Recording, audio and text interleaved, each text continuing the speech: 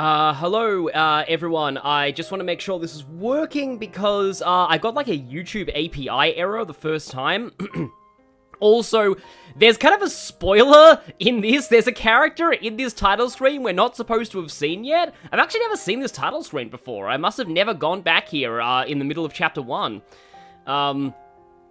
Okay, good. People saying we are live. That's good. Yeah, again, character we're not supposed to know about yet is, showing up here, but let's continue because we're meeting them very, very soon. I've also seen people discussing, like, rare blades in the chat. Yeah, sorry I'm late. I've just got back from visiting my sister, and so, I only just realized my microphone was actually, like, inside, my backpack still. We need to go back to Tora's house, don't we? Yeah. And I brought my microphone down there just in case I needed to record down there. I didn't, but yeah, I was like, I'm missing something, aren't I? Oh, right, my microphone. Also, hi, Skygazer. So, shall we? Yep. By the way, I believe Pyra's voice actress, Sky Bennett, isn't actually American. I think she's actually English. But she has a pretty good American accent, I think.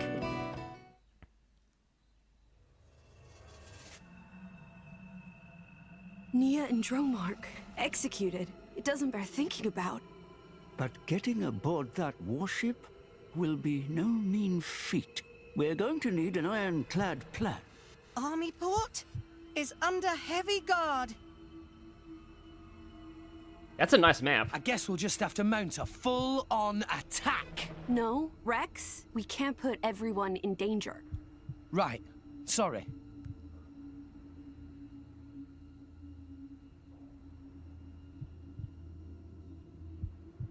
There. This is one of the Grand Arbor's routes, right? If this map is correct, it goes all the way from the quay to the hull of the warship. And here, it looks like some kind of cargo entrance. Could we sneak on that way? Oh, right. No one will spot us if we sneak in from below. Security light around this entrance. At night, not even workers here. Looks like this is our only option. Then it's a plan. Tora? Tora have something to show you. Oh boy, it's happening!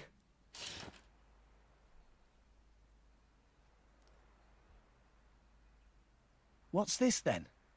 Nobody ever see this before. Secret of Tora. An artificial blade.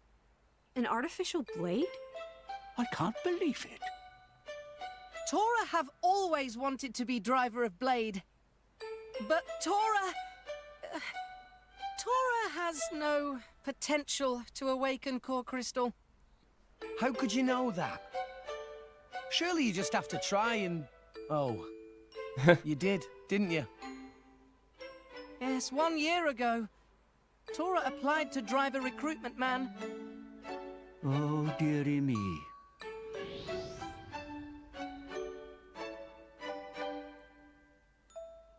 Oh, Tora, you mean you... You mean you spurted out invisible blood? Bad. Tora had nosebleed for 3 days. Invisible nosebleed! Just a nosebleed. What you mean, just? People die from loss of blood, you know? Yeah, but from a nosebleed. Anyway, moving on. For a near-death experience, you're awfully casual about this. Anyway, back to Tora's blade.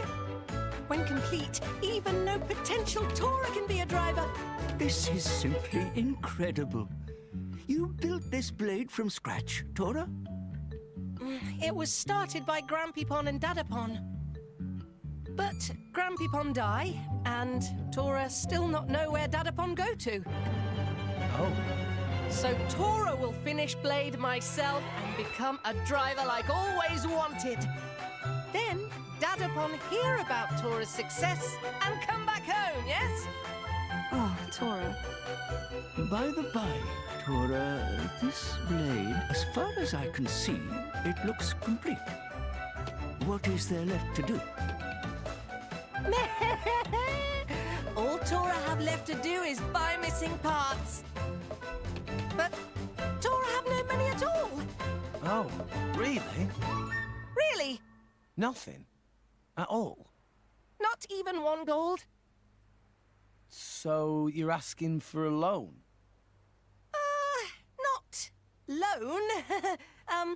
Closer to generous donation. Just like an Opon. Always shrewd when it comes to gold. But Isn't that kind of but racist? If Tora completes Artificial Blade, combat capabilities will be big help on mission. Well, yeah. If it works, you may have a point. So, how much exactly do you need? Oh, no more than 60,000 gold. 60,000? Do you want a kidney as well? Calm down, Rex. I think we owe Tora our help. Rex is great. If it's just money he needs, I may be able to assist. Oh, also this. Assist? How exactly? Nothing illegal, I hope. Don't even joke, Gramps. This is a natural crystal. It should fetch around 60,000. No way. We can't let you sell that. But No, it wouldn't be right. That's it. I'm paying for the parts myself. Very admirable. Rex is too generous. This blade of yours had better be seriously useful, though, Tora. Leave that to Tora. Well then, let's go, I guess. Yippee! will they really be okay? I suppose they'll have to be. Some Asian got an ad right as Gramps got chops. Also, yeah, people have already mentioning, I'll talk about this character later, but, right, so there's a lot of chat backlogs to go through. Yeah, bleeding for 3 days is actually pretty rough, yeah. But it's also pretty impressive that Tora only got a nosebleed from, like, failing to awaken a blade. Like, I think people have died from that. And yes, Attila the Hun did indeed die for a nosebleed, apparently. Yep, that whole Gramps thing. I think Sky Bennett, actually, when she streamed this game, she had kind of a funny reaction to that line. Yeah. Oh, boy. Mostly to prevent a hat fall off. Isn't there, like, a thing like in Luffy in One Piece, like, he has a hat string, and it's a plot point that he didn't make the hat string until later because his hat kept falling off in battles, but then a flashback showed him with the string already attached to the hat, so, whoops, continuity problem. Oh yeah, Talfurus, I remember you saying before, how have I been? To be honest, I've been pretty stressed out lately. I'm hoping this stream will make me feel better. I haven't had a great time the last week or so. Yeah, I've got family who are having horrible work stress, like awful jobs, and, yeah, they're pretty miserable, so it's not great having to be around that all the time. But yeah, let's stay positive with some Xenoblade 2, one of the best games for keeping positive. Also, I completely did not realize, oh, I have to buy the stuff from odds and ends, okay, good, yeah. I completely didn't realize, about the, what my objective was at this point. But yeah, thank you for the well wishes. The live action bypassed the entire thing by giving it a string when Shanks had it. Yeah, that makes sense. Wait, what am I doing? I can just fast travel. What am I doing? I can just fast travel is like Xenoblade in a nutshell. Wow, there are side quests everywhere now. I kind of want to get a move on with the main story, unfortunately. I do really, like, want to show off some stuff, but... Oh, wait, is he here? Yes, he's here! Okay, hello there, main driver! We can do this together. There's actually a special battle theme for driver battles. But yeah, for some reason, there's this guy here, and he just stands here and lets you, like, fight him whenever you want to. So this guy's whole thing is that he, like, he exists to get killed over and over again. He is immortal. And also, I am actually getting wrecked now. I am probably gonna get owned, yeah. Yep, that was embarrassing. Yeah, it's heavily implied that guy is there, like, looking at the wanted poster. Oh yes, we do have Agate. I got her at the end of the last stream. Yeah, this theme's actually pretty nice. It's fine, we'll get them yet. Yeah, we'll get Don't main push driver one yourself day. too We have plenty of time for that. Yeah, doing that with a one-person party, probably not a good idea. I don't know what quest is that? Is Bowery? I suppose we'll see. But yeah, so okay, but before anything else, I just have to mention, so Agate. So people have said that Agate was actually maybe not a great pull to get this early because it turns out that a lot of her affinity shards lock behind her personal mission, and that doesn't actually become available until Chapter 5, and it can't be finished until Chapter 8. So yeah, my first playthrough I got Agate about Chapter 5 exactly, so that was a lot easier. Yeah, we need our Catgirl to come back and jump him. The infinite Torogoth trading dummy, exactly, that's who that guy is.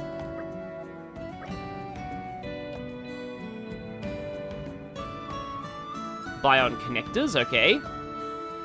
No relation to the Bionos from Xenoblade 1, I don't think at least. Didn't I just spend all my gold last time? I'm pretty sure I did.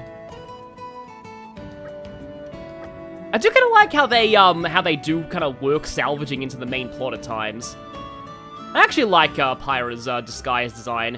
Apparently, it's only usable on New Game Plus as like an outfit. Rex is usually not the best Great Axe user. Well, he is when you get Zenobia as your second rare blade. Yeah.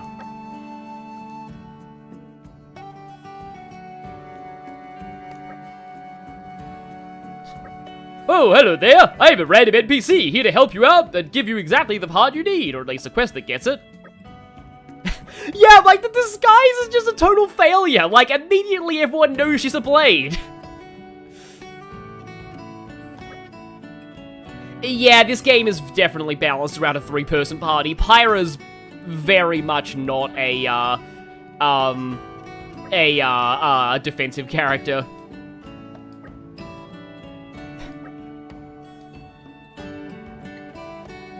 Laksham Island.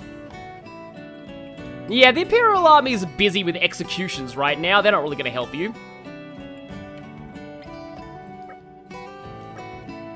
Yep, you just happen to have exactly the item we need. General JRPG logic. Well, he thinks Rex is the blade. Well, Rex's design is weird enough to be a blade, granted. Who is in charge of naming these people? These names are all real Welsh names, I'm pretty sure. Like, again, this place here that's pronounced like Chisau. If anybody hasn't, look up that Welsh weather report. Like, it's a meme, but like that town that's called like Llandegorch or something. Like, it's amazing. I love Welsh names. And then I'm biased because I'm. It's a new day, everyone. It's a new day, everyone. I have to say that. I'm biased because I am part Welsh myself. I'm like 33% Welsh, I think. I know that I'm... Oh, we at the wrong... are we at the wrong tide? No, wait, no, it's up. Right, okay. Hopefully we're able to get here. I still love this song, by the way. Perhaps his best driver. Oh yeah, Rex actually does have a bit of the crystal, so it does make sense if Rex, like people mistake Rex for a blade. Okay, Can I do this? Oh, wait. I thought that was a level 40 monster for a second. We can out this one just fine. Oh, boy, yeah. Oh, yeah, this is meant to be the tutorial on switching between different blades, so I guess it's time to use Agate. The only thing that scares you more than someone who can speak fluent Welsh, someone that can speak fluent Scottish, yeah. I remember looking at, like, there are some languages out there that are mutually intelligible, and, like, one of the few that I've seen is, like, Scots and English, but, like, to me, Scots just sounds like English with a heavy Scottish accent. It must have sensed our skill. Must have sensed our skill. Okay, here we go. So you might notice there is a cooldown on blade switching. Your other blades aren't actually available. You know what? I should probably set Sword Bash at the top art so that it's the one that's ready to go at the beginning rather than Anchor Shot. Anchor Shot's generally better for like a little later in a fight. Don't want to spawn the HP potions too early. But now, it's time we switch over to, not Zenobia, I'm sorry, I have brain rot for my first playthrough. Be careful, but But yeah, here is... I am actually really low in health. That's not good. And this thing is barely, hurt. This could actually be really bad. Well, it missed me. I'm probably still gonna die, but yeah. Oh, nice! I actually killed it! That was really close, but I can't believe I won that. I'm gonna just say, okay, yeah, go Aggie. Yeah. Aggie to the rescue, exactly. So apparently Rex's, like, animations are a little slow, when it comes to... I need to warp to Torgoth. There we go, Torgoth. When it comes to axes, it's like... Yeah, I thought that he was fine, honestly, as an axe user in my first playthrough. But yeah, there are technically better axe users out there. But like, who's the best at like each weapon always kind of confused me, because like some of them are weird. Like the best Bitball user apparently is not a healer. They're like more of an attacker.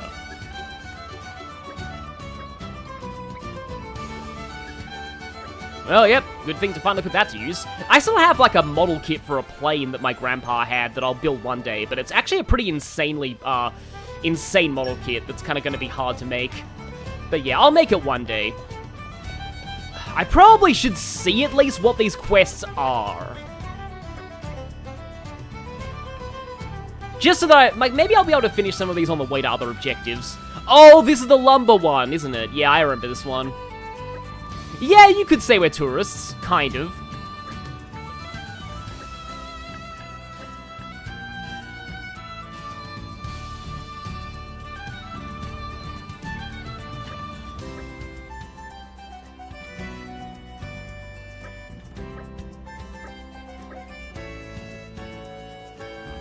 Okay, I know where the way tree is. Yeah, I remember Concerned Carpenter. Yeah, you can actually potentially do a whole ton of quests before you even rescue Nia, but, thankfully she doesn't end up getting executed at that point. Oh hey, we got a couple of people with new dialogue there. I might as well listen to this just so I get more development with Gormott.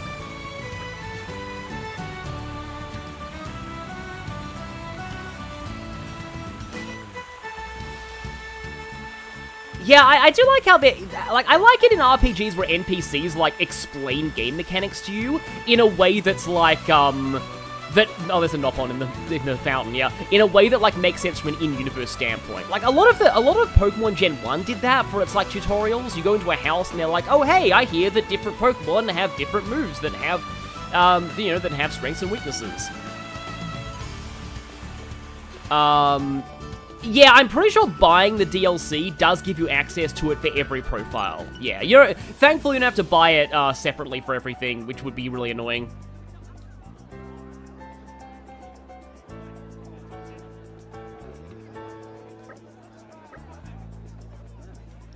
Oh, yeah, here we go.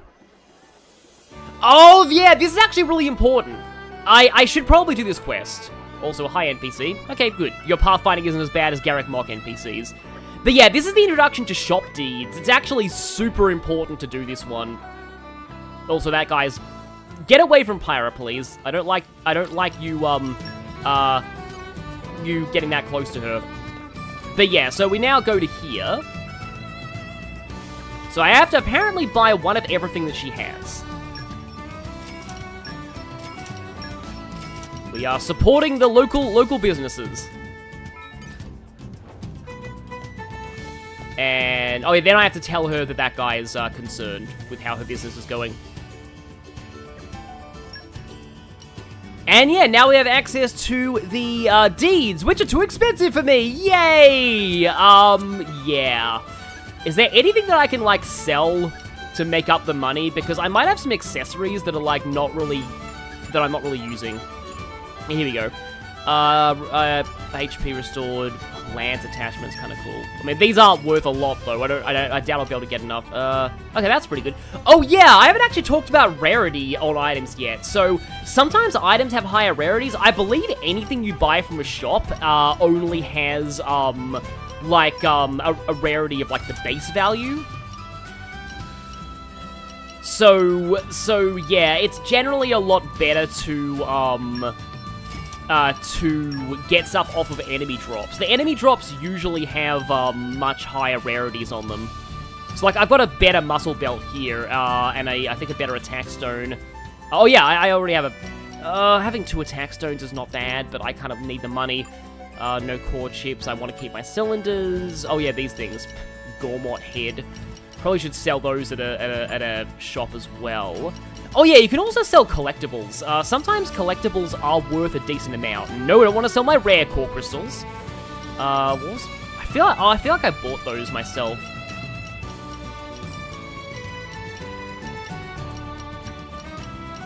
Yeah, there's quite a few of these that I just bought myself. Yeah. Let me see if I can... There must be a salvage shop around here somewhere where I can unload... So, here you go, exchange. I don't know if I'm able to actually trade these in, but no, there's nothing that I can trade in here. I'll probably get that gold just naturally while doing some of these quests, so let me just go ahead and switch over to the main story quest. Again, that's the wrong button. There's a separate button for the map and a separate button. I'm still getting my bearings with this game. I just lost audio again, but it's fine. I know how to fix it now. I am glad that Elgato, when Elgato be glitching, it just cuts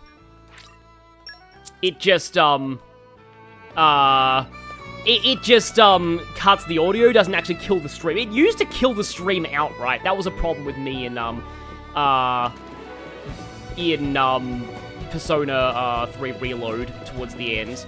Oh yeah, we can just talk to this guy. Dang, I said I wasn't going to do side quests, now here I am doing side quests. Oh right, the crane thing, I remember this one now.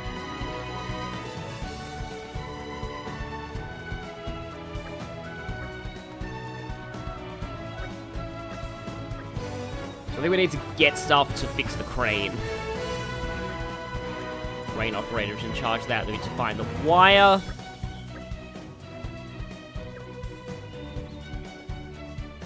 Aha, it's a quest and a sub-quest. Elgato can't handle all the cat people. Yeah, exactly. Oh, hi, Robot. Hi there. So, supposedly, I need to purchase the... Oh, yeah, I like this. So, there's a lot of quests in the main game, in story, that can be done in multiple ways. I think I've alluded to this earlier. You can either buy these, or you can salvage for them, and maybe save money that way. Okay, I believe it's pointing me to the shop, not the salvage point. Which is a little unfortunate, because I'd rather go to the salvage point.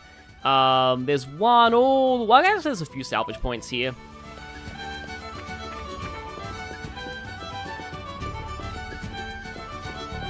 Yeah, I believe with Chugga's playthrough, he was trying to do all the side quests at the earliest possible points. But let's see. Let's try a silver. Time for some treasure hunting. Yo. A, B. All right. There was an ad for like a phone company near me that went A, P, P, T. Also, hi Thought Bubble, you're here? Wow, I'm honored. Thank you for watching. I love your stuff, Thought Bubble. Please go check out Thought Bubble. He does great psychological analysis. I didn't get any bion connectors that time. Will his chest have any? Please tell me. Oh, hey, I got a couple of them that time. And also some more money. Yeah. I think you generally make your money back on cylinders for the most part. Time for some treasure hunting. Acorn Tea, this game looks good, but stuff's expensive right now. Yeah, I feel you. Sadly, the Xenoblade games don't go on sale often either. Like, they're the kind of games, just like Fire Emblem Awakening, where Nintendo feels like they just don't, like, there's no real reason to not sell them for full price all the time, because they're just that good. People want these games a lot, and so sadly, people don't, like, they don't go on sale often, and that sucks.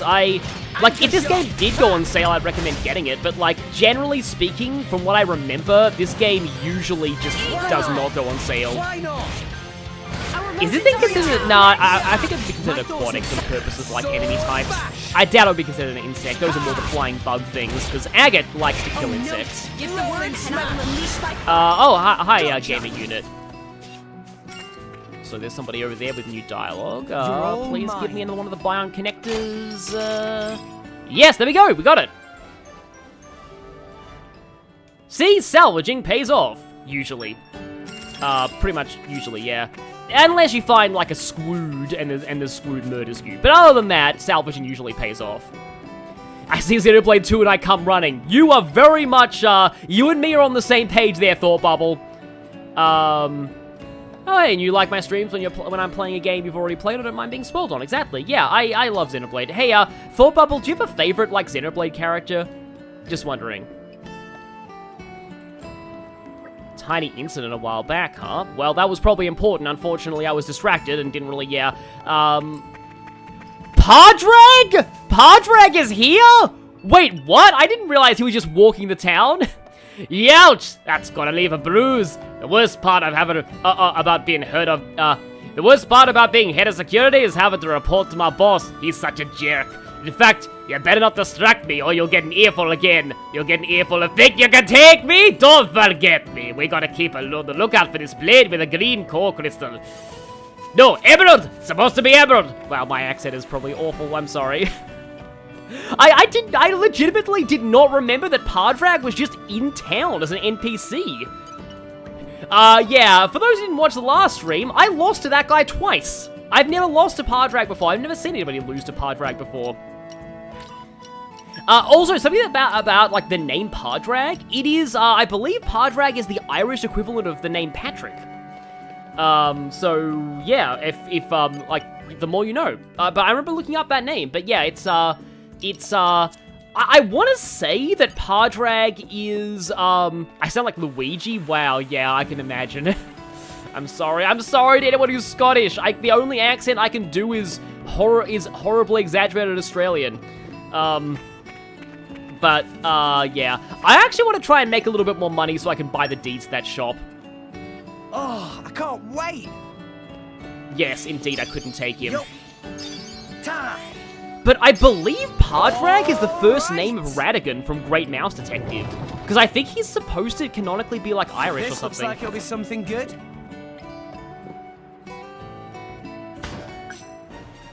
Akon, so you got Rune Factory 4 at a 70% discount. I've never actually played any of the Rune Factory games. They sound kind of cool, the idea of like a fantasy Harvest Moon. I mean, I know people who like Harvest Moon a lot. I remember Harvest Moon being like often reviewed and stuff. Time for but, some treasure hunting. The only accent I can do is Gondor? Oh no. Oh no, you don't want to hear my Gondor voice, seriously. You don't want to hear my Gondor voice. Unfortunately, I'm not playing Xenoblade 3 right now, because I have thoughts on Gondor, but anyway. Thought Bubble, your favorite character is between Tyon and Nia. That's great. Yeah, Matthew's good too, yeah. As far as my favorite, oh boy, my exact name, like, favorite is, technically it was a spoiler for this point in the game. I'll just say, I like your attitude.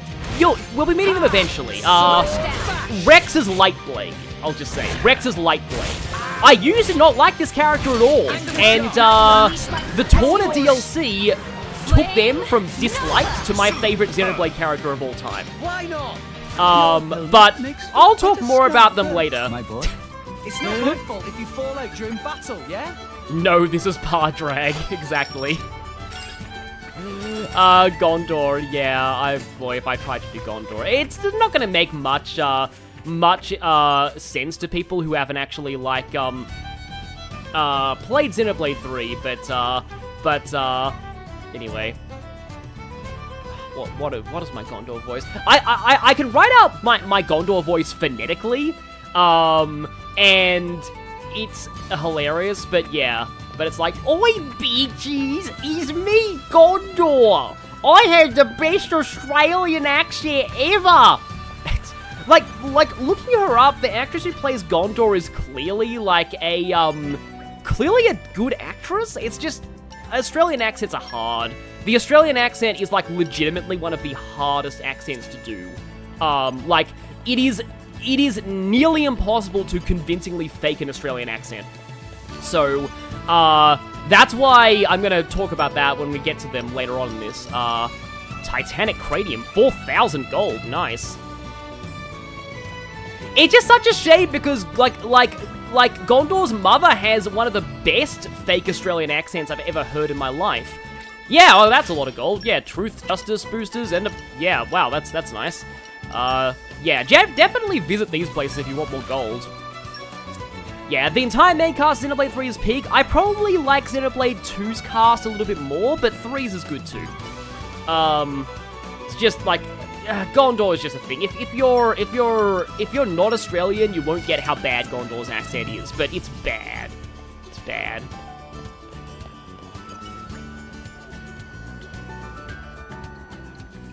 Any thoughts on that Sonic Unleashed PC fan release? I sure hope that game gets an official remaster, because it could really, it'd probably sell well. Just as long as they don't, like, rewrite the story.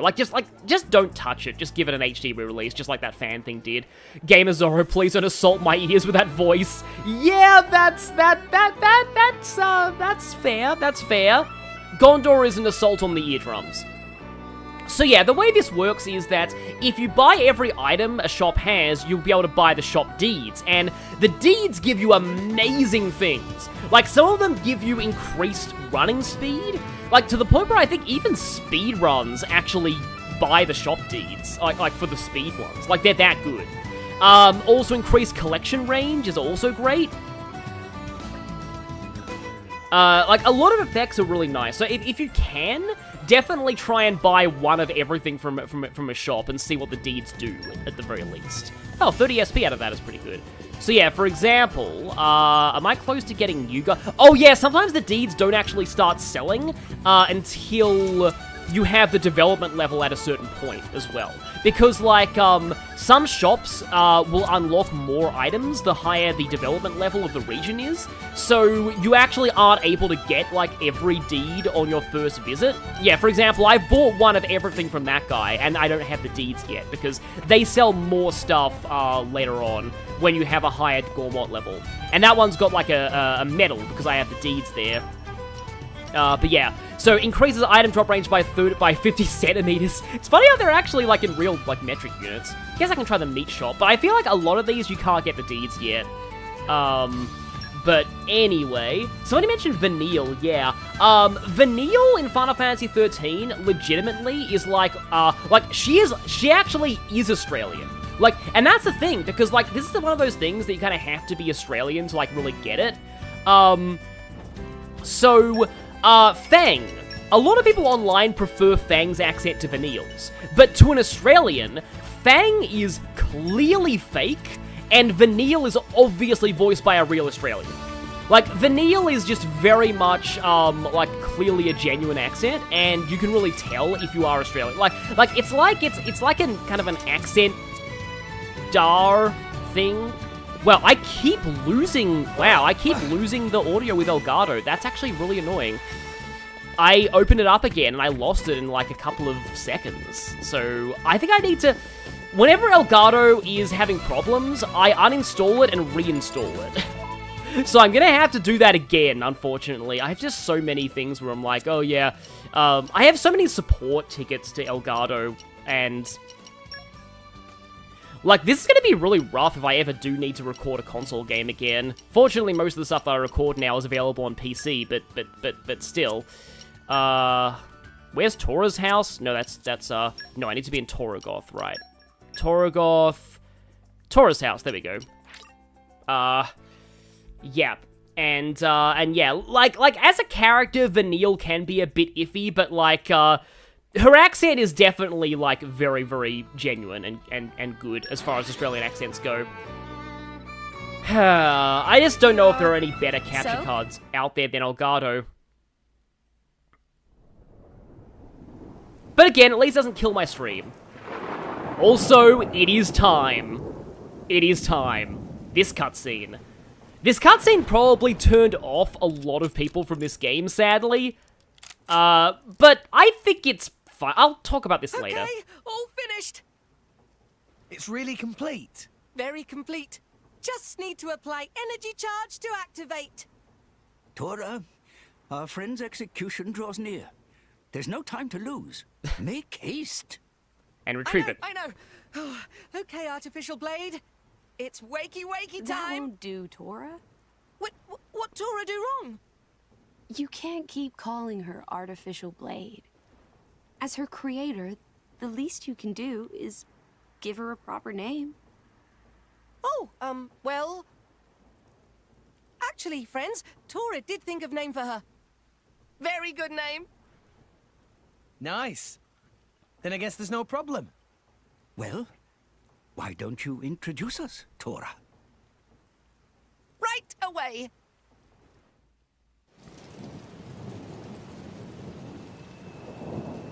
Now, wakey wakey! Tora's very own blade! Oh, Poppy! So I think this lightning thing is a reference to one of the Frankenstein adaptations.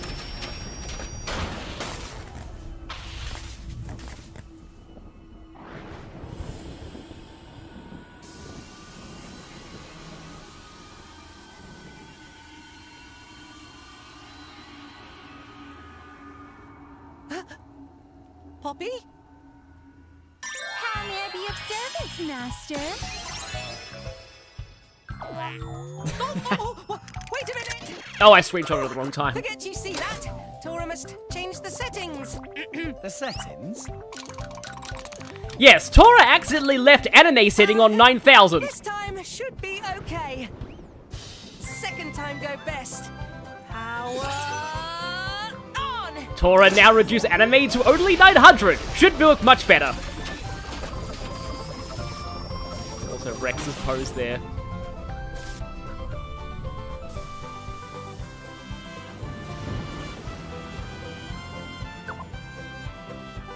Greetings, Master Pawn. That's better. I did it! Tora's masterpiece. World's first artificial blade. Poppy! Whoa! Incredible. That is really quite something. Tora did good, huh? You're impressed? Tora is a very big success? Absolutely. You're amazing, Tora. Though I was pretty surprised before, when she was all, you know. Forget about it. That's not Tora's fault. That was, Grampy Grampy Susu made settings. Of course Yes, he did. Definitely Grampy fault. Are you sure, Tora? Poppy is Yes! like, registering Grampy Pon as enemy.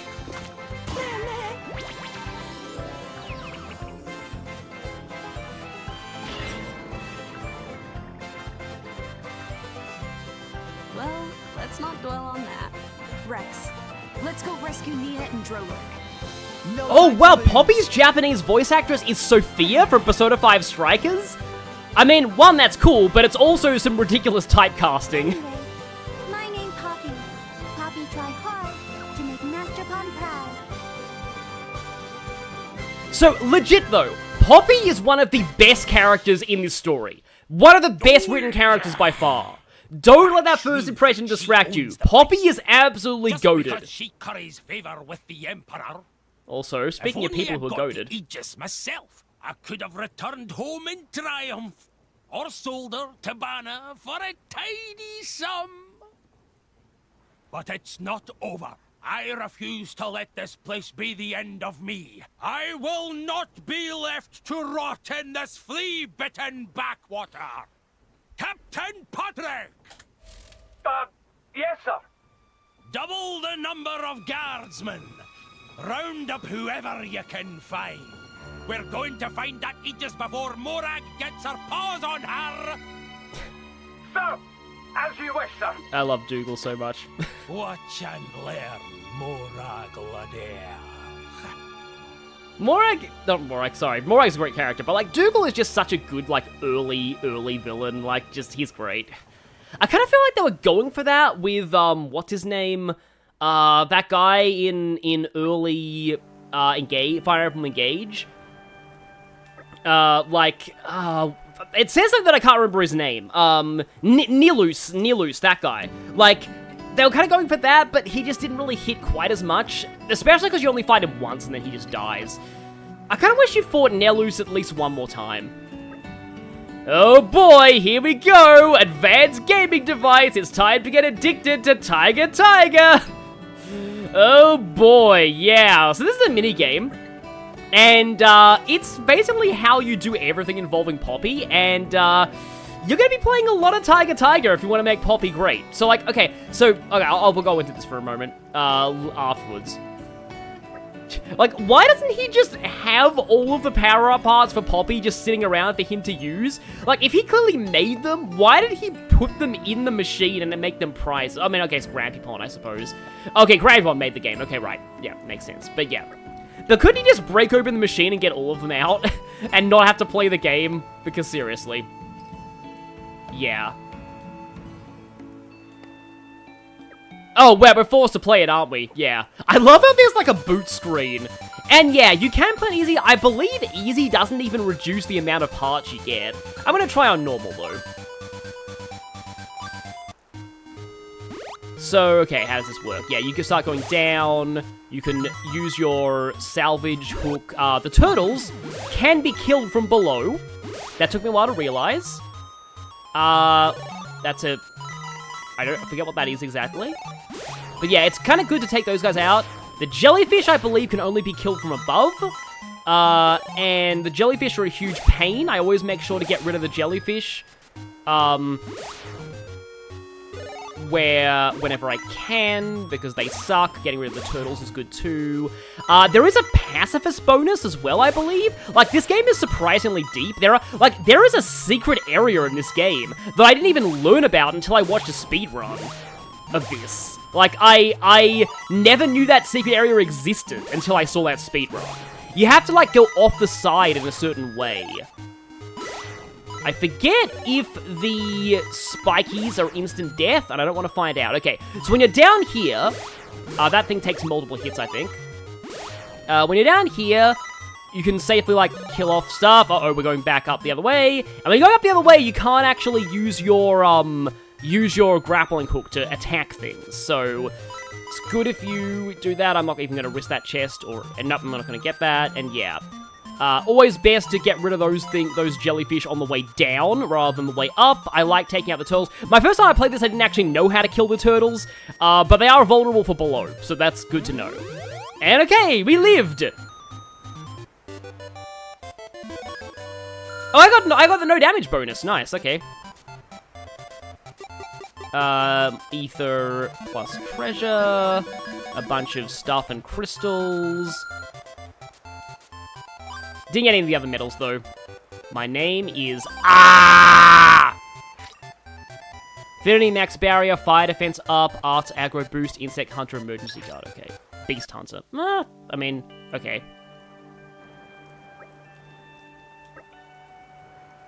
Doesn't Tora still say that even if you fail? I'm not sure. Maybe he has different dialogue if you fail. I have got the perfect bonus before. Yeah, when I played a lot of Xenoblade 2 back in the day. I actually got pretty good at Tiger at one point. Like, getting to kill off, like, every enemy and stuff. Yes, going back up is faster.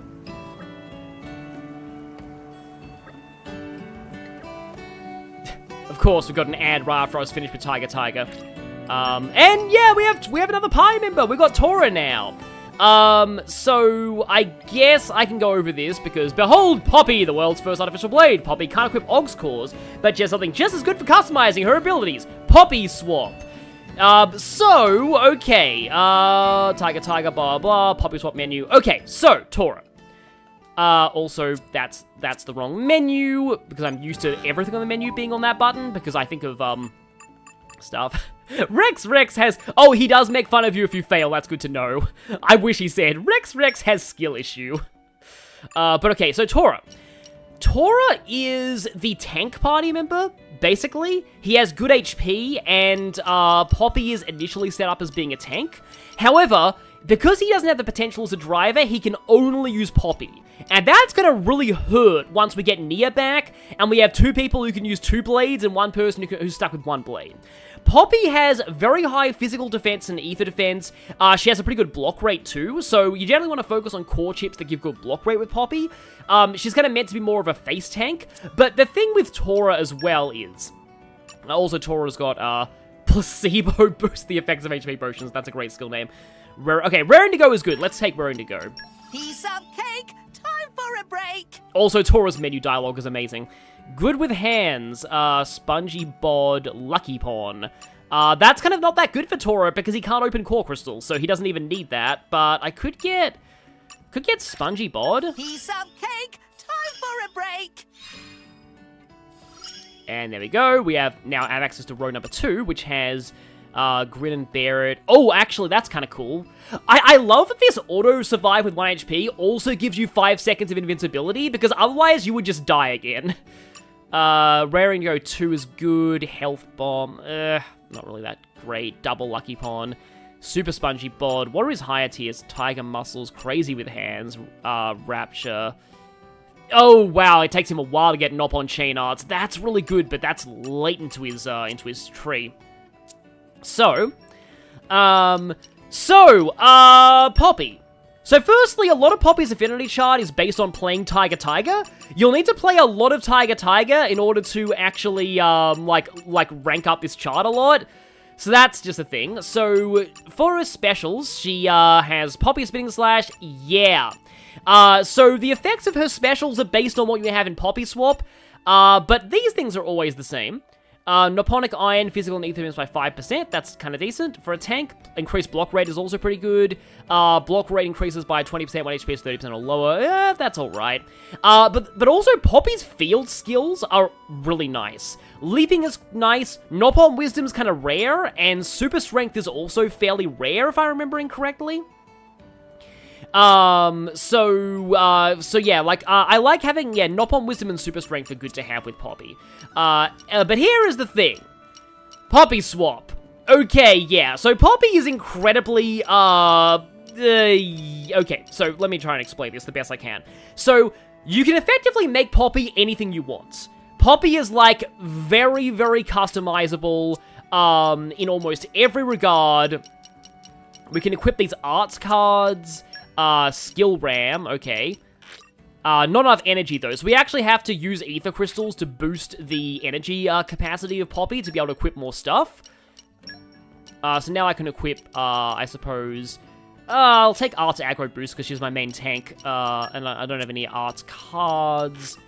Not enough ether crystals for skill upgrades, not enough ether crystals for special enhancing RAM. Yeah, you get more ether crystals by playing Poppy Swap, so basically it's the thing. So, Poppy, in theory, is the best blade in the game. In practice, she doesn't become like that until you play a lot of Tiger. A lot of Tiger. So, yeah, you need to, and you can switch her role too. You can make her like a healer or an attacker. She can basically do whatever you want, fill any hole in your team. You can also change her element if you find more elemental cores. So right now she's on Earth. I kind of want to change her as well, to an element, because I already have an Earth Blade, but then again, Earth and Fire synergize very well, so maybe I actually should keep her as Earth, to have more access to Earth combos. So, I don't know what to do here, but also, the main way you make these mods is also via getting Ether Crystals, which you win in Tiger or get through other ways. Element Core Dark is kind of nice, because you never get a Dark Blade in the main story, you never get Ice either, so I personally like Ice and Dark on Poppy, even though they might not be the most optimal things in the world. I'm sure the chat will say stuff. Now, the DLC does give you a bunch of Poppy crystals, and here we go, upgrade parts for Poppy, yeah. Yeah, that's a lot of ether crystals. So, people say, like, generally that just saves you a bit of money. When I'm doing a stream, I may as well take that. Yeah. Because otherwise, I like how they're both doing, like, the Nopon dance there. Otherwise, it's just a lot of playing Tiger, so it's just kind of cutting out, the middleman in a way. I normally feel bad about using this, but chat told me that that was fine, so I'm gonna actually go ahead, and then maybe I can use these crystals to make some more Poppy parts. Let's see. Yes. Some of these you need to find manuals in the main story to actually be able to make stuff. Affinity Max Barrier, I remember being pretty decent, I think. Don't really need Aerial Hunter, Wind Defense up, Water Defense up. If I have Fire Defense up, I can't see Fire Defense up right now, unfortunately. Telepathy. Chance of triggering Blade. I don't know. Swift Strike is good later on, I think. Because Poppy does become the best attacker in the game eventually.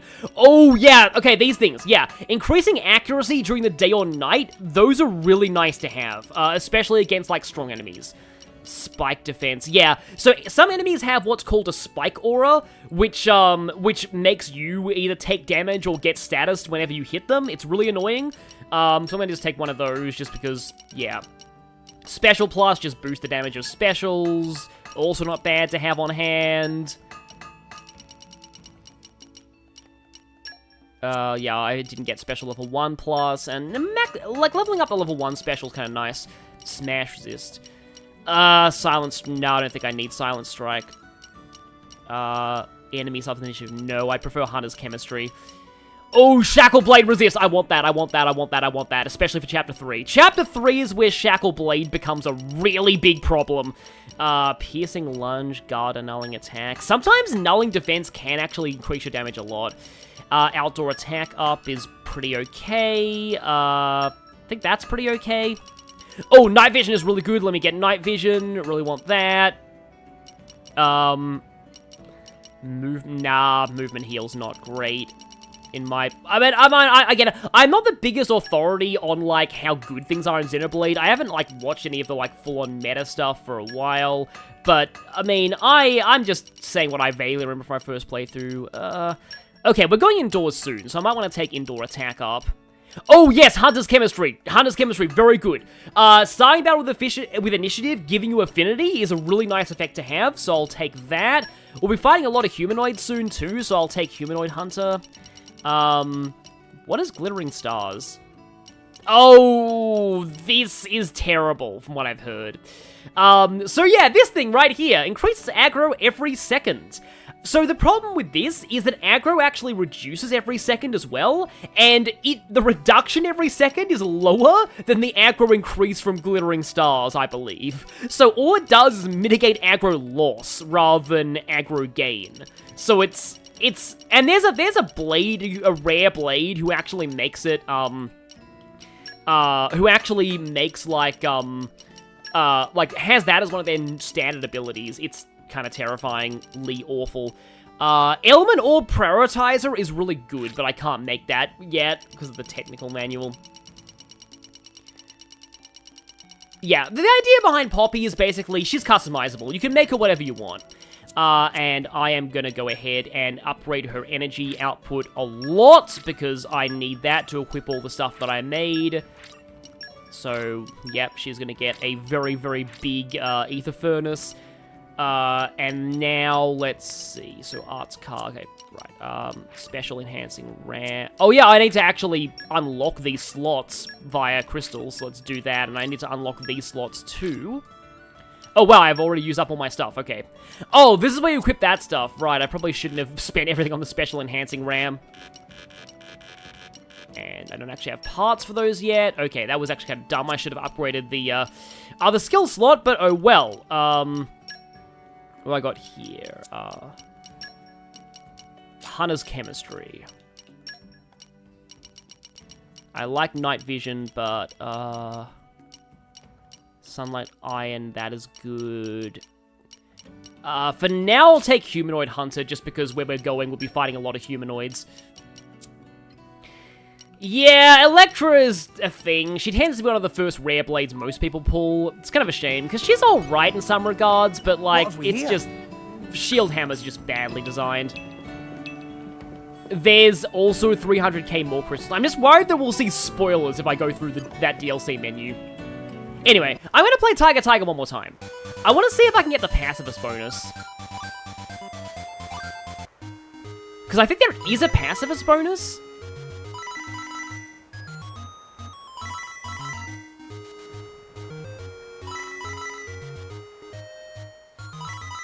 Because obviously going pacifist makes things harder on the return trip. That's probably why there's a bonus for it.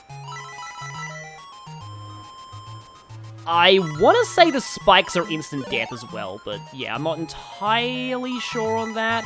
Oh yeah, I think the repair spanners are like there, if you get hit, you lose, yeah, you lose that instead of like dying. So that's probably why I got the no damage bonus last time. I don't think I'll go for that repair thing.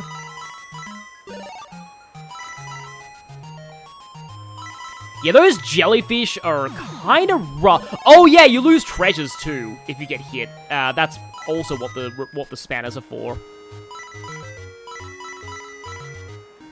I am probably gonna... Oh, that freaking sharky thing, yeah. They're doing this pacifist with that shark thing in play is gonna be rough. Hi, shark. I'm gonna try and get you to check. Oh boy, yeah. I am like one hit away from death, I think, which is not good. But that's just how it goes with Tiger sometimes. Thank you, lenient hitbox there on the jellyfish. Sometimes I used to call things fish instead of fish when I was younger. Turtle, sharky thing, shark. Oh, this is, Oh, I think I got it. Yeah, nice. Okay. Oh, the spanners let you shoot diagonally, but they also stop you from losing treasures. Now, is there a pacifist bonus? Yeah, no kill. There we go. You get a lot of points for that. And,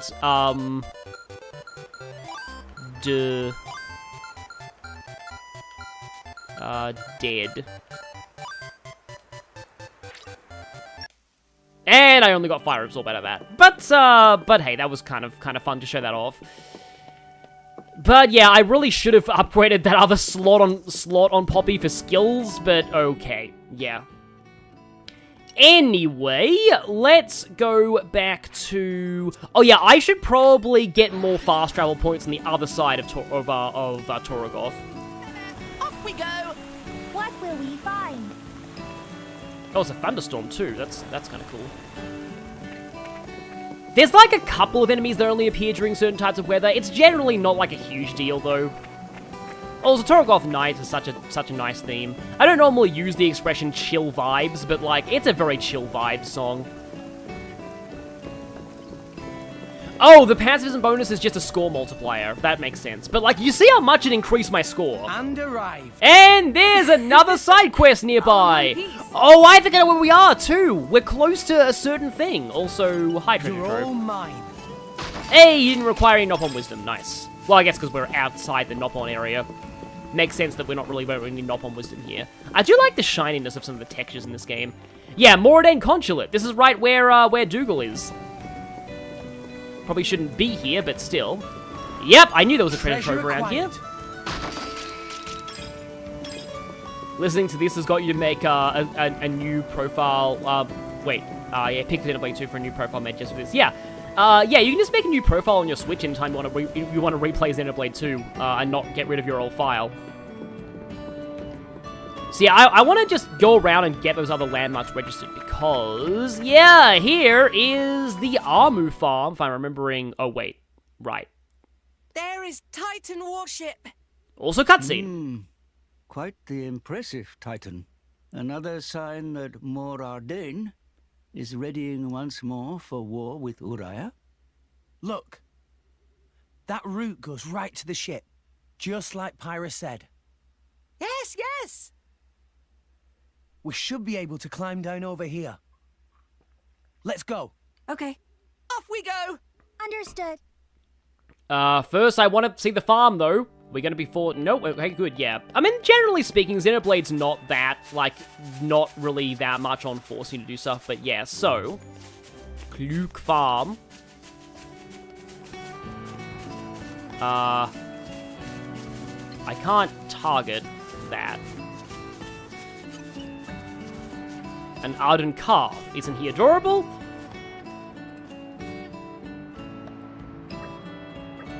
That makes sense. You need to take care of your only calf. So we can feed this calf. And you want to do this. This is actually really, really useful.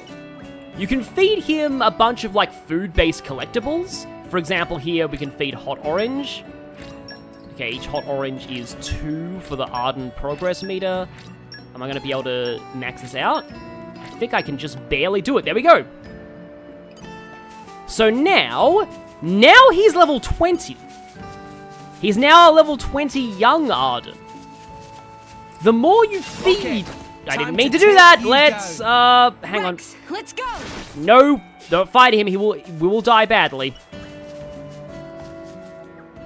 And now we need... Oh, energy aubergines. I remember those things being kind of a pain. Deadly kiwi. But yeah, now yeah, now we need food from later areas to feed this thing more. So yeah, this is basically, we're essentially building a super boss. Once you fully feed this Arden, it will become one of the strongest enemies in the game, and one that drops a lot of incredible items. So in the post-game, I grinded off of that thing for so long. It is from what I remember, it's one of the best sources of legendary core crystals in the game. So when you're at the very end of the game and needing to max out your blade count and like get all the rare blades, you fight that cow over and over and over again. Because it drops really nice stuff, and again, more legendary stuff. Like, I would just get core chips that increase luck and, like, drop rate, as much as possible. I would stack a whole bunch of that on, and then I would just farm that thing over and over by using Break, Topple, Launch, Smash on it, which makes it drop all of its items over and over again, and I would just get so many core crystals. So whenever you have the time, definitely feed the cow. It will be worth it in the future.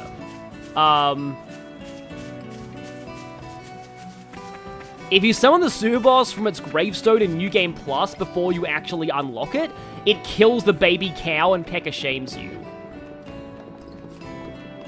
You always just farm Ken. Yeah, to me it was just I don't think this guy is like the most like optimal farming location, but to me it was the easiest farming location. So this is where I farm personally.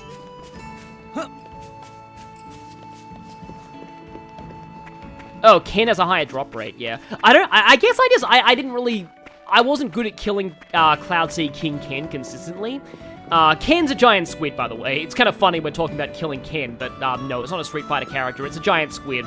Like level 120 something, I think. Like Cloud Sea King Ken, one of the strongest super bosses in this game. But yeah, that's also a pretty good farming location apparently. Feed the cow. Do it now. Exactly. Yeah, I think I want to say that if you kill the cow early, like before you fully fed it, it actually does die forever. So you don't want to actually kill it until you've like fully fed it. But like once you have fully fed it, then it becomes a unique monster, and unique monsters can be revived from their gravestones whenever you want. So it becomes immortal once you fully feed it. Anyway, yeah, it's weird. Your mind went to Barbie Ken. I haven't seen the Barbie movie, personally. But I do kind of like how the Ken in the Barbie movie is a bit of a deconstruction of, like, being just a flat love interest with no other personality. He's like, oh my god, my entire life, my entire existence is just being a love interest for another character. What is my life? It just has, like, a massive existential crisis over it.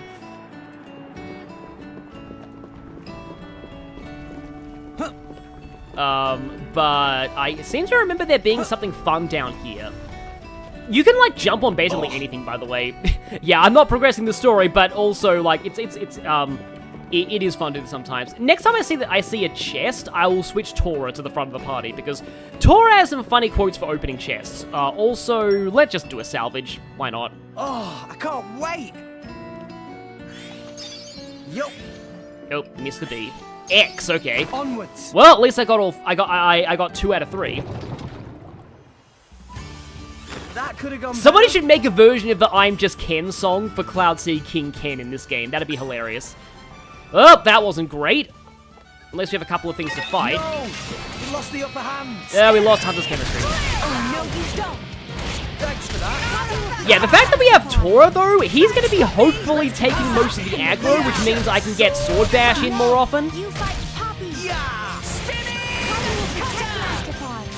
I don't think Poppy's English voice actress has been in a lot of things, but I will say she's great. I think she's one of the better voice actors in this game. Splendid. Like Poppy is just an incredible character overall. Like I hate to praise characters by bashing other characters to an extent, but I will say this. part of the reason why Aegis doesn't really gel with me in Persona 3 is because, to me, Poppy is the same thing but better. Also, Pyra, I just realized Pyra's got rid of her disguise. We don't even care about stealth anymore, even though we're actually going for stealth to get into the village. Also, there's a side quest down here. I may as well pick up this side quest. Loads of fruit, okay. Famous fruit pie. Oh, I think this is like a Pyra cooking quest, if I remember right. Also, it was because of my pies that he wanted to marry me. Oh no, we've met Sumia. I hate what the localization of Awakening did to Sumia. Anyway. Hustle Hyacinth? Well, I guess he does like to throw hands.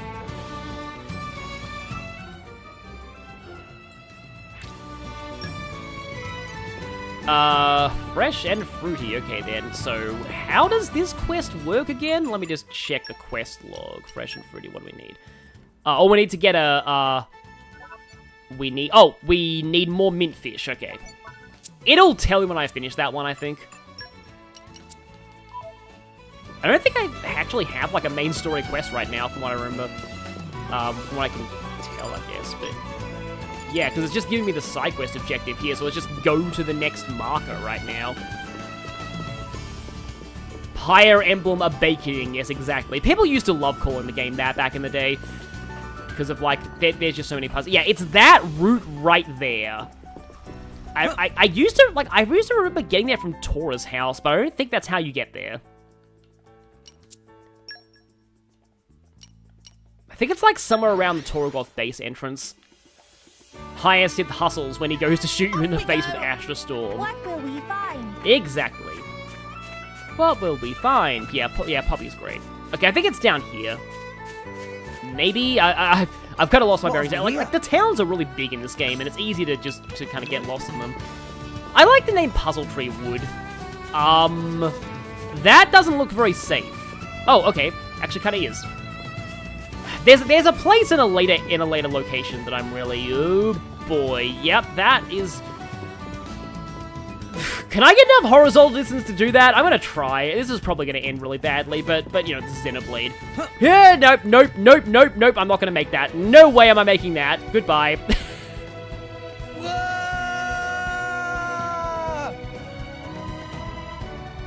And there we go. What happened? Master What? Pawn, you can do it.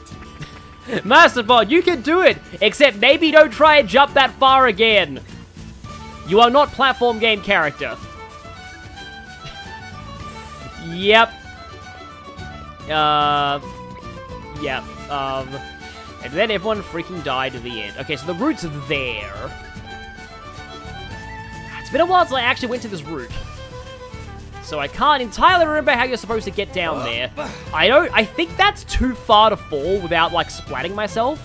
But also, sometimes you can, like, cheat and, like, catch yourself on, like, a bit of rock and take the fall damage early and then just take intermittent small amounts of fall damage. Oh, yeah, by the way, the ladder at the back of this town should be repaired by now. Yeah, Rex's Scream is a masterpiece. Oh, hi, Lenio. You can do it, Master Pawn. Yeah, this is probably death. Let's see. Oh, yep. I think that was just barely death. The thing is, though, I feel like it is percentage-based, so I don't think it actually gets any better if you... Watch where you're going if you equip any, you know,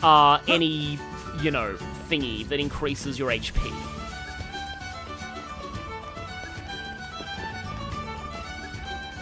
I want to say this is exactly where I went last time when I had this problem, so let's not do that. Oh, right, we can just go down here. That makes things easier. Yeah, this is kind of like, yeah. Also, I love doing this. Whee! Grab. If you grab the vine before you hit the ground, you won't take fall damage. Also, Xenoblade party members do silly things when they're on ladders. Oh, hi, bugs. Need to catch some fish here, too. There are, like, fish spots, I believe. Yeah, fall damage and all Xenoblade games is percentage based. I thought so. Yeah. So, like raising your HP won't help. It's like a percentage of your max, so... That fall would kill you regardless of if you equipped one of those vests. And arrived. And here we go. We're actually here All in one piece.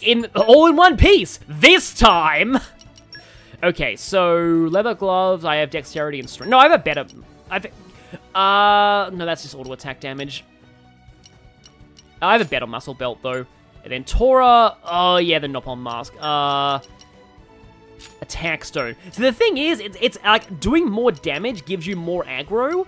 Oh yeah, I can actually take Nia's equipment while she's not even in the party, which is pretty nice. Yeah, it actually, like, doing damage is the best way to get aggro. So, if you want to, like, make your tanks better at tanking, you actually want to increase their damage, because that way they get the aggro more easily. Oh yeah, Xenoblade X doesn't even have fall damage. That's interesting. Yeah. One thing that, like, one of my favorite things about fall damage in video games, is, like, what is it? Final Fantasy 13. So in that game, characters take very minor fall damage in battle if they get launched up in the air and hit the ground, except Lightning. Because in lore, Lightning wears gravity boots that make her not, like, take fall damage. So in battle, she doesn't take fall damage, even though fall damage is such a minor mechanic in that game. It's such a cool attention to detail, I love that.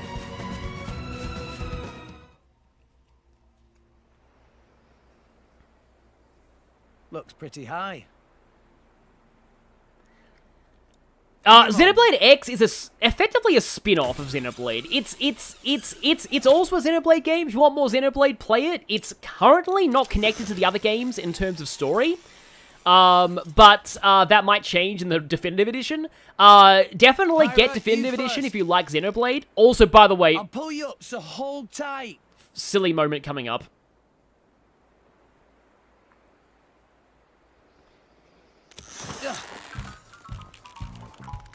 So heavy. Rex, wording, please. What did you say? Wording. Yow! Now, look here, Rex. You can't just go and call a lady heavy. Oh, Rex, a little tactless. Sorry about that. I guess I was just surprised. No, it's not your fault. Ooh, she heavier than Tora for sure. But that just means Pyra grown to impressive height. It is good thing. Pyra should be proud. Meanwhile, there's Poppy's leaping coming into effect. Poppy, pull Pyra up. Please, grab again. Yeah, Pyra is legitimately a heavyweight in Smash, if I'm remembering right. Yeah. It's gonna be like I used to, like, I like Pyra and Mithra. Nice, sorry. Poppy. Shouldn't have said that. We're not supposed to know about that yet. It won't make sense in context. No problem. Also, Poppy's great, but Poppy yeah. could lift Gonzalez if necessary. And yeah, that line about Poppy could lift Gonzalez, a lot of people are really confused by that, but that's a reference to a unique monster called Immovable Gonzalez, who's the other giant gorilla like Rotbart.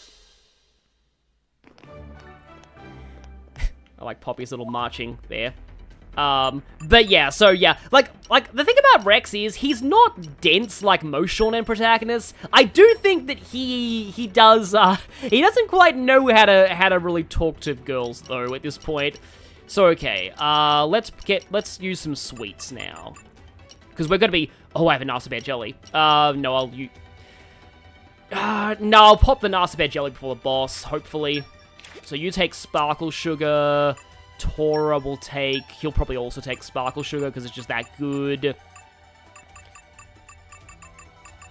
Sparkle Sugar. Yeah, so yeah, Gonzalez is, yeah, like a lot of people who play this game for the first time are really confused at that, but like, it's like, I like to think that like, it's like an in-universe expression, kind of like Spark in, the third game, like how the third game has its own swear words. It's a nice bit of world building, the fact that people in this game know about Immovable Gonzalez, and he's used as like a measuring, thing, basically. Taste of blood. What? Stained with blood? Part of Shakespeare, Midsummer Night's Dream, the hilarious play that they put on at the end of that play. The play within a play. One of my favorite takes on that, because like it's meant to be like in-universe so bad it's good. One of my favorite versions of that had like when the guy says the line "stained with blood," he says it like, "What? Stained with blood?" Let's show him a thing That or always three. stuck with me. Tora and Poppy are amazing too, Rex. My thoughts are It's like most people. I mean, I'm a bit of a Shakespeare nerd, but like oh hi Lord and age 30-ish. Yeah, that's cool. You don't need to hide. I was about to say you don't need to hide. I'm very friendly, but that sounds kind of disturbing. Yeah, it's fine. We can all be who we want here and be as silly as we want, because you know I'm silly with this sometimes. Well, a lot of the time, but yeah. Anyway, though, what I was saying is, like, I'm a bit of a Shakespeare nerd, because I did a lot of Shakespeare in high school, and, like, one of the things that my dad always used to say is, like, is that, even in, like, bad productions of Midsummer Night's Dream, the Pyramus and Thisbe play is always hilarious. Like, even in, like, bad productions. Because, like, it's kind of designed to be so bad it's good in-universe. And, like, that's kind of hard to pull off right, but, like, it's...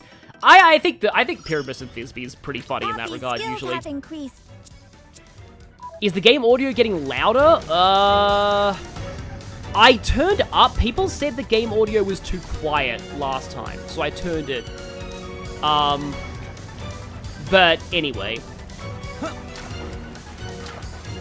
We have a ladder here. So yeah, this is effectively like another dungeon, kind of.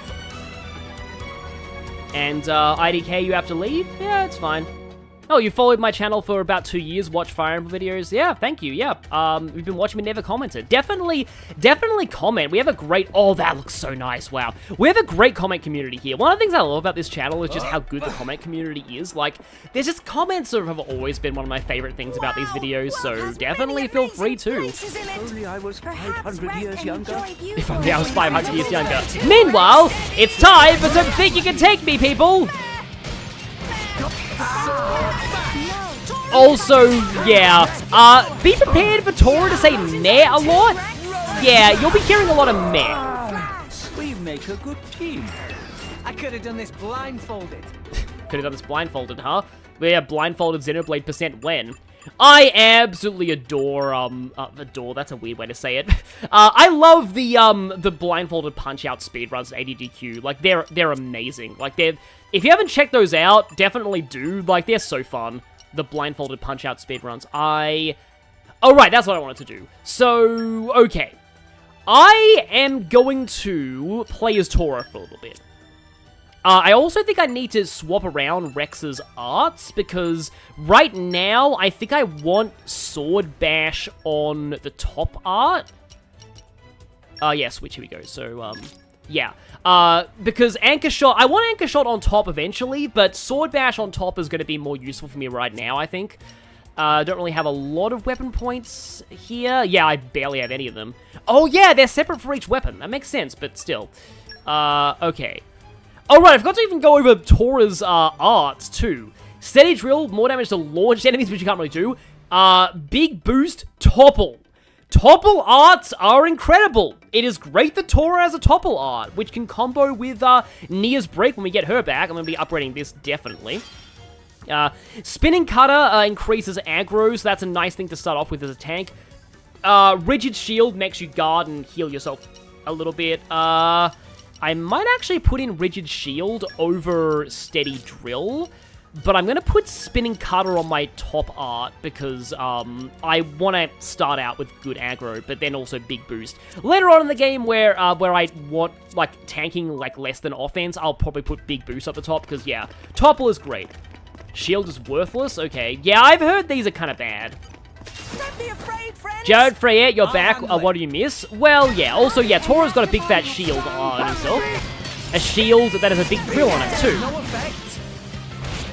Rex, could you get behind this guy and sword bash him, please? Thanks, Poppy. Sword bash. No, you are just gonna sword bash from the front because your AI is dumb. Okay, then. Let me do it. Rigid shield. Well, yep, Richard shielded and immediately went down.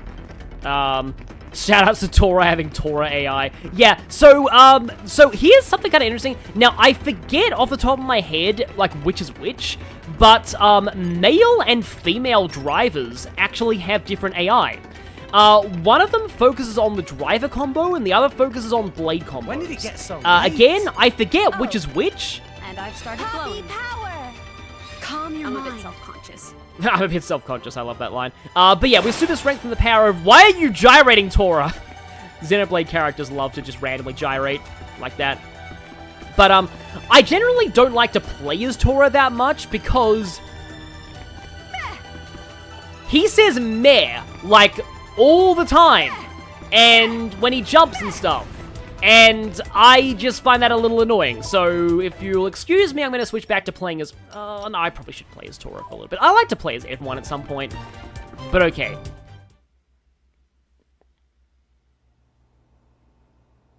Where do we get Shakespeare from? Master Pawn. Poppy earlier can feel on. there is a blade in the vicinity. I was discussing it. Oh, but how can Poppy tell that?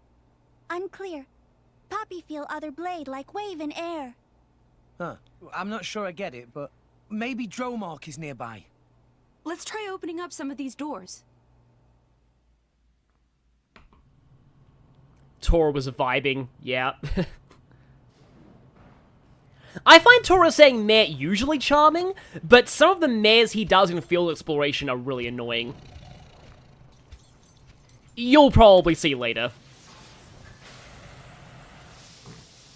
I love when people just melt doors like this. It's like early on in Phantom Menace, there's a nice scene where they melt a door with lightsabers.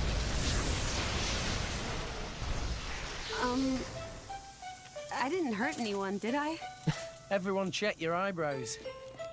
I'm sorry. It's hard to judge the power sometimes. Pyra, Rex, Dromark, it's good to see you alive. It very good. See, Master Pawn? There was a blade here. Master Titan, and forgive me, but who are they? Okay, yeah, long story. Dromark, meet Poppy and Tora. Poppy's amazing, that's all we need to know. Dromark, we don't have much time. Do you know where Nia is? But of course, we are in residence after all. I feel her presence. Then let's go. We can't let her get executed. Indeed. This way. However, we can't use Dromark right now. He's with us, but only Nia's engaged with him, so, he's not really usable, so we don't really have a healer yet, unfortunately. It is locked. There's something in this Titan battleship that is just really hilariously dark. We'll probably see it, eventually. I thought this would be a location. Hello there! Don't forget me, yes, you know what's up, Ardanian soldiers. I've got 3 things on Tora right now, but he's meant to tank like that. He's meant to do that. And yeah, spinning cut is an AoE, so it kinda aggroes everything. I don't like that Rex is not trying to get behind these enemies, though. Just saying. Oh hey, Rex is on Agate right now. Okay, now Rex is getting behind them. Okay, I did stone, and I kind of want to build up to a 2nd level of this. I don't think I'll need it, but still. Yeah, I get more of this out of, oh wait, I didn't even use Rex's 1st level, so okay, heat first.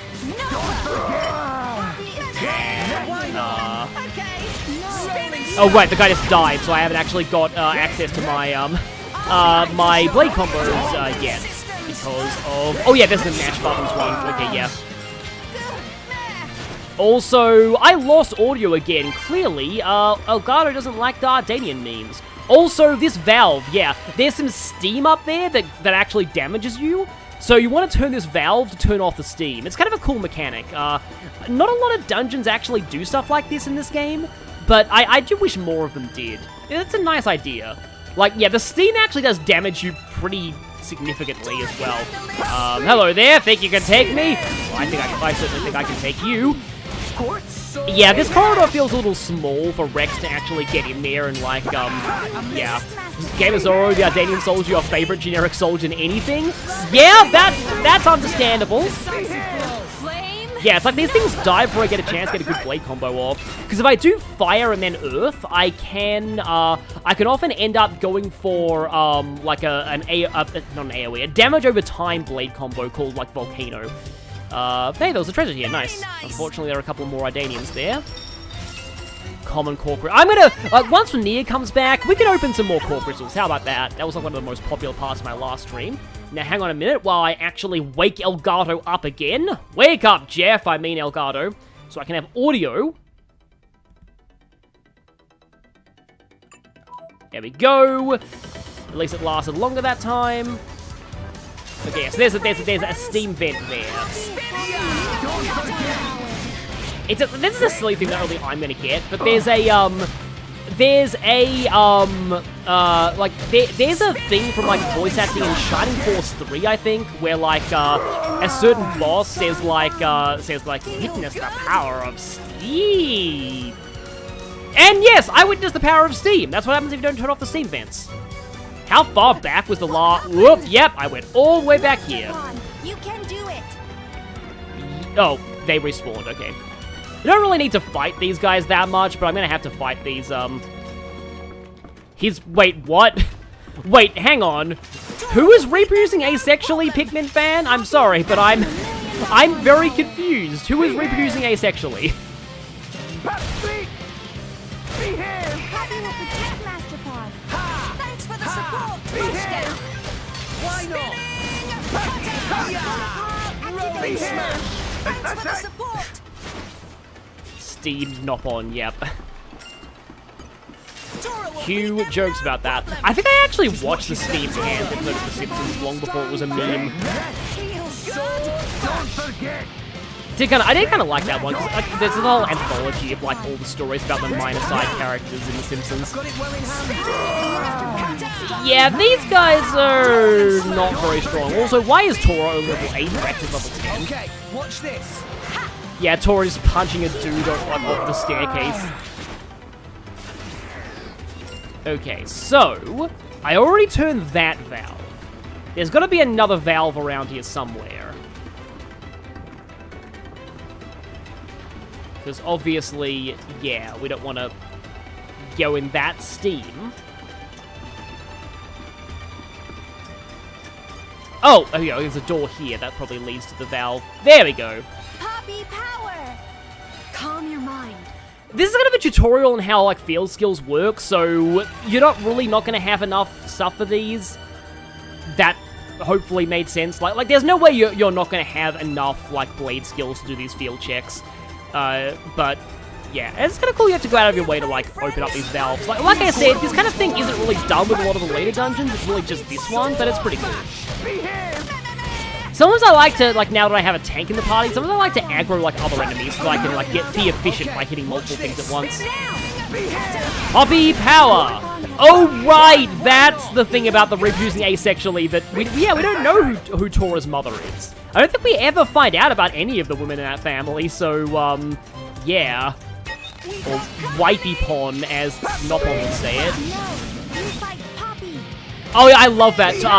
Yeah, when she says, no, you fight Poppy, that means she pulled the aggro away from Rex. And that's a good sign, because you want Poppy to have the aggro. Poppy is the real tank here. So yeah, this is the thing, like, a lot of people find tanks in Xenoblade games to be, like, kind of weak overall. Your helmet makes for quite a And hey, Tora leveled up. But, like, early on in the game, having a tank to draw the aggro is really nice. It's kind of why you usually get them pretty early. Okay, we have we now have another checkpoint, which is good. In case we get wrecked by, more Idanians again. Defense door. It is locked. Okay, then. Oh, right! Hi, mess hall! Yeah, I think this area was a little infamous in the original game because, like, you would aggro all these guys, and then you just hear, think you can take, think you can take, think you can take, think you can take, think you can take me, constantly. So yeah, that was a thing.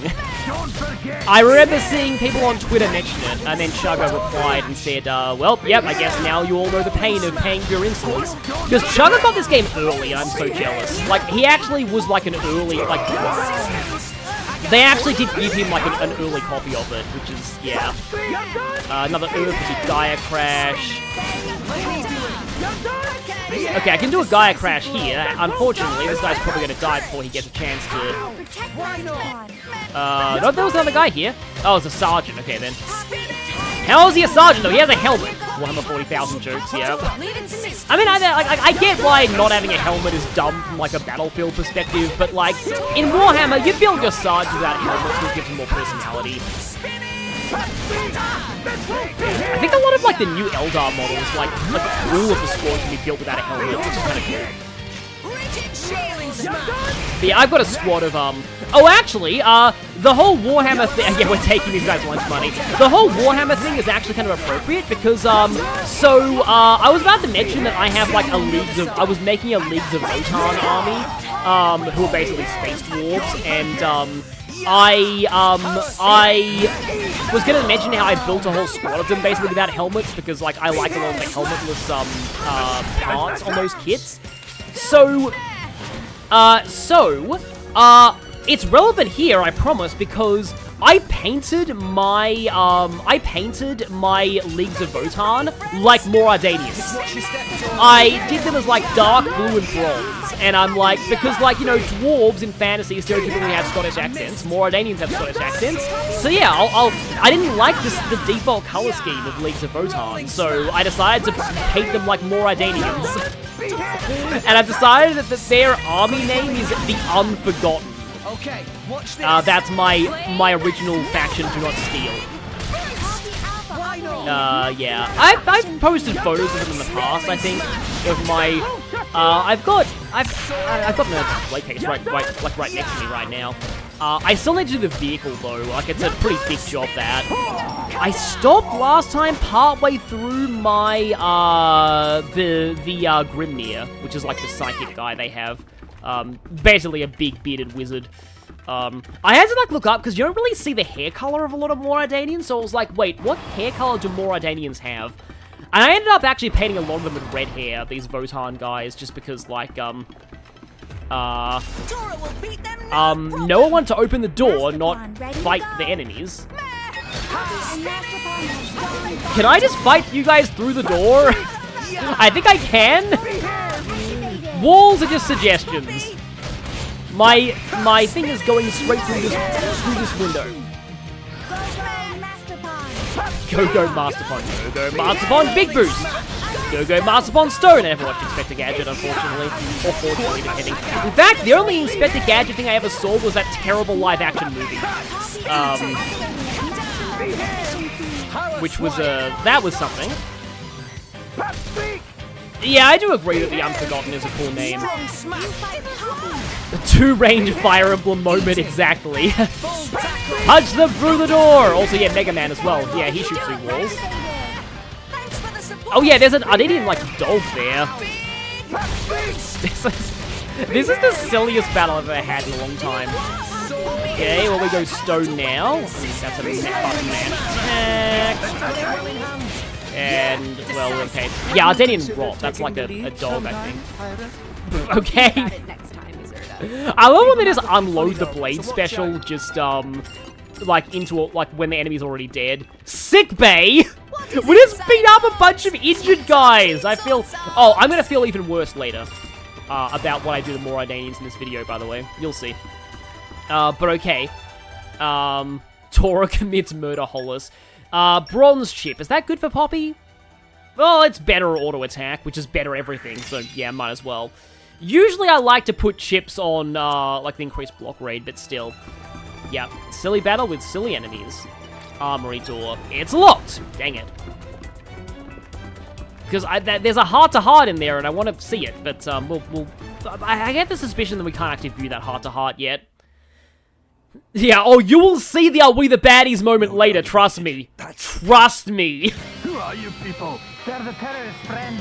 We are her friends, but I won't let you call her a terrorist.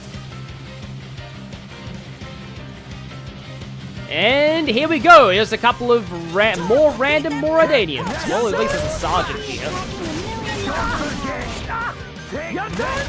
You're done! I love these guys so much. I'd like to see like a modern Fire Emblem game that like makes enemies, Fire Emblem enemies, like generic enemies say, "You're done!" Why not? Bad dog, yeah. Well, we have our good cat with us, and we're hopefully going to be getting the cat soon. So, yeah. Sometimes it's kind of hard to predict what, like, blade element that the AI is going to use at any given time. They do like to switch, yeah, the way that the AI works when it comes to, like, stuff. Oh, by the way, Tora's actually kind of low on health right now. I should probably use my shield to, like, heal a little bit, even though it's not the best in the world, ultimately. Yeah, I think that's this will shut you up, not this will F you up. But it's funny to think that it's that. Okay, Volcano, yeah, here we go. So, I need to go into defense mode. Yes, that blade combo there, Volcano. So, Volcano inflicts damage over time. You'll see those little orange numbers on that Moradanian. That is damage over time. Also, the health potions heal the whole party when you pick them up. So, damage over time is actually really cool in this game, because if you are in a damage over time combo, and you switch to a blade combo that does not inflict damage over time, then what ends up happening is all remaining damage over time that you would have done instantly gets applied. I didn't learn that until I looked at, like, Luxon and NL's videos. But it's a really cool mechanic.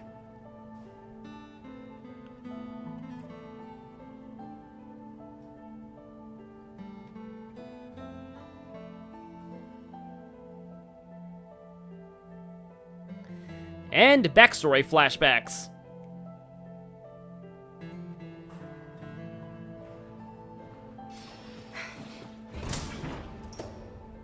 Jen?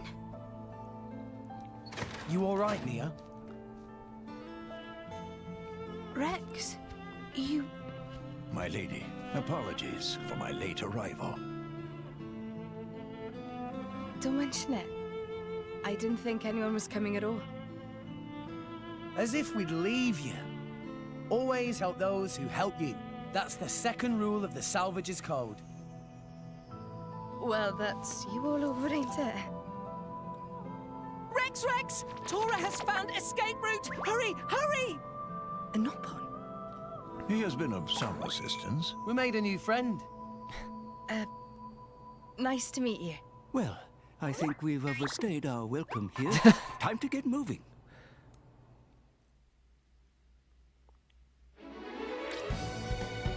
Wait, why is it playing the regular Gormott theme? That's weird. Huh. And I suppose we can play as Nia a little bit. Why did it suddenly switch to the... That's really strange. I never had that happen before. Oh, now I'll explain about roles and classes. Blades are bought with a role. Attackers, healers, and tanks. Pyro's an attacker. Drone Mark is a healer. The type of blade that a driver engages will determine their fine style. So yeah. Yeah, you get some bonuses for classes. They don't really do a whole lot, though. But yeah, Poppy can change her role whenever you want, which is kind of cool if you want to make Poppy an attacker. But, now that we have Nia, guess what time it is? Yep, it's everyone's favorite time. It's Core Crystal time. Because I want to see if I can get a rare blade on Nia. So, here we go. Yeah, guess the game just happy to see Nia again. Rare Core Crystal, what do I want?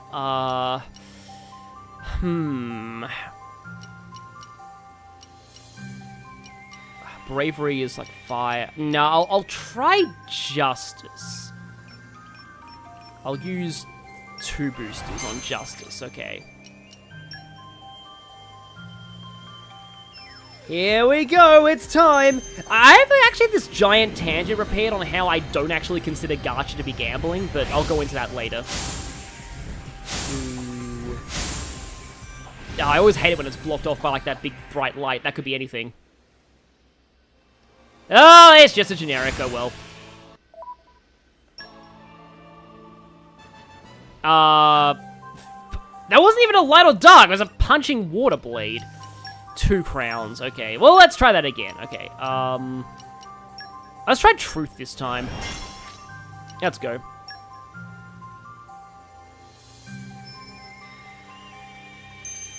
Oh yeah, using any booster automatically counts as the highest idea level, yeah.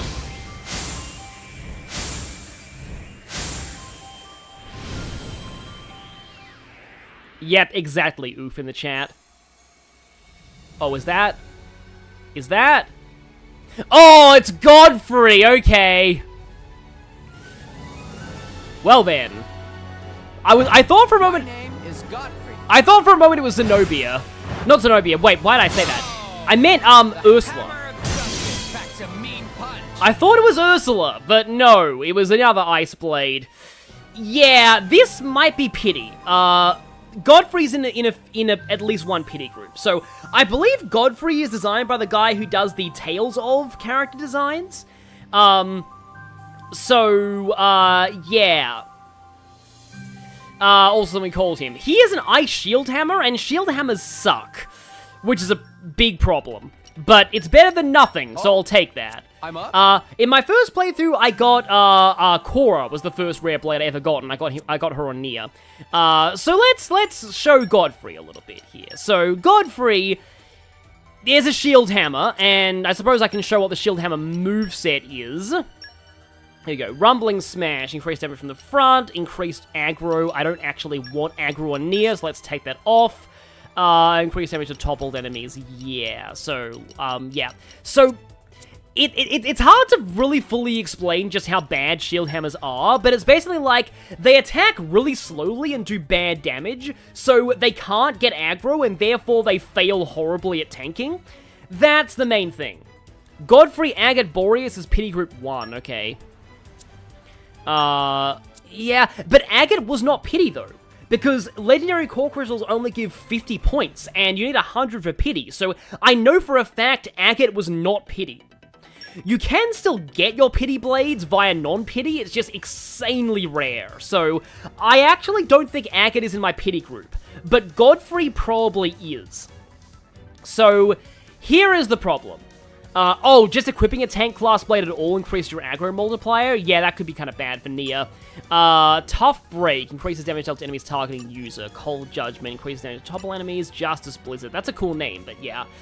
Oh yeah, right! Godfrey is... This is the problem with Godfrey. He's the tank who likes to be on low HP. So, got the Guts. Reduces damage taken by 25% when HP is 30% or lower. Fierce Fervor, increases damage dealt to higher level enemies by 20%. That's, like, okay. Restores HP... Yeah, this is the problem right here. This is why people don't like Godfrey. Because a lot of his abilities like you to be on low HP, but then he has this, which heals him when he's on low HP. So, he does more damage on low HP, but he gets out of being on low HP quickly, because he heals out of it. So, like, it's like a critical health build that actually slowly heals itself and breaks its own build. It's sad. Now, the other problem with Godfrey is his field skills. Passionate Soul, a burning heart that crushes the strong. Justice-loving soul, a just heart that tolerates no evil. Kind Soul, a kind heart that helps the weak. All three of these do absolutely nothing outside of his personal side quest. Yep, Godfrey essentially has no field skills. And that's the other problem with him. So, he's not even great as, like, a passive blade. So, getting him early is a shame. But, like, he's a fun character, though. Like, he's cool. I like him as a character. He's just, he's considered one of the worst blades in the game, though, for that reason. Yeah, you know what? I am actually going to overdrive Boreas onto Nia if I can figure out how to do that. How do I overdrive, again? If I had to go into the Blades menu, yeah, here we go. Manage Blades. Boreas, here we go. Use overdrive. Yeah, choose a driver to overdrive. I am overdriving Boreas to Nia. Because I would much rather have Boreas on Nia, so okay then, yeah. Sorry, Godfrey, but Nia is going to have a double healer build rather than, I keep forgetting about how to do my blade management. Here we go. Engage blades. Just leave it to Boreas. And now let's talk about Boreas. I actually forgot to talk about Boreas last time. So Boreas, okay, open wide. Heals from his criticals on a special is HP. Heals with this special, and heals with this special. So all of his specials heal you, which is kind of nice. Every time an enemy is defeated, he heals the party for 40% HP, not bad. Increases evasion by 15% when affinity's at max. That's actually pretty solid. I had Boreas on my main evasion tank in my first playthrough, which kind of helped. Twang, 30% of knockback when attacking. I don't think that's that great. But he also has Nop on Wisdom, which is kind of rare.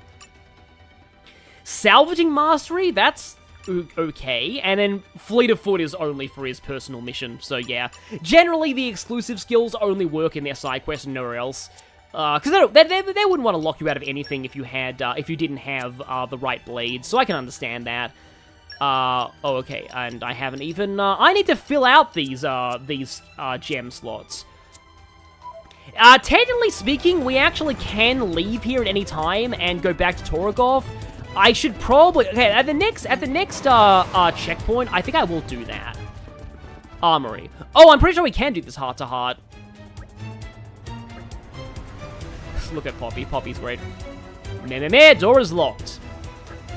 Fortunately, Poppy's super strength is not going to be able to break through that. But we do have a way to open that door. From what I've heard, Nia's not great with bitballs. Like, the best characters with bitballs are, like, the non-healers, which really sucks, in my mind. See, in my first playthrough, I never cared about who was best with each weapon class. I only cared about, like, what roles everyone was. So, like, I, like, wanted to make people, like, for example, Nia, I made her, like, a mostly healing. And I made Rex, like, mostly an attacker. And then, well, you're not able to customize Tora, but, anyway. Well, I mean, you are, but just one blade, but yeah. Tora I mostly just kept as a tank. But there's a character later who I made a tank-healer hybrid, based on the blades that I gave them. Which is actually very similar to what I did with Hulkenberg in Metaphor Refantasio. So, we need to find a way to climb up there, but also, lol, yeah. Oh, there's a thingy here. Okay. Level 2 access key. That is probably important. Also, Poppy was just floating there in midair. Nia's probably the second best ball user. Okay. Speaking of, let's just check Nia's ball set and see if I want to swap any moves. Dolphin Spin, small chance to spawn a... Oh, spawn 10% to spawn 2. Healing Circle, basically the same as Dromark. Oh, break! Yes! Give me more break. I need more break. That's better healing, but... No, I think I do want more break. Increase damage to toppled enemies. Considering that we can, like, topple now quite easily, thanks to Tora, I wouldn't mind having that on Nia right now. Speaking of which, hello there, mate! We always do. Do we always do? What we always do is break things with Nia. I mean, her break art takes a while to charge up, though, unfortunately. Which is why I kind of like her to have that automatic use first art start of the battle. So if I inflict break on this guy and then topple him, well, he's dead already, but yeah, you see how quickly things go down once you start activating like break, topple and stuff. I wonder what we will find. There are random people inside here. They're like, oh yeah, they don't mind that you're beating up a bunch of guys while we're just cooking, but yeah. Okay, so there is a checkpoint there. Right. I'm going to go back to Torogov, and I'm going to go and get myself some Ox Cores, hopefully. But yeah, also, I'm going to check... I actually have no idea who'd be my persona, personally. I know who'd be my Mirage and Tokyo Mirage sessions, and that's definitely said. But anyway, so, characters... let's see, Dromark, wait, no, not Dromark, I lost track of what I was doing. I was, going to, yeah, I'm gonna go ahead and get these Ox Cores first.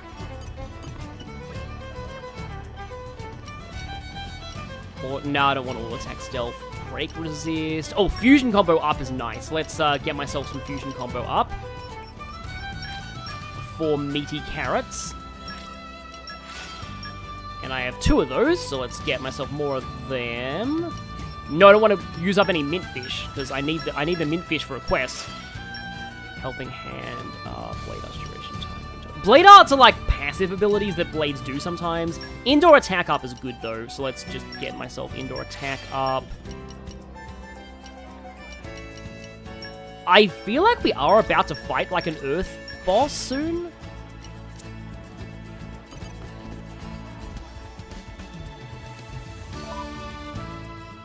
So, okay, right now, Ox Cores. Dromark wants, let's see, I'll go Fusion Combo Effect for Dromark just because he breaks things a lot, and then Pyra's gonna also go Fusion Combo Effect up. Oh yeah, Axe's like critical rate up, but also, indoor attack up on you, even though outdoor attack up's probably better, I guess. Oh, that's unrefined, okay. Earth defense up. I suppose you can take Earth defense up. Oh, hi Dealy. Thank you for the $5 super chat. Fun tutorial fact. You will never get a tutorial on blade arts in this game unless you miss in the Malos boss in Chapter 1, so Pyra can use accuracy up. Okay. I don't think I ever actually had that happen. That's interesting, but yeah. One of the big improvements of Xenoblade 3 is you actually can replay tutorials in that game. I actually feel like Xenoblade 3 went a little bit too far. Because that game has, like, full-on playable tutorials. Oh, that's what I was gonna do! Try and level up Nia's art so she can actually use Break at the start. I was gonna test out my new stuff against Main Driver, just for a bit, because it's tradition. We'll get our revenge! Our revenge for... yeah, that guy's got an iframe attack. You'll see that evasion there. Certain attacks give you guaranteed evasion during them, which can be annoying. Did he just... I think he resisted my break, unfortunately. Okay, there's Agate going. Healing Halo, and now it's Reborius. Yeah, the good thing about blade switches is when you switch blades, yeah, he did resist break that time. When you switch blades, like all of your arts with that blade immediately become online. So you can like start using attacks immediately. Yeah, I feel like Xenoblade 3 overcorrected on a lot of things, personally. Like, yeah, oh, Poppy's already at Affinity level 2, that's good. So let's just go ahead and, I believe get some new abilities on people. Pyra's got another, special upgrade. And yeah, Poppy's already at level 2. Yeah, I believe in my first playthrough, Poppy was the first blade to hit max affinity. Because, like, Poppy's, like, guaranteed to be in your party basically constantly. So it's pretty easy to hit max affinity on her, like the full-on like trust. I mean max trust. Pretty easy to hit that. So okay, Titan battleship. Let's go to the where are we? We need to go to where is it? We need to go to the level 2 unlock.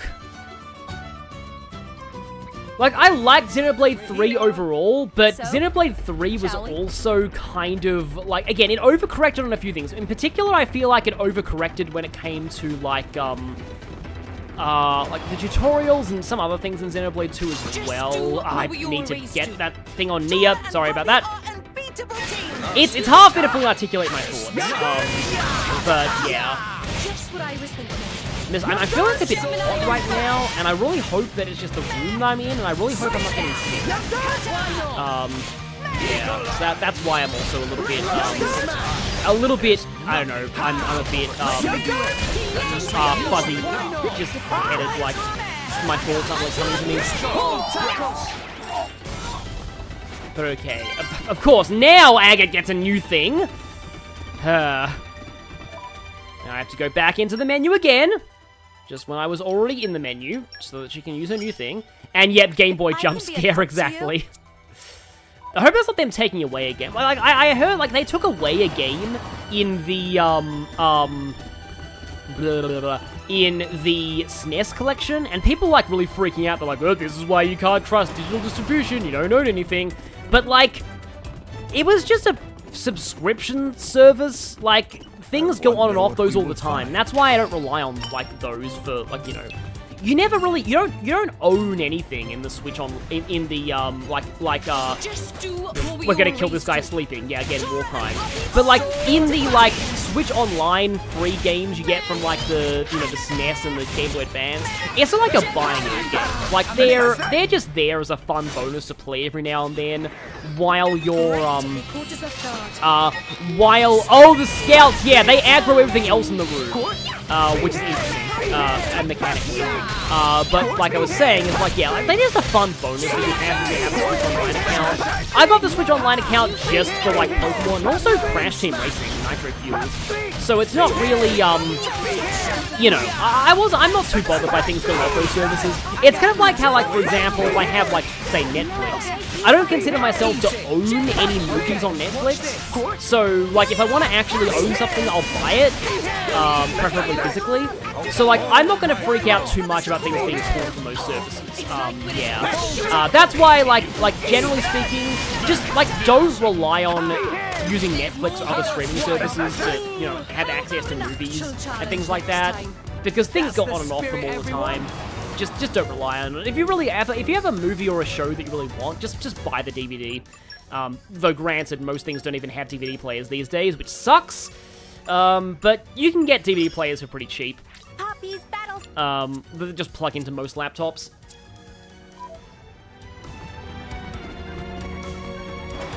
Oh, it's getting hard to hear me through the combat noise. Okay, I'm going to turn things down a bit. Yeah, thank you for that. Let's just turn that down.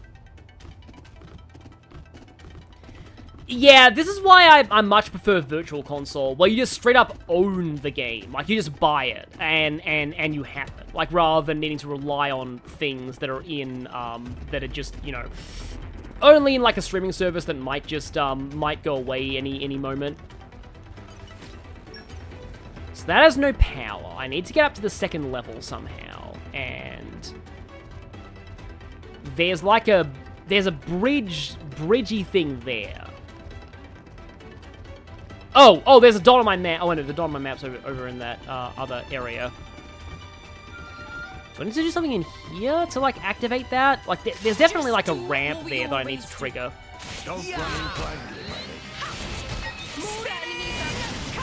Oh, yeah, if the thing is Netflix exclusive, then it does become a problem. That's why I wish that Critical Role would release a DVD or Blu-ray of Legend of Vox Machina. Like, they probably won't because it's a streaming, like, it's an Amazon thing, but, like, I wish they would. That would be really, just convenient to have, just so that anyone would be able to watch it.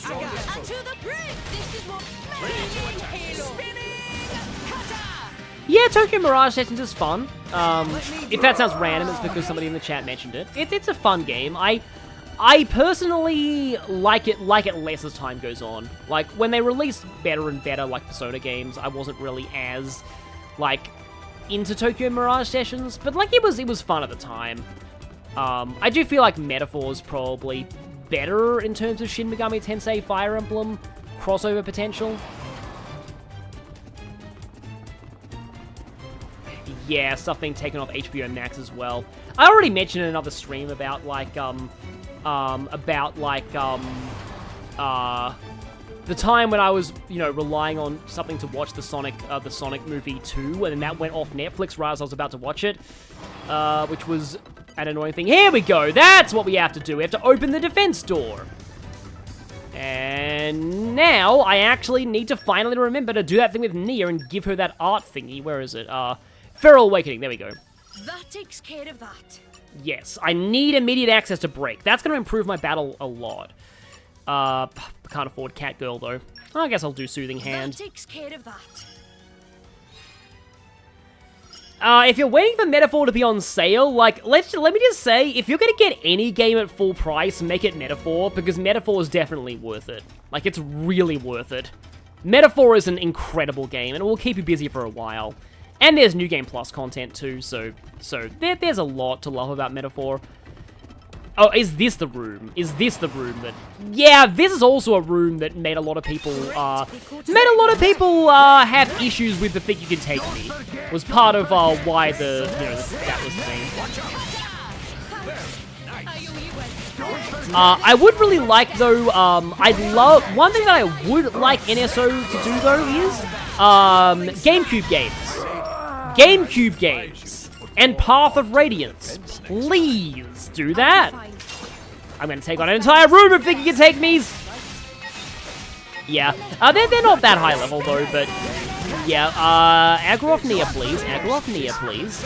I think I must have actually not even got break there. Also, that's a side attack up. I probably should be using that more.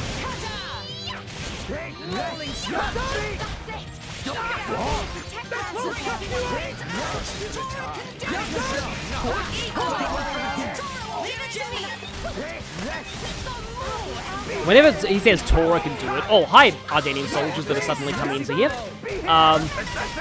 Yeah, imagine this pre-patch where, like, everything was just saying, you can take me constantly. But yeah, Nintendo just doesn't want to acknowledge GameCube for some reason. Like, I don't think the GameCube did very well for them, but there are a lot of really good games on GameCube that a lot of people really like.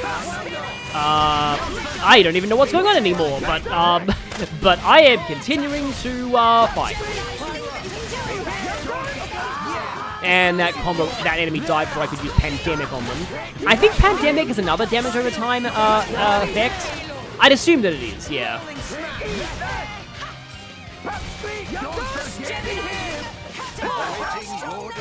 Yeah, I think part of like why Water has a combo called Pandemic is like Water's like level 1 blade combo was originally gonna be called like Poison.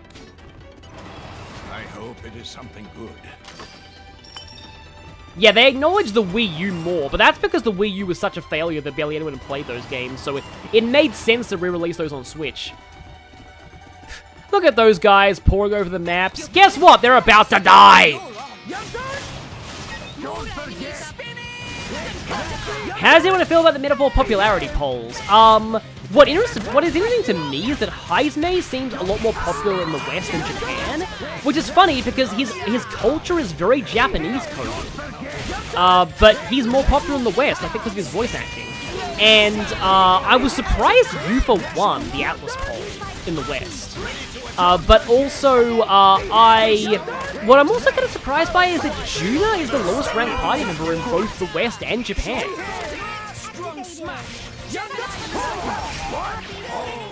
Okay, yep, only guy left. It's this guy.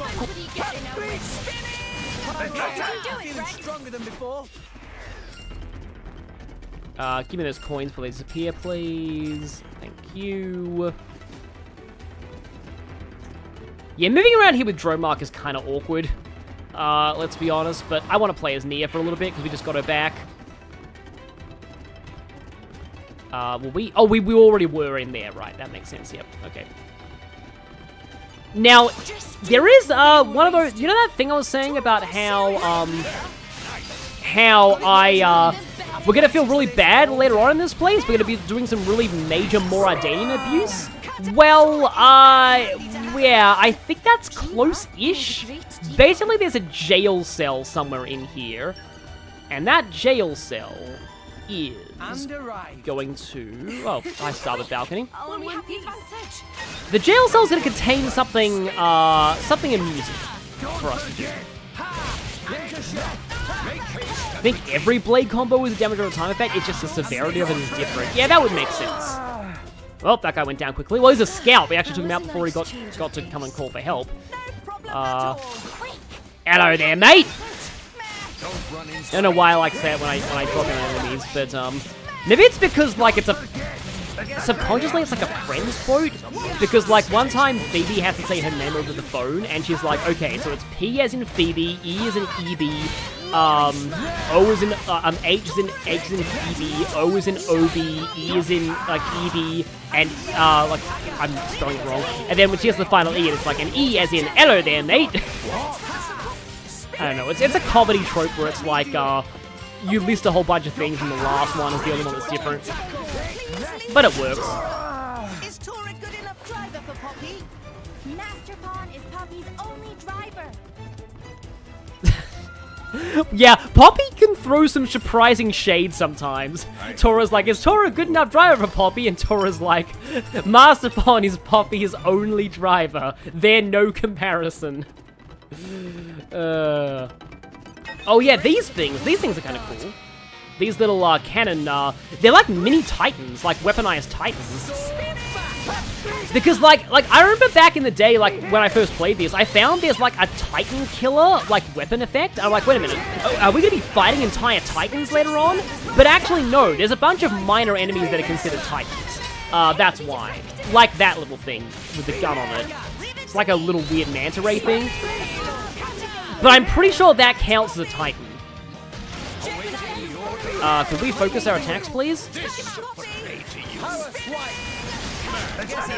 Yeah, a Danian fighter.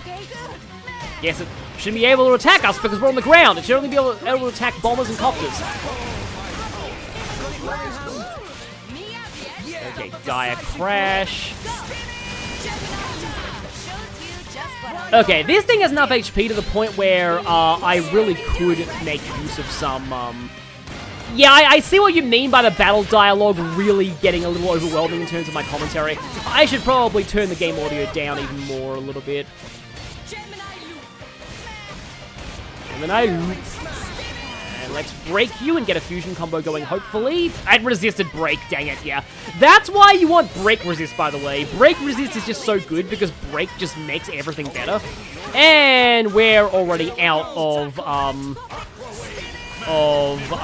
the combo. So let's put a pandemic on it, unfortunately. Does this count as a side attack? Yep, that counts as a side. Okay, there's sweep cannon. But you see just how much more smoothly things go when you've got a... Yes, we got break, great. When you've got a 3-person party. Tumbly tumbly, there we go. Anytime you hear Tora say tumbly tumbly, it's a hype moment because that means he got toppled. So when enemies get toppled, they get knocked down, and anything automatically hits them. Like, you can't dodge when you're knocked down, and everything does a whole bunch more damage. So, yeah, topple is pretty nice. It does kind of kill the break, though. But if something's already toppled, you can then launch. I think Rex, as an axe, has a launch art, so I think theoretically I can go all the way to launch. Is Rex going to do it? I don't think he's going to, but there we go. Yeah, we killed the Indian fighter.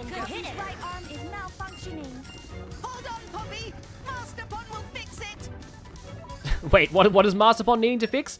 Anyway, we got some more blade stuff unlocked, or at least one of them. I think it was something on Poppy? Yeah, Poppy got 2 things unlocked there.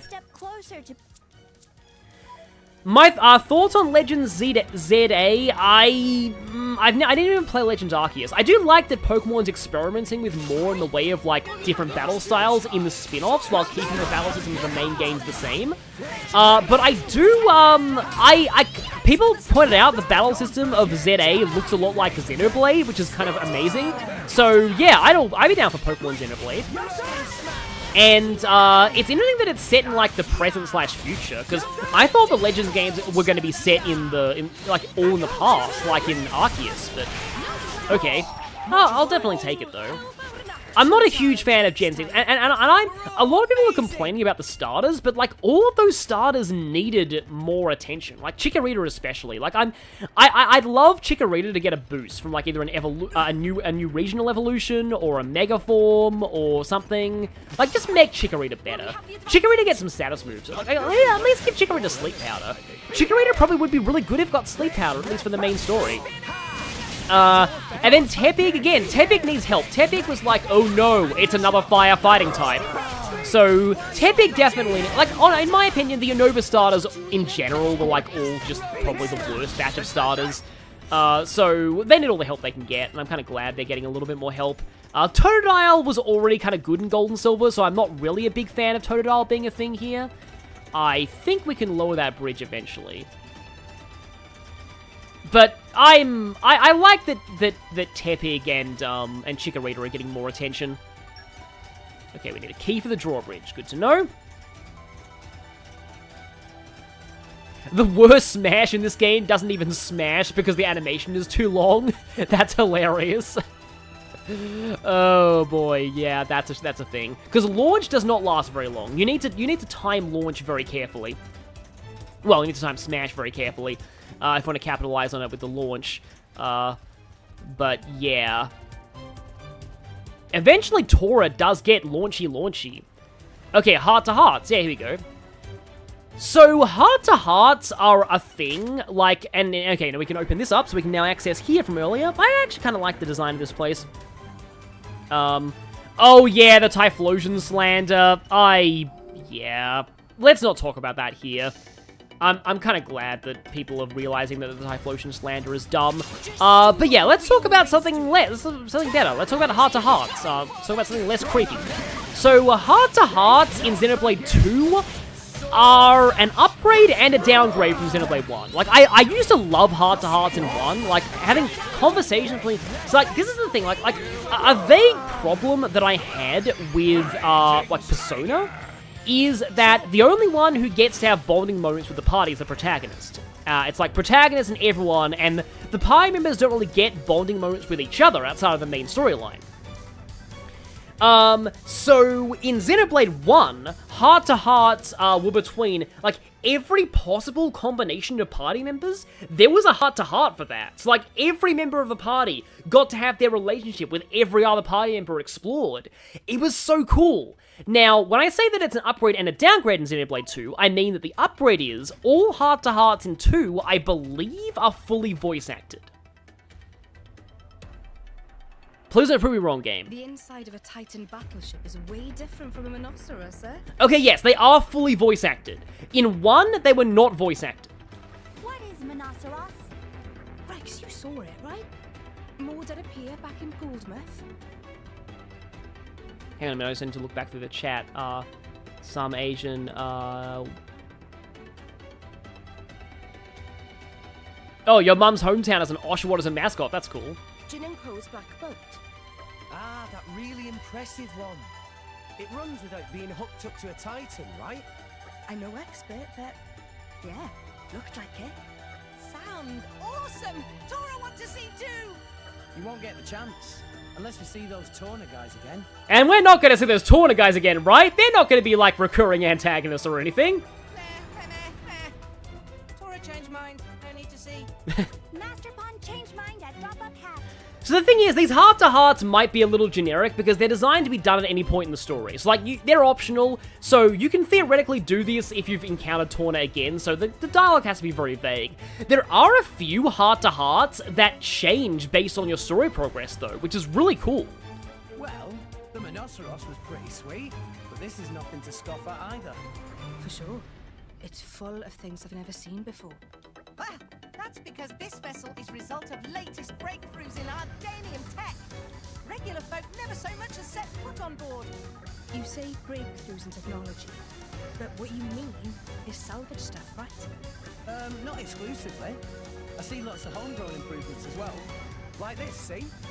Whatever they've stuffed in here, it's been messed with so much, I can't tell what it was to start with. See, I love how Rex has a bit of a, like, expertise in technology as well. That control panel, it transmits signal to Titan nerves. By running cables to different parts of Titan from here, can control signal flow much more better. That actually sounds kind of horrifying, the fact that you've got wires plugged into the Titan and it's transmitting electrical signals to their nerves. What? That's amazing. And this cable itself have 2.4 times the speed and 12 times the capacity of previous iteration. In other words, it's on whole other level to stuff other countries use. Ah. So if they put this in a smaller Titan vessel, it would work even better. Music is louder than the voice acting. Yeah, I don't know if there's a separate way to do that in the menu. I can try. Ping-pong, correct! They seem to be having fun, but it's all gibberish to me. Poppy, what do you think?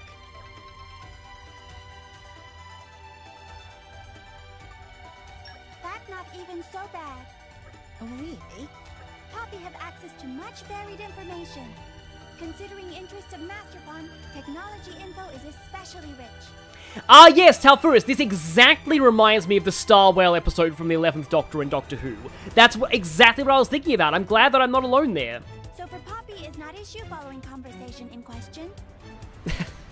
Moreover, if necessary, Poppy could outgeek Master Pawn if Poppy tried. Right, okay. I'm sorry I doubted you. No worry, Mia. Poppy can also hold conversation on favorite bug dishes of Mia. You're too kind. I should point out, though, it's not bugs I like, but fish. Nah, Poppy apologize. Poppy update her database now. Master Pawn not always fastidious in data entry, so mistakes happen. Tora? I like bugs now, do I? Mama, That's a great line out of Rex, context. Rex, we should move on. We stay here, something bad bound to happen. Like what? No time to waste. We go.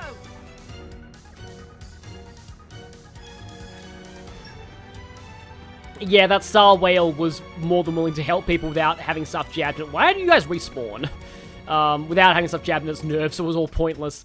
But yeah, that's what I was thinking of. So apparently, if we could find a key, we'd actually be able to open that bridge up there. But for now, I think we should just focus on opening up this door right here. There's a suspiciously large room coming up. Yeah, so every heart-to-heart has multiple different branches to it, of the conversation, and each one gives a different amount of affinity with blades. So when I say that heart-to-hearts are both an upgrade and a downgrade from Xenoblade 1, I don't really like the fact that they only give blade affinity in this game. But like, and yeah, all of them involve blades too. So many of them are exclusive to pulling certain gacha blades. That's another problem with them, I feel. I liked it better when it was just the party members, but there's a lot of heart-to-hearts with just the story blades, so it's fine. The thing is, I really love the heart-to-heart system in the first game. And it was more because, and this is just such a silly tangent, but when I first played Xenoblade 1, I had just started watching My Little Pony Friendship is Magic. And I was trying to think, if Friendship is Magic was a JRPG, it would have exactly Xenoblade 1's affinity and heart-to-heart system. Like, exactly.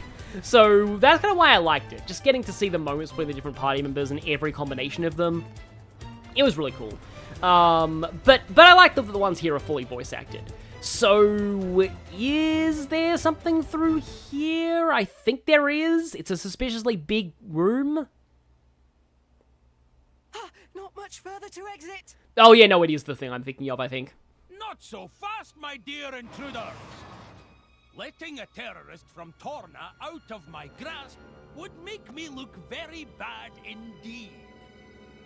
Oh, that emerald core crystal! You must be the Aegis! Much as it pains me to admit it, it seems Morag was right on the money. You know who Pyra is? Are you trying to capture her too, you ratbag? No, language. But of course... Hey, he didn't even say spark. The most powerful blade in all of history, with the power to rend all rest asunder. I love his hand gestures. Only a fool would know of that power and not seek to claim it. And I am no fool. I will claim her. Lie shows up in big glowing letters. Logic.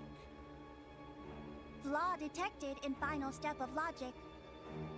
Sorry, pal, but you've done all the capturing you're gonna do today. Such impertinence for a dirty terrorist. Let's go, Pyra. Got it. Now, apparently there was a demo of this game that did involve this fight. So yeah, it's time to fight against Dougal. You're going to win. Ready for action.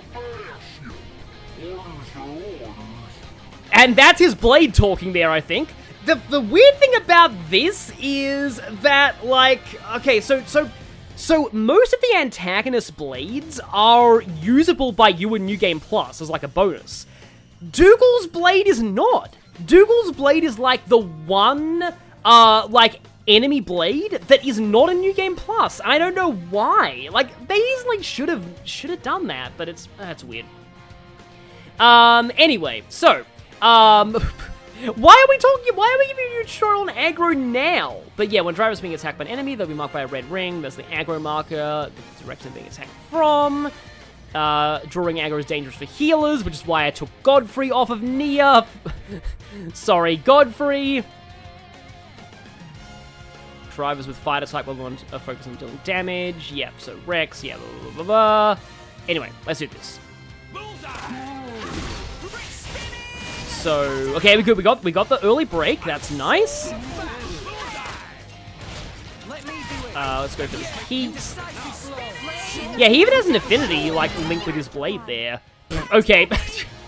Thank you, interrupting tutorial.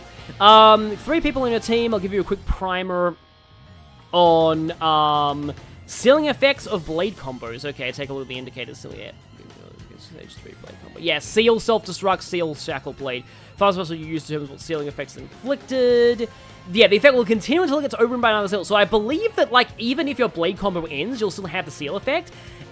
For me, personally, I feel like Seal Shackle Blade is, like, the main one that I go for, but usually I don't really care about these too much. One drawback. Yeah, in fact, okay. It's a good thing that the game actually tells you of this, because it's a bit of an obscure mechanic that it's easy to forget about. So, whenever you do a level 3 blade combo of a certain element, the enemy gets an orb of that element orbiting around them. While they have this orb, they resist that element. So, this encourages you to use more variety in elemental combos, and not just do the same thing over and over again. But later in the game, we'll unlock something that lets us do things with these orbs. Yeah.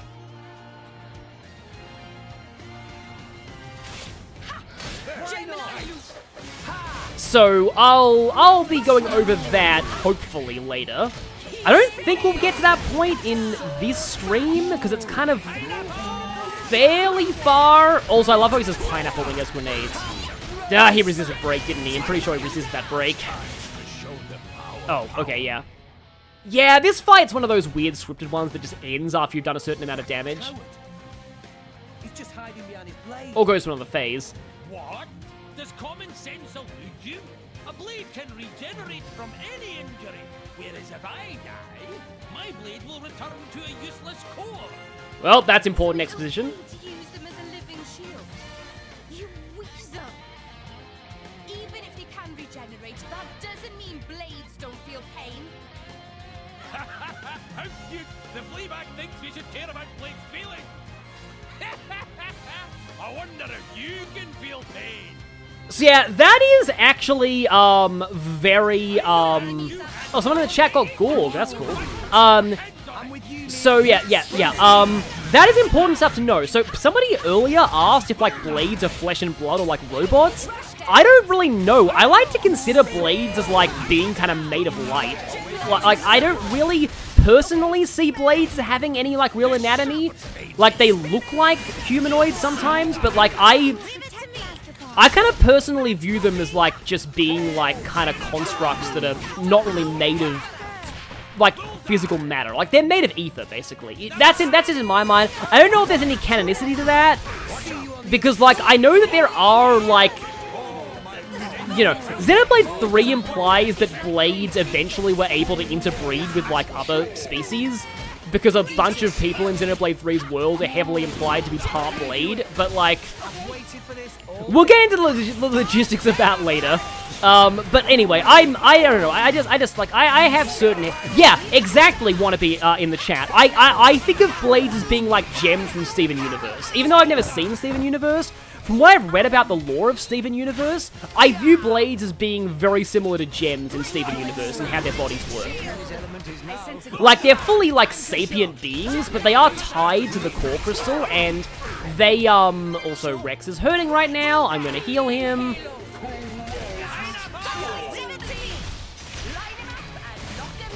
Also, Dougal's weak to water. That's actually kind of a nice touch, that he's weak to Nia's element. Oh, dang it, I got blowdowned. Right, so I was about to do something cool. Let's hit him with the stone now.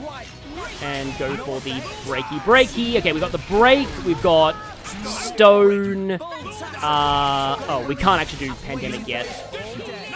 Just get the healing early this time. Okay, we've got that. Unfortunately, we need electric for the final thing. And I would be able to use electric if on my first playthrough, because I got Nia right before this fight back then. No, wait, I got Nia right after this fight, actually. Pretty sure no, not Nia, sorry, wow, my brain.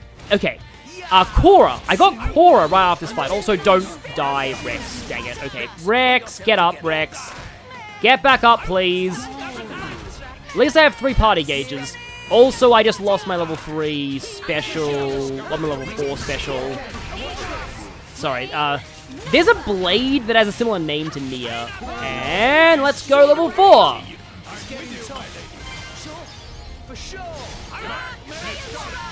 Yes, finish with the level 4, nice. Yeah, it was Cora, anyway. Fleabag and a bunch of stinking kids, I triumphant return to Mor Ardain with the Aegis. Out like a light. That's what he gets for trying to execute Nia. And the blade hasn't returned to its core crystal, which means he's not He dead. was trying to take me back to Mor Ardain. Rex, this is a trap. A trap? So they weren't actually going to execute you? No time! Talk later, Rex. We should escape! Master Pawn is right. Chance of reinforcements very high. Let us make haste. Getting out of town would be a good start.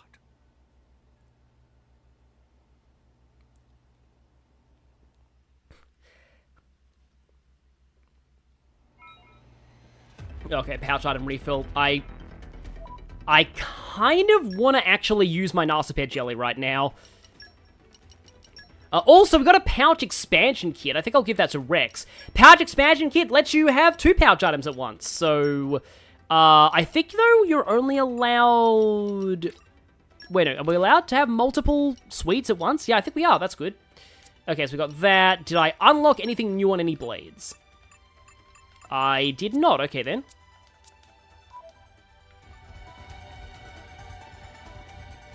So yeah, that was not actually the big, dramatic finale of this chapter. And for this, I'm going to switch to playing as Rex, because I feel like that's more appropriate for this point, because of reasons.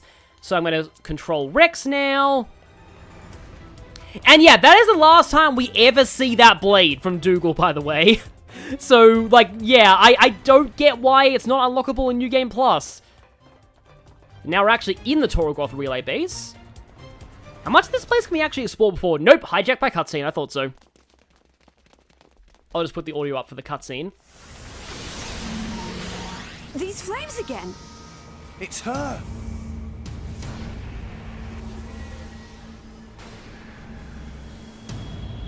How much longer do I plan on streaming for? Definitely longer, because I want to show off the start of the next chapter. Too this time. That's Morag, the Flamebringer. Morag? Special Inquisitor Morag of Mor Ardain, the most powerful driver in the Empire, and wielder of Bridget, the most powerful blade. So together they're like ultra powerful. It looks like they were waiting for us. Yes, indeed. I did feel like we got away a little too easily. I don't know why I expected Dougal to slow you down at all. It was you, right? You're the one who spread the rumor that I was going to be executed, just to lure Rex and the others here. You catch on quickly. Yes, you certainly proved useful. However... Rex and Pyra are the real prize. Not quite. The Emerald Core Crystal is the sign of the Aegis. If that blade is indeed the Aegis, then there's something I must do. What do you mean? The power to sunder Allrest itself. I cannot allow that to happen again. Pyra destroyed the world. Don't be so stupid. You mean you didn't know? 500 years ago, during the Aegis War, the Aegis sank 3 continents to the Cloud Sea's bed. And if you want to find out about that, play the DLC. 3 Titans destroyed. I speak not but historical fact.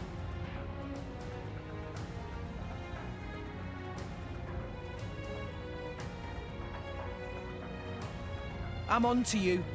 You want to use Pyra as some kind of weapon. We're not gonna let you do that.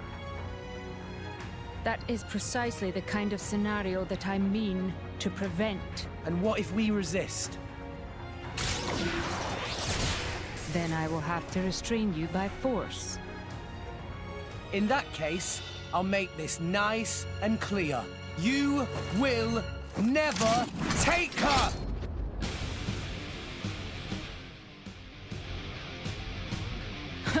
Then let's see if you have the strength to back up those words, boy. So, yeah, here we go. It's time to fight against Bridget with her driver again. Time to take you down. We didn't face Morag last time. We just fought against Bridget. Thank you for the break there.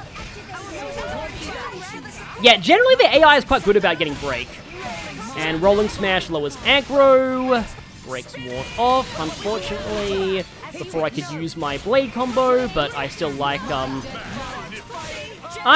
going for my blade combo when I can.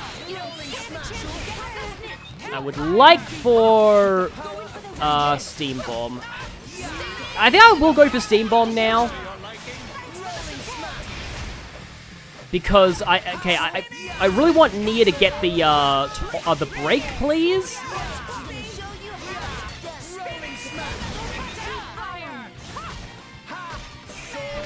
So I'm not really saying much here in the chat. Oh, there's Heat Haze. Oh boy, that often gets somewhat problematic. Okay, Taurus still has the aggro. Taurus fine in terms of his health is not like bad right now, I don't think. Okay, we lost the combo. It's finally time to talk about level 4 specials. You mean the thing that I used to finish the last fight? You know, it's not like I don't know. Like, yeah, I totally don't know about those at all. Lenio Morag, my beloved. I'm just saying, considering that I believe Mitsuru and Hulkenberg are also your waifus, I can tell that you have certain tastes. Yeah. So once you're at level 3, if you stay physically close to your blade, your level 4 slowly builds up.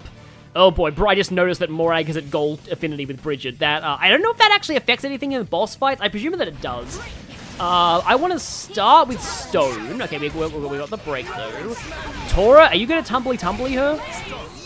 Okay, right. She is still in breaky. I think I'll go for Volcano. Now, I believe since I used level 4 to trigger this, I need to get a level 4 on Nia in order to actually continue this combo. And Rex got the aggro, didn't he, from that, because that did so much damage. That happens sometimes, but it happens way more in Xenoblade 3. Xenoblade 3, Rex's whole thing is, oops, Rex got the aggro again because his damage is broken. Oh, I can do Volcanic Storm, good. Here we go.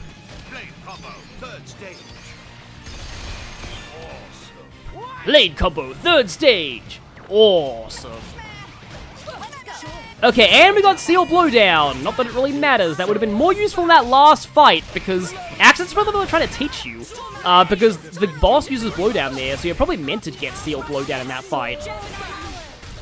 Okay. Oh, I haven't even switched over to, you know, to Agate yet. I probably should do that at some point. I love the way they say Heat Haze. Volcanic Storm again. This will do less damage, though, because it was the same combo I did last time. So, Morag has the wind orb around her, so she resists wind right now. It's still a pretty good attack, though, to get in. I'm going to switch over to Agate, even though apparently Agate's not the best for, yeah, this Agate's very slow in terms of her attacks. Also, Morag's an evasion tank. That's good to keep in mind. If you see a lot of misses against her, that's why. She's getting low, but battles in Xenoblade are never over until they're over. In Xenoblade, you can often reduce a boss to quite low, and then they just explode you. However, I am using a special here. This should do it. There we go. Okay. I don't think I ever really found that fight that hard, personally.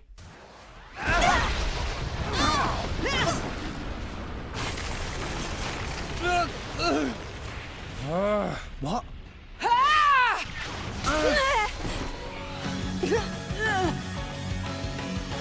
Pyra!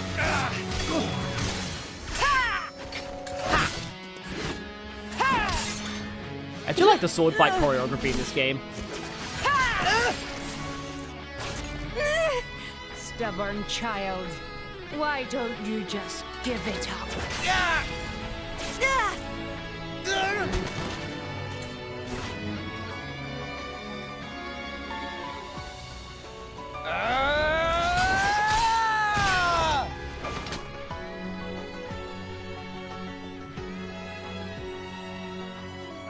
You'll never get Pyra. She's more than just the Aegis or some kind of weapon. She's a living being.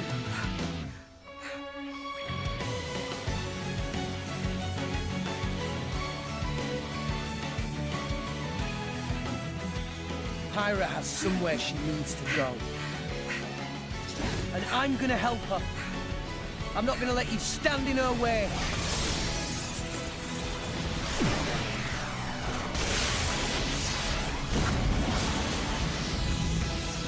This is getting tiresome. Literally fighting fire with fire.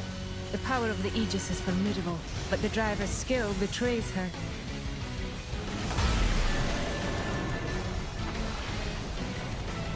Stay vigilant, Morag. An unknown power lurks within this bow. But of course, this blade he calls Pyra. Your flames burn far stronger than hers, but her flames hide something deeper. Is everyone all right? Hanging in there. Those two, very strong. I know. At this rate, we'll never... There has to be a way. Some kind of... She's a fireblade. We've got to find... water. Ah, yes, this music when doing mundane chores would be amazing. There! Guys, are you ready to run? Hmm? Sure. Then follow me.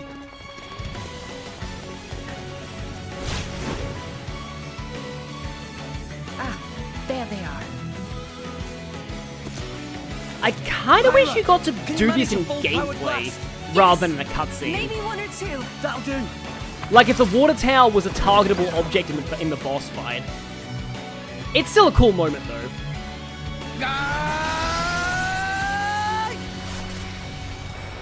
Take this! Yeah! You're getting predictable, boy.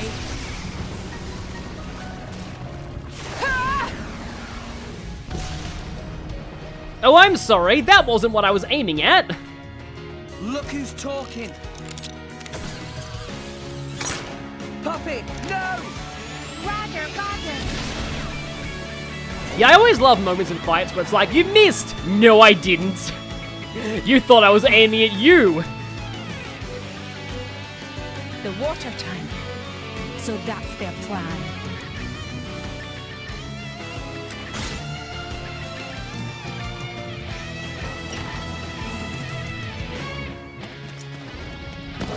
Yes, playing counterattack while doing chores or like in a job would be amazing.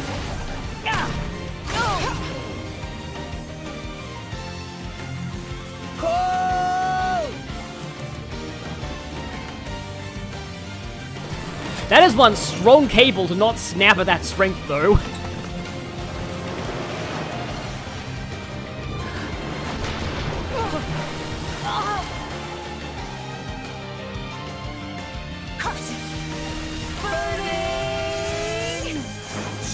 And final smash again.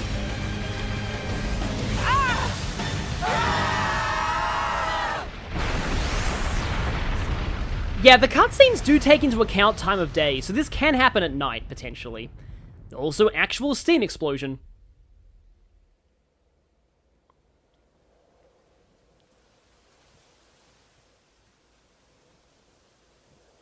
I feel slighted. How so? They actually held back against me in battle. You think that boy... Did you not see? He could have struck me with that blow, but he averted his aim. He did have good instincts, too. And I'm gonna help her. I'm not gonna let you stand in her way. The Aegis. If she is traveling with that boy, perhaps it is worth letting them roam free for a while. You mean... We'll cross paths again. And when we do, we shall see. Yeah, so people are talking about the people's livelihoods being ruined, like the farmers. As long as the cow is fine, we're good. That cow is the only thing I care about here.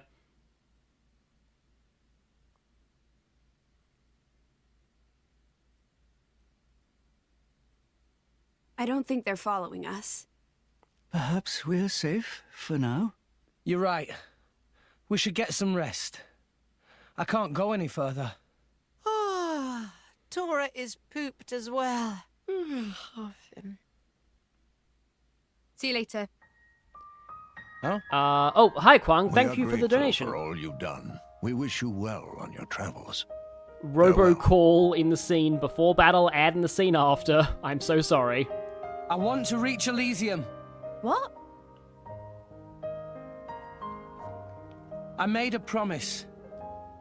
I'm taking Pyra to Elysium. It's just... she gave half of her life to save mine. I owe her. Oh, Rex. But half the world seems to be after her. With the Titans dying off, living space is running out. That's gonna start wars. And people need weapons to fight wars. That's why they want her. So this is what I love about this If game's I can themes. prove Elysium exists, maybe I can stop the war that's coming. But fighting Morag taught me something. I'm not strong enough. I can't do this alone. Nia, you're a driver. We could really use a companion like you. If you wanted. Elysium. Do you really believe in that myth, kid?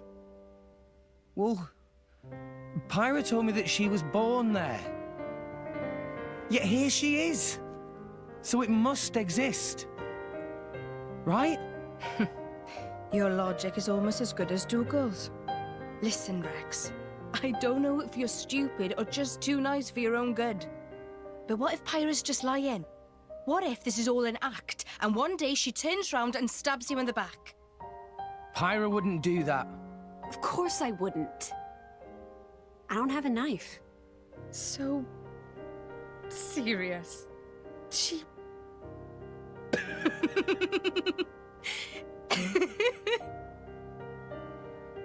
An emerald core crystal is the sign of the Aegis, huh? Sure, why not? This could be interesting. Really? My lady? I kinda wanna see this Elysium for myself now. Maybe it really does exist. It does. An endless field of green among the clouds, huh? If the legends are true, even people like me. That's not foreshadowing at all. Yeah, granted, I actually got quite suspicious when Pyra talked about that knife line. I was like, interesting. Yeah.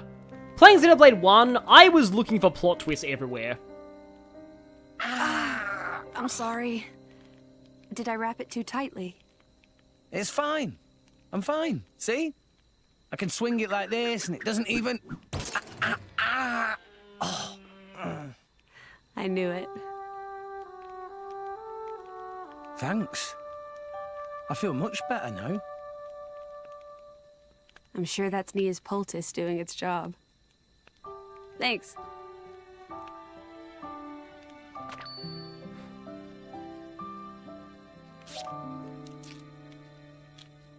Pyra, you hurt too. Are you okay? I'm fine. It's just a scratch. Hey, let me help.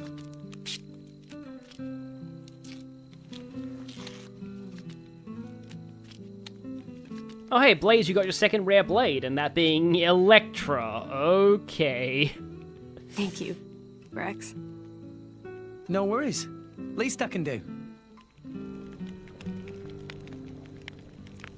There, all done. How's that? Looks good. Rex?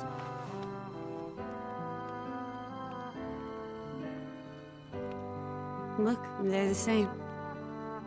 Oh. Yeah. I guess they are.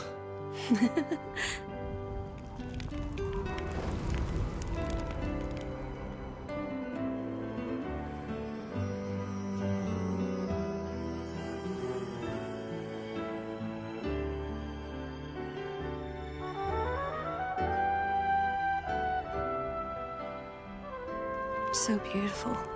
Yeah. It really is.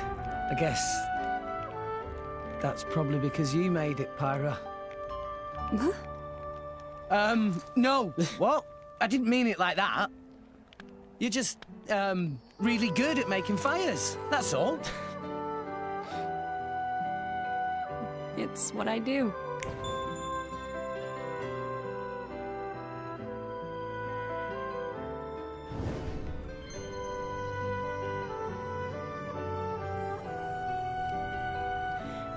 The Overdrive Protocol is decently rare without the DLC. There are a few that you'll get throughout the game, like you get one guaranteed when you get your first, like, Blade core crystals. So generally, you only want to use those overdrives if there's a blade you really want to transfer. Like, if it's that important. And that's Chapter 2. So, let me explain something right here. This is the point in my first playthrough where I stopped shipping Rex and Nia, because I was like, okay, that was adorable, Rex and Pyra is now my OTP, yeah. I am absolutely on the Rex and Pyra train, that's clearly the way the story is going. So, yeah. That is the state of my shipping journey at this point.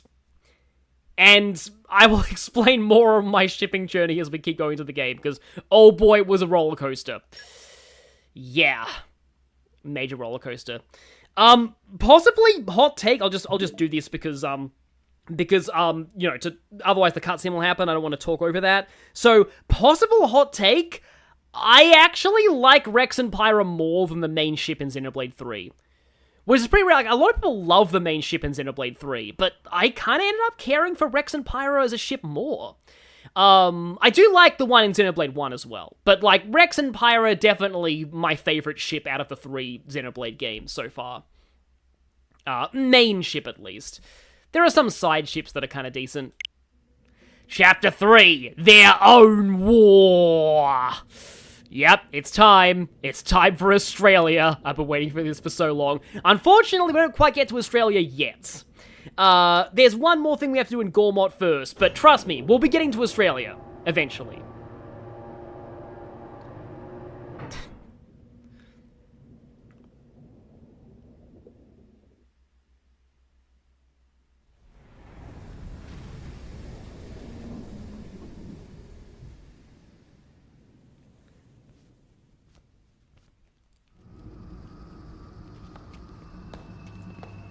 Welcome home, Jin.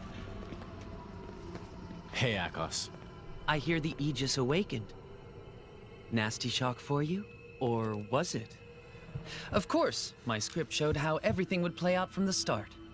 Sure, you say that once it's all over and done with.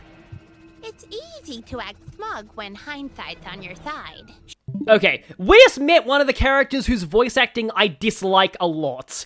I'm more tolerant of Xenoblade 2's voice acting than most people.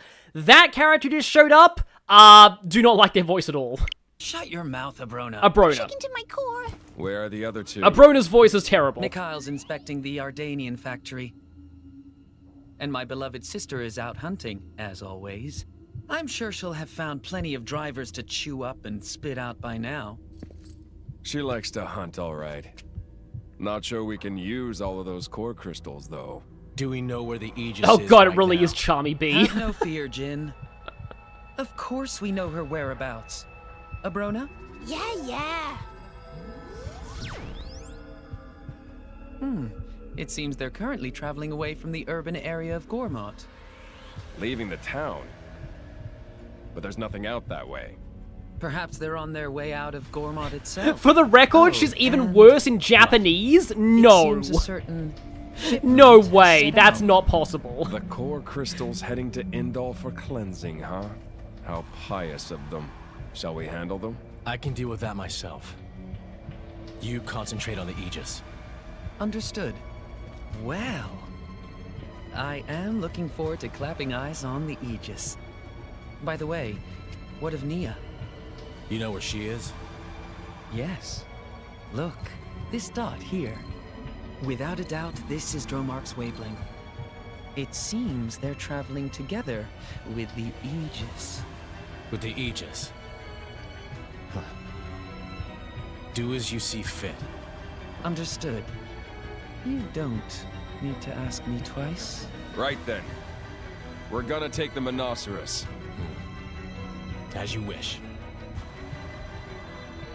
Hey. Don't do anything too reckless.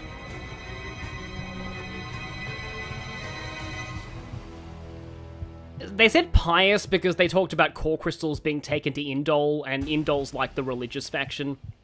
But yeah, the whole thing about, like, someone's voice being even worse in Japanese just reminds me of, like, the laughing scene from Final Fantasy X. Look that up in Japanese if you haven't already. What is that? A Cloud Sea compass. A must-have for salvagers. It's sort of a map of the Cloud Sea. If you do this, and this... What's the date today? Amathatober 5th, 4058. Okay, hang on. I'm sorry that I keep doing this home menu thing. I have to mention that line right there, Amathatober. So, for some reason, a bunch of people really got angry at that line, because that's a localization sort of change-ish. That month name. In Japanese, I believe, like, people say, oh, it was just October in Japanese, so why'd they change it? Or like an actual real-world month name. Here is the problem a lot of people do not get about how you localize months. In Japanese, the names of the months are not references to real-world people. In Japanese, the months... Oh, I can pause cutscenes. Right, okay. Sorry about that. Okay, then. In Japanese, the months are named simply 1, 2, 3, 4, 5, 6, 7, until 12. So it's just like 10th month in Japanese. The reason why some localizations need to embellish month names a little bit is because it would not make sense to call the months what they are in English in a world where, like, the month names would not... You get the idea. Like a lot of months in the real world are named in English after Roman emperors who wouldn't have existed in Olrest. So, and it being named Amathatober is actually really cool because it actually does reference a real person in this world who would definitely name a month after themselves. So yeah, I like it personally. Okay, so now we put the date in. See? Oh, this is very clever. Looks like Gormott is the closest country to the World Tree right now. All we need is a ship. The army has every ship in town in its grip. We're kind of stuck. Seems that way. Sorry, I'm no use now. I know. But I'm all out of ideas. Rex needs ship? Tora have good idea. You do? There is shipbuilder living at Gormott Titan's Bum. Old friend of Tora's Grampypon, he called Umon. Maybe he help if we tell him what's what. Sure, it's worth a shot. Let's get going. Oh yes, I agree, John Childers. Titus's laugh in Japanese definitely sounds like a dying seagull. It's like ark, ark, ark, ark, ark, ark. It's amazing.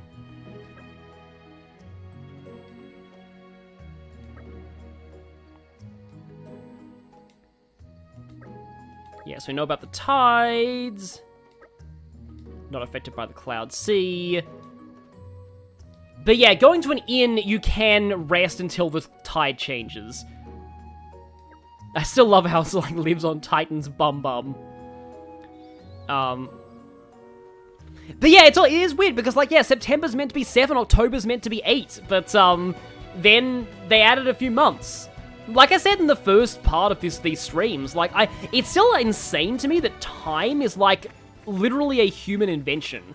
Like, time, like, the units we use to, measure time would not exist without humans. It's just, it's just so weird. But okay then, Yeah, so we need to go to the other side of Gormott. Now, normally, this is about the point where I like to stay in Gormott for a while and do a bunch of side quests, because there are some kind of interesting side quests that you can get at this point, but I also really want to go to the next area because Australia, and I have to do that. We're going to the Titan's arse, exactly. Or, you know, anus. Let me just say that when I start playing on the channel... Oh, hi, monkey. When I start playing, what was it again? Metaphor Refantasio on the channel, then, yeah, time is literally a social construct, exactly. Yeah, it's just so interesting thinking about it like that. But what I was saying is, also, I'm probably gonna die here.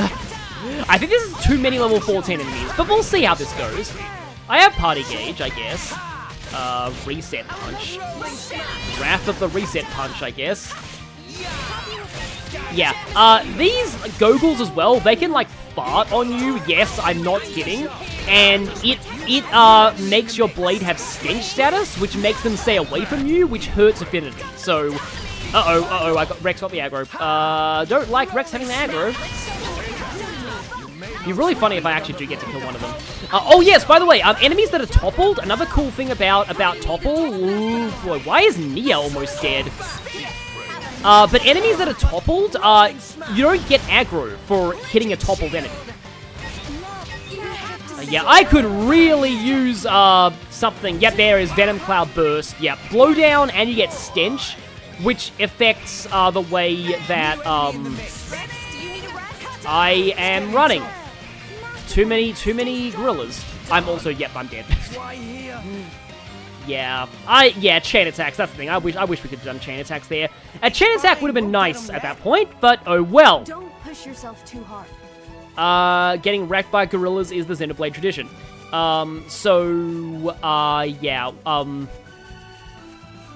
Yeah, BO was a literal status condition in this game. Yeah, it's funny how it works, like, it makes your blade stay away from you, like, physically, and that actually is really bad, because it means, like, the affinity doesn't gain as fast, and so it, like, ruins that. It's kind of an interesting idea, although it's, I think I know where we're going. I can probably take one of... Oh, that's level 17! No, I cannot take you. So that right there, that's immovable Gonzalez. So I just wanted to show Gonzalez because, you know, now you know where Poppy's metaphor came from. But it seems like Gonzalez is pretty well known within this world. Oh, Honeypot Grotto. I remember this place, yeah. There's a lot of bees here. A lot of high-level bees. So many bees. Come out. Are there monkey in Australia? Not really. Koalas are... okay, so I actually... Koalas are marsupials. Yeah, that's what they are. Yeah, I was like, what are koalas again? Because, like, people really hate it when Americans call koalas bears, because they're not bears. They're marsupials, like kangaroos, I think. What have we here? And, because they have pouches, I think. Koalas are also pretty funny. Treasure acquired. When they fight, they go like... If you haven't looked up, like, koalas fighting, do it. It's really funny. They make silly noises when they fight. Yeah, this is a nice-looking area. There's a lot of nice-looking areas in the Xenoblade games. I am very much off track of, like... Yeah, this is why normally I like to explore a bit and actually find, like, the Titan's Bum before going this way. That way I, Oh, wait, I think the Titan's Bum is this way. Yeah, it is. I know where this is now. I've got my bearings, finally. The ability to turn off enemies aggroing you. I forgot you could do that, but yeah, it's pretty cool in repeat playthroughs. They're like, I swear, you can't go anywhere on Gormott without aggroing half the continent. Yep, big open fields in Xenoblade in a nutshell. Oh, I just realized I didn't encounter the thing in the Titan battleship that I wanted to show off. Because I still haven't killed a unique monster, and that thing in the Titan battleship was going to be my first unique monster, but I missed it. I wasn't able to find it by the time we left the place. You can still go back in the Titan battleship, by the way. But yeah, there's an... So basically, there's a Moradanian in a jail cell called, like, Remorseless Balclav or something. And, like, you just walk into this guy's cell, who's called Remorseful. You just break into his cell and murder him. just because he's technically a unique monster. So it's just like, it's one of the craziest things that you can do in Xenoblade. Like, it's one of the biggest "Are we the baddies" moments I've had in these games. I would say it's like one of the most like sociopathic things, but like I watched a video recently where like that's not what sociopathy is. Like a lot of people just use sociopath as like a synonym for evil when it's actually a particular developmental disorder that kind of prevents children from learning certain things. Like certain emotions are learned behaviors rather than like innate to people. And so it's really fascinating. There's a video by a sociopath who is a he's required for Zenobia's affinity chart. Yeah, that's probably why I remember him. A sociopath is also a therapist, like, does a video. And it made me realize, this is such a weird tangent, but it made me realize, like, sociopaths actually make really good therapists. Because, like, you can trust them to be purely objective and never let, like, their because, like, the thing is that, the thing that I would worry about if I ever did therapy is, like, I would feel like a personal investment in the client. I'd be like, I would want to help the client as much as possible, and I'd feel personally really guilty if I, can I handle this many bunnies? I suppose we'll see. I'd feel really guilty if, if I weren't really able to help enough with somebody's problems. But, like, this person who's a sociopath and a therapist basically said that, like, they are completely objective. They just talk to the client about their issues. They'll never, you know that they'll never be judging them. And it's just, like, it's really interesting to me, just how you wouldn't think it, but, like, sociopaths actually make really good therapists. But anyway, yeah, don't mess with the bunny. Yeah, I still... It's like, the thing is, like, with a therapist, I feel like having too much, like, empathy can be a real problem, because, like, you feel like the client is your friend, and you're not meant to do that. Like, clients are not supposed to be your friends. Like, that's why I think a lot of therapists have, like, there are rules against dating clients, because it's like a conflict of interest.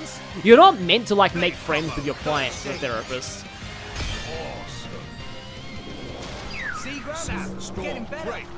Sad storm break. Yeah, I love it when they do that.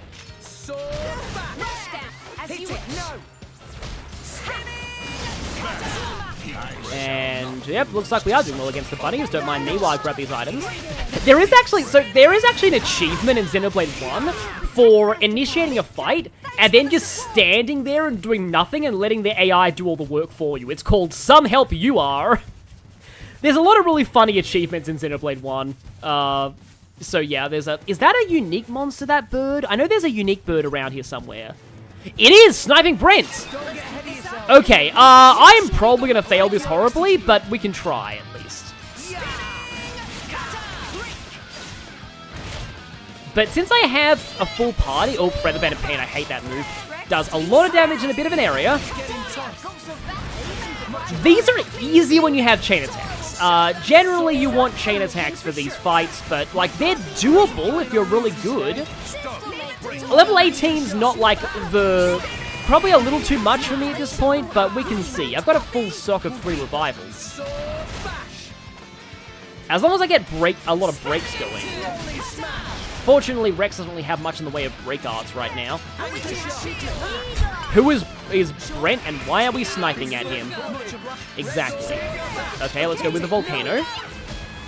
A lot of level 3 blade combos and a lot of break at the same time is how... Yeah, we've got Topple. Now, I have launch. Can we do it?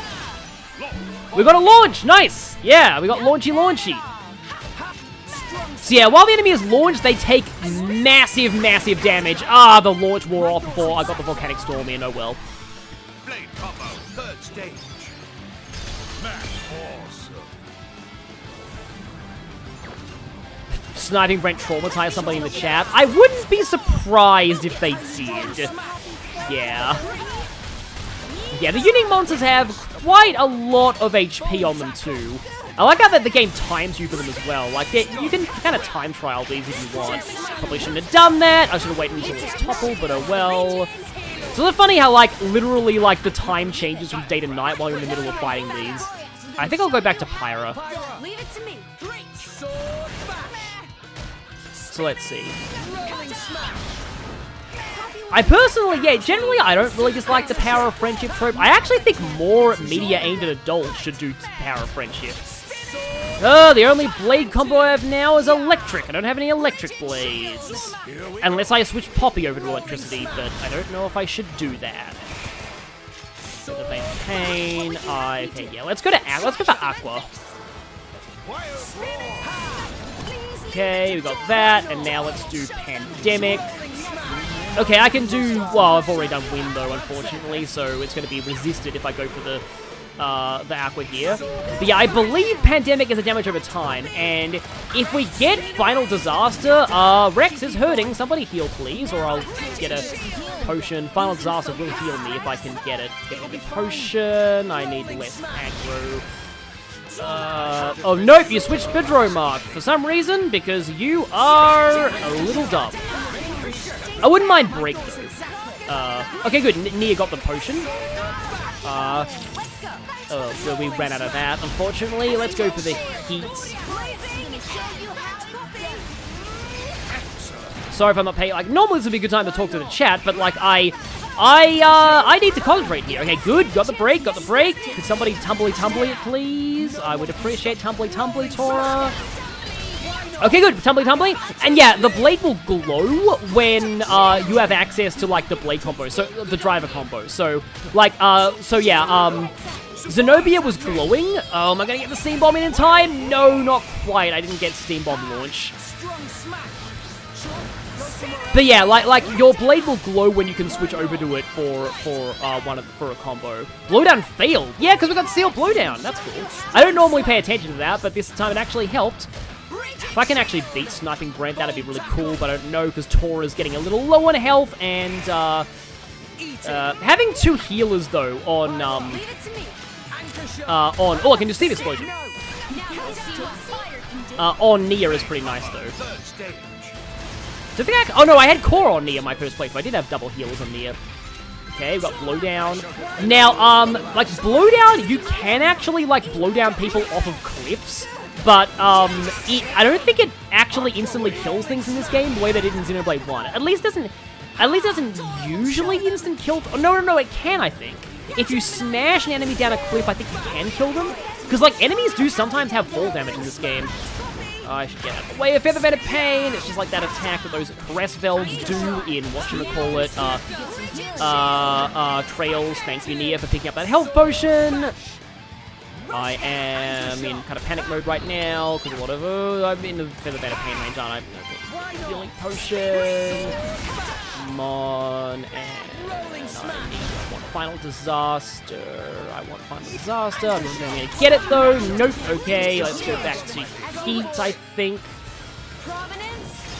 There's a healing potion over there. Thank you, Nia. Steam Bomb. No, Hawkshot is bad. It's like a big, I forget what Ether Anchor actually does.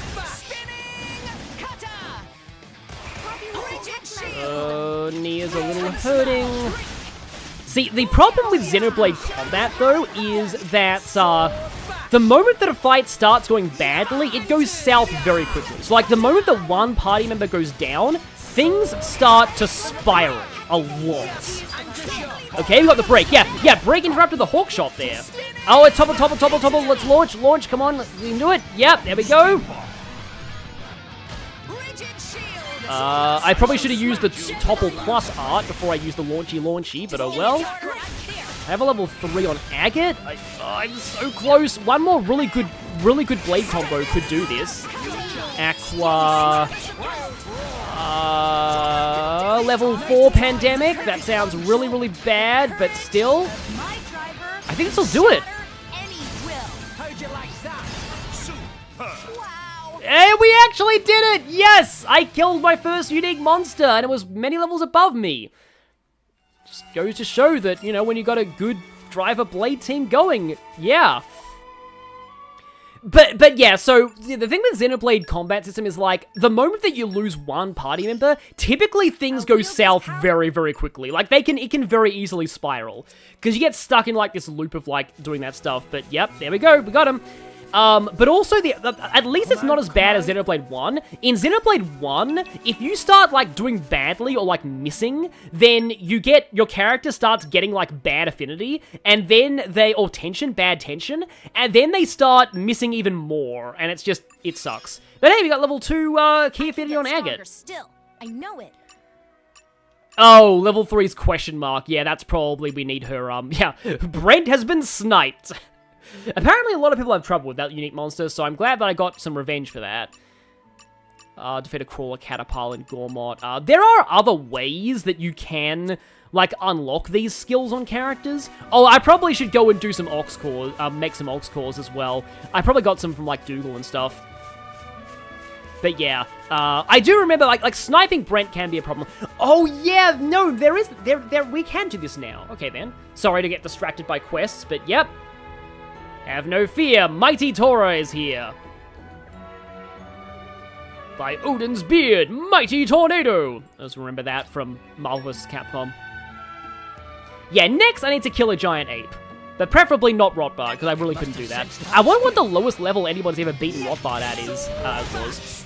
A Gramble Turk, and I thought it's a Gamble Turk in it for a second.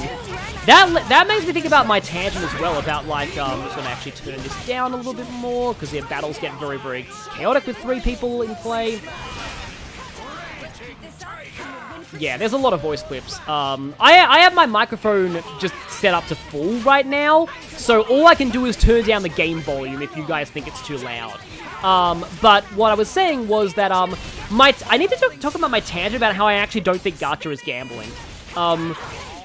Because the reason for that is that, with gacha, you kind of know what you're in for.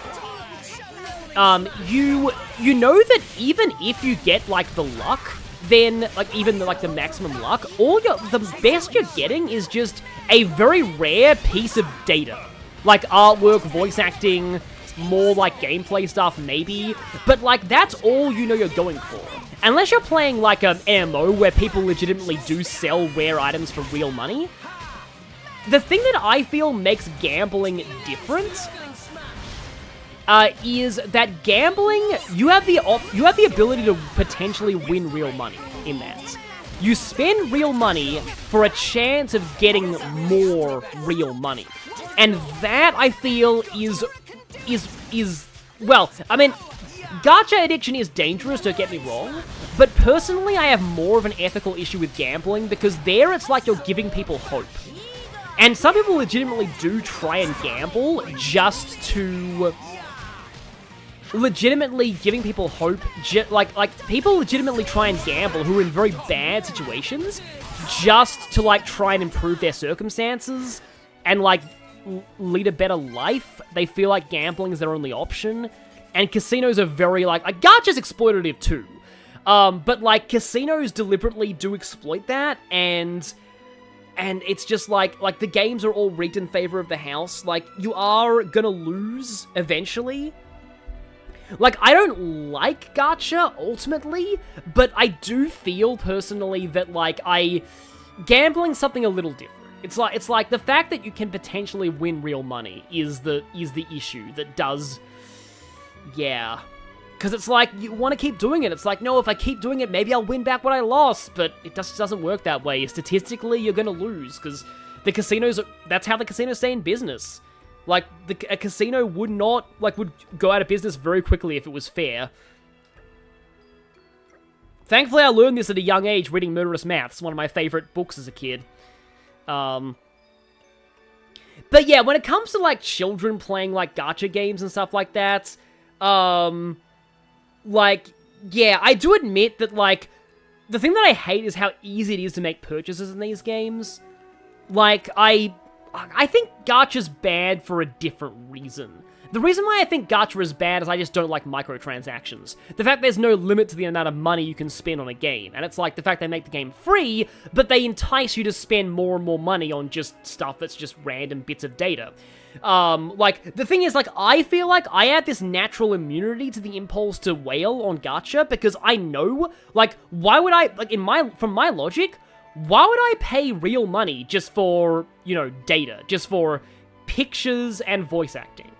I'm not going to spend real money on that, especially when all mobile games, all online games are going to go offline one day. Everything's temporary in online games. All that money that you spend on gacha is going to be all for nothing when the game goes out of service, so that's why I don't spend money on them. It's not like Pokemon cards, or like trading cards, or Warhammer, where you're getting something physical, at least. You're actually paying for a real product. Even if trading cards are randomized, you're getting a real product, at least, out of that. So at least I can justify spending money. But like when it's just gacha, that's why if this game had microtransactions, if you could pay real money for core crystals, I would be very mad at this game. But as it stands, it's also weird because like I can't really find myself to dislike Fire Emblem Heroes from a moral standpoint, because at least Fire Emblem Heroes to me it's perfectly playable as a game without spending any money. If you stay free to play, like, I've got a lot of pretty good 5 stars in Heroes without ever spending money. Like, people have made videos of it. You can beat, like, Infernal with just free-to-play units. You don't even need to use orbs. You can actually beat it with only free units, if you have the right, you know, game knowledge. So, that's why I'm okay with that. Yeah, loot boxes are also a problem. I feel like loot boxes are worse than gacha. I can't really describe why off the top of my head. But anyway, yeah, that's my tangent and stuff. But yeah, I'm okay. So speaking of microtransactions, and something that I really hated about those. Sorry to just yeah. Basically, we've got a Romeo and Juliet situation going on here.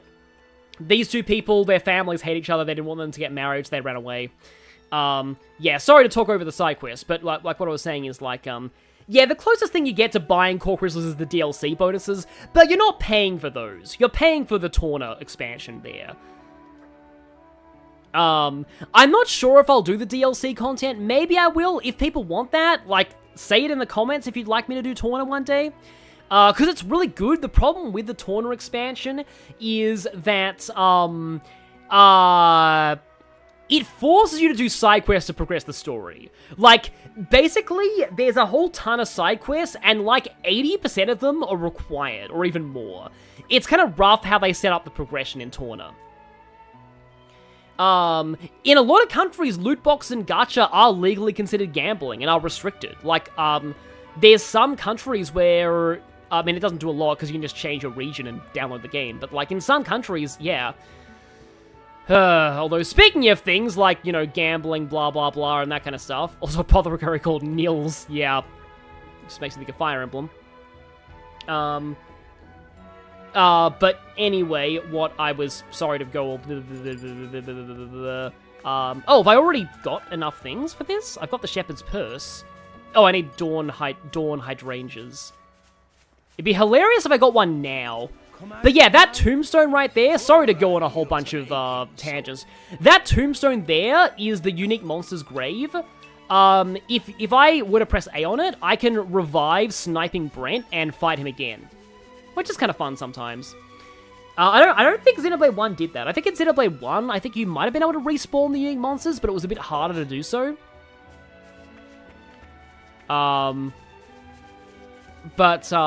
Sorry, anyway, so to finish, I have like tangents within tangents, so to finish those tangents, so let me just say this. So, one game that I got really annoyed at was Crash Team Racing Nitro Fueled. So, Nitro Fueled was interesting. That game had a currency system that you could use to buy extra skins and cosmetics and vehicles. Thankfully, they were only cosmetics, it wasn't pay to win. But you could get like Wumpa coins by playing the game. And it looked a lot like a microtransaction system. Except it wasn't. It wasn't. You couldn't buy them with real money. And then, a few months after the game first came out, they added a patch that let you buy Wumpa coins with real money. they specifically left the microtransactions out of the game so reviewers wouldn't let that affect their review scores. They waited until the game got good reviews, and then they patched in microtransactions. And the thing that sucks is, Crash Team Racing Nitro Fueled is legitimately a fantastic game. One of the best kart races of all, like, dare I say it, I'd say it's better than Mario Kart. Like, it is one of the best kart races of all time. Absolutely fantastic game. All of the extra free content they added to the game, incredible. All the new tracks, it's an amazing game. Like, it's more than just a remake, it's like an amazing game. And they just had to add microtransactions later on. It was just... yeah, that was rough. Anyway, though, so this thing right here. This, I believe, is related to Zenobia's personal mission. So once you get Zenobia, you can deal with those. I remember by the time I'd actually got to Zenobia's side quest, I'd actually already broken a few of those seal stones on my own time. But yeah. Yeah, Activision. Yeah, I hate the fact that there was going to be a Crash Bandicoot 5 that was going to be a crossover with Spyro, and they cancelled it just because Crash Bandicoot 4 sold only 1 million copies. It's just like, oh yeah, Crash 4, it got good reviews, people said it was an amazing platformer, one of the best in modern memory.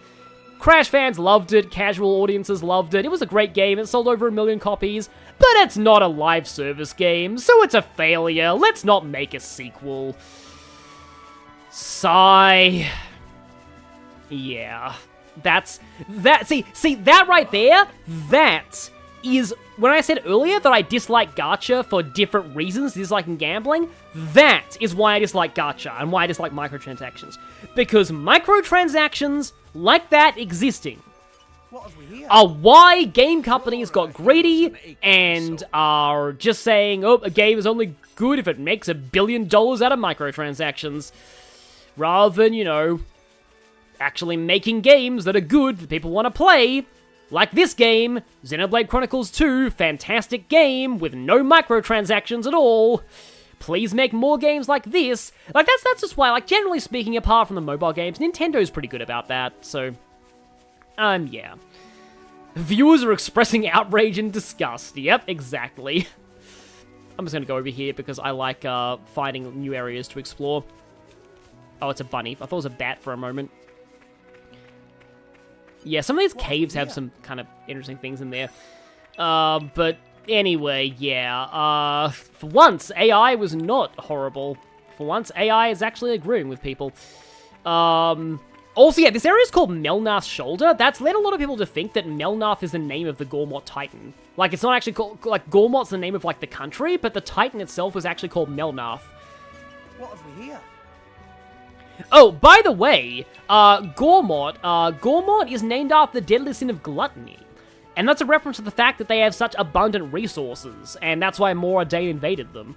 Because they really wanted the resources of Gormott, and Gormott wasn't really sharing them. So they're kind of hoarding their resources themselves, rather than sharing them, and that's, yeah, why they're the deadly sin of gluttony. Which is kind of an interesting way to do gluttony. I like it when people do gluttony in unique ways, rather than just, you know, big, fat person who eats a lot. It's like they did gluttony interestingly with Kaneshiro as well. Oh, are these things airflows? I think I can do that. I think I actually can do that with one of my wind blades. So let's go ahead and engage that blade to Rex. Let me see. Let's go, I think you have wind mastery? You're the boss. Useful, right? Yeah, here we go. And boing! And we have a heart-to-heart up here. I don't think we can do it, though. Oh, no, we can! Nice! Master Pom, Poppy have question. Pursuit of learning is a good thing. Ask anything and Tora will answer. Cloud Sea clearly visible from here. Height of Cloud Sea is different at different times. Why height change? Tora let Rex answer that one. Uh-oh. Rex, why cloud height change? Well, let's see now. The clouds in the sky. They come in all different shapes, right? Some clouds very flat, other clouds big and fluffy. Yeah, that's what I mean. And the shape doesn't stay the same forever. The cloud sees the same way. It's not always a flat surface. Sometimes it gets fluffed up. Exactly, Shadowcoin. Fly? No. Jump good. The height and shape of it isn't constant. It's always changing. Not suddenly like the weather, but gradually. It's more likely than not to change overnight. Yeah, that sounds about right.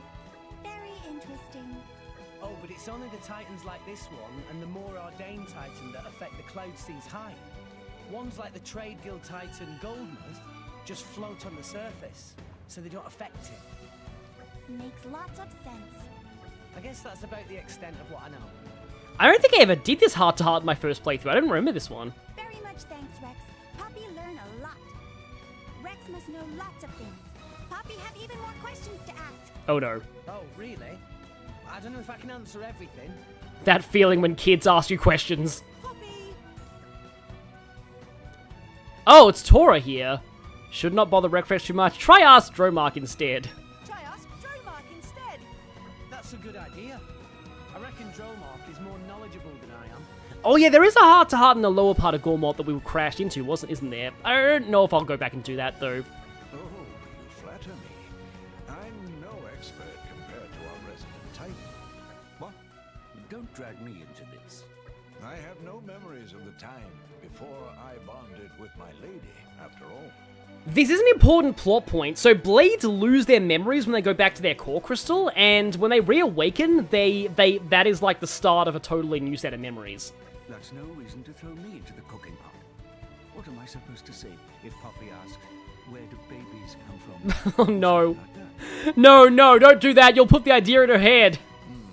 Tell her they are delivered by a flying turkey. That kind of quick thinking is why you're a better man for the job. You overestimate me. Still, if the mighty Titan is not willing, I suppose we will have to rely on my lady instead. Hold it, Dromark. I want no part in this mess. Master Pond, Poppy think Poppy already learned something. Learn what? This what people mean when they talk about passing the buck. Poppy is a national treasure. Yeah, Xenoblade 3 is like literally people finding out where babies come from. Like, the context for it is actually pretty sad, though. Because they're all, like, born in tubes and have no, I hope I'll live up to your expectations. and have, like, no concept of, like, aging, really. I'll keep... Okay, apparently there is, like, a heart-to-heart back at the start of this place. Also, we can, like... Oh, no, that's just a... Oh, no, it's a treasure trove here. Good. To know? Oh, it's just... Oh, it's an affection ring and money. I don't think I should jump down here. That's gonna end really badly, I feel. Let's, yeah, exactly. I don't wanna, like, spoil Xenoblade 3, but, babies. You guys got any babies? Just the way that she says babies. What about babies? What will we find? Okay, here's the other heart-to-heart. I guess I can show this. We're back here. This is where my whole adventure with Rex really began. Oh, right. This must be the spot where you and Rex washed up. Though we only made it here thanks to Gramps' efforts. And those efforts are the reason I'm like this now. Well, if you stayed that big, you couldn't exactly travel with us. I'd say you're just right. If I was my old self, I'd be able to carry you anywhere. Well, anywhere within reason. The World Tree would be pushing it. Amazing! So how long it take you to get to Argentum from here? At the current separation, let's see, about 10 days' travel. That long? You do it faster than that or you'll taste the whip, is what I'm hearing. Of course, that's not what I mean. But that's like 3 or 4 days by boat. My apologies. I'm not as young as I used to be. What is point of worrying now Gramps not big anymore? Anytime somebody says I'm not as young as I used to be, I think of the song 16, I'm not as young as I used to be. It's funny how the Runaway guys referenced that. Like, I thought it was the only one. Mary-Kate and Ashley's Sweet 16 License to Drive, by the way. Which, by the way, Sonic Brain Rot, that game is firmly entrenched with Sonic Heroes in my mind, because at the same trip to the game store, I got Sonic Heroes and my sister got Mary-Kate and Ashley's Sweet 16 License to Drive, which is a terrible Mario Party clone. But once I played that at one of my birthday parties, it was amazing. True enough. That old body is a thing of the past. Well, I think you are adorable like this. I like it. Is there an official Azuda plush? Because if not, I'm surprised there isn't one. Well, that's very kind of you, Pyra. Are you blushing, oldster? Tell me, Rex, do you ever wish I was in my old form? Oh, here we go. I liked it better when you were big. I think you're better like this. I think you're better like this. Oh, you prefer me this way? It's cool to have you riding on my back for a change. Just hearing you encourage me from behind really sets my heart at ease. And when you were big, we couldn't just, you know, hang out or walk together. I like being able to stay close. Yeah, it's a little bit hard to have a relationship with somebody who's your house. Weird out of context quotes. I see. I see. You look rather pleased, Azuda. If I were to be honest, Rex's helmet is a little cramped. Are there any official Xenoblade plushes, like, at all? I wouldn't be surprised if there's Ricky, but I don't really know if there are any. Not to mention the jolting and bumping and bouncing around. It's enough to make me lose my lunch at times. Why is the music in these games so damn good? Because Xenoblade. Like, Xenoblade is one of the few franchises that I think has, like, story, gameplay, and music are all, like, nearly perfection. Like, it's just so rare that there's a game where I actually love all three of those, like, basically equally. But hearing Rex say that, for the first time, it made me think that perhaps this was actually a good thing. I'm sorry about the jolting. Looks like I've got to get used to this situation too.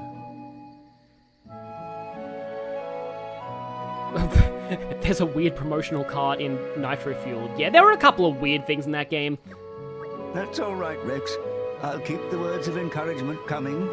I shall endeavor to become ever more reliable. Club Nintendo members got Riku and Manana plushes when 3 came out? That would be cool. Actually, if you're planning on nagging me constantly, maybe I'll pass. Yeah, I wouldn't want to have Dromack's nagging voice in my ear all the time either. Yeah, most of the Xenoblade stuff is like merchandise, it's like figures, and they're the kind of figures that I'm not really a huge fan of personally. I mean, I'd like some of those Sonic, like, you know, statues, but they're, like, stupidly expensive. But other than that, cheeky like, sods. I'm not really interested in the Pyra Mithra, like, big figures. I have their amiibos, that's enough for me. And I keep saying that name that I shouldn't be saying right now. I trust me that it doesn't mean anything yet. But, like, the model kit as well, that, like, actually contains official lore for the game, I kind of want to get that too. I think they actually recently made, like, a model kit for, Gormott, upper level, yeah, it's upper level left, yeah. They recently made, like, a model kit for Valimar from Trails of Cold Steel. Off we go! What will we find? Yes, the ones that appeal to certain demographic figures. Yeah, those kinds of figures. Yeah, that's why it also bothers me that, like, a lot of the Fire Emblem merch is like that. It's just like, oh, hey, we got this ridiculously sexy Tharja figure and Cordelia, and yeah, we're not gonna... I mean, they made Ike, and they made, like, Roy, but those are really expensive too. Like, my dad almost got me the Ike one for a birthday, but it was pretty expensive. He did get me the Phoenix Wright first 4 figures statue, though. I have that right next to me as I'm streaming this. So I like that one. The AI chat summary is very right about us being enthusiastic about this franchise. Well, that's nice. But yeah, I'm just not one to have, like, you know, big bust waifu figures. I don't know. I've just never really been into that, personally. Ike is sexy though. Yeah, I would say so, yeah. Some would agree with that. I mean, you know, I'm not into that, but I know a lot of people are. So yes, I apologize to all the Ike fans for not calling Ike sexy.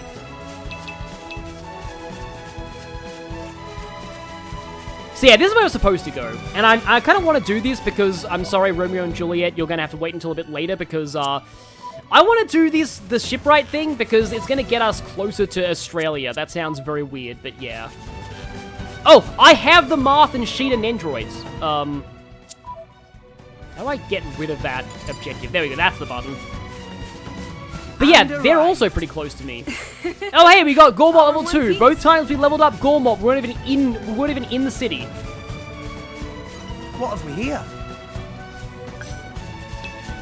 Oh, there's an Elisa figure in Trails of Acorn T. Optimus Prime is sexy, source me. That just reminds me of all the memes calling Transformers 1 like the gay robot divorce story. But like Transformers 1, I really want to see that movie. Like Transformers 1 sounds so good.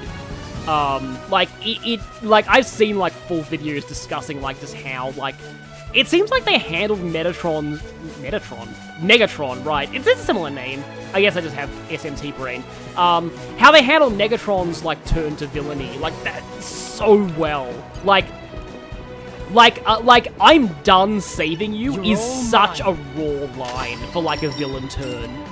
Like that is an incredible line. You know, don't want to spoil anything about the context, but like that is such a good line. Hello? Umon! Umon! Where is Umon? Who is that? Who is noisy while I do my work? Tora! This big surprise! Long time no see, Uncle Pon. Yes, long time. About 1 whole year? Yes, about that. You became very big in 1 year, Tora. Yes, Tora not Little Pon anymore. And Tora have lots of sidekicks. Rex and friends are not Tora's sidekicks. They are real friends, Umon. I swear, this time I made real friends. Umon. Even though I built one of them myself. He did great research with Grampy Pon. He is great builder of ships. Hello. Greetings. At your service. I see. Tora's friends. Tora has lots of friends. Very good. Tora has become fine, Biggie Pon. Biggie Pon. Well, Tora, did you need Umon's help for something? Well, we wanted to borrow a ship from Uncle Pon Umon. A ship? But there are lots of ships in Toragoth. Why hike all the way to Bum Bum to see me? Oh, Forgot about that line. Well... Tora run out of gold, Yes. Tora spend all the gold on artificial blade. Tora flat broke, like penniless pancake. I wanted to go on a little boaty jaunt to, nearby place, but no money to go on boat. I hope Tora can keep track of all these fibs he's telling. There's no other option.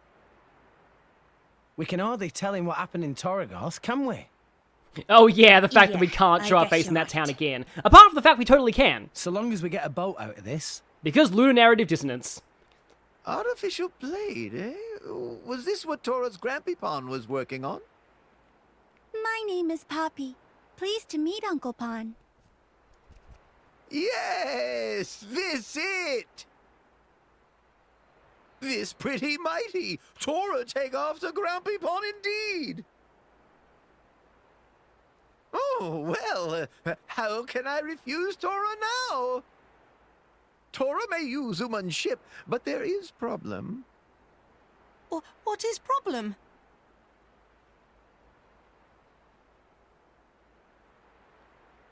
You see, ship not quite ready just yet. Not much left to do, but work stop because no building parts. That's the only problem. Correct! But that is big problem. Big like sea or mountain. You mean, all you need is some parts, then you can finish the ship? It just as you say, friend. So if we go and find the parts, then you'll... Of course! I make ship ready, then you borrow! Thank you! Come on, everyone. Let's go. Yay! Let's go find ship ingredients. Ship ingredients. Yes, we are cooking a ship. Speaking of which, I recently made my second recipe from the Sonic cookbook. I made, when I was down visiting my sister, I made Pico Pico Slammer, which is like Amy's lemonade recipe, which I made it because like it's a non-fizzy lemonade of all things.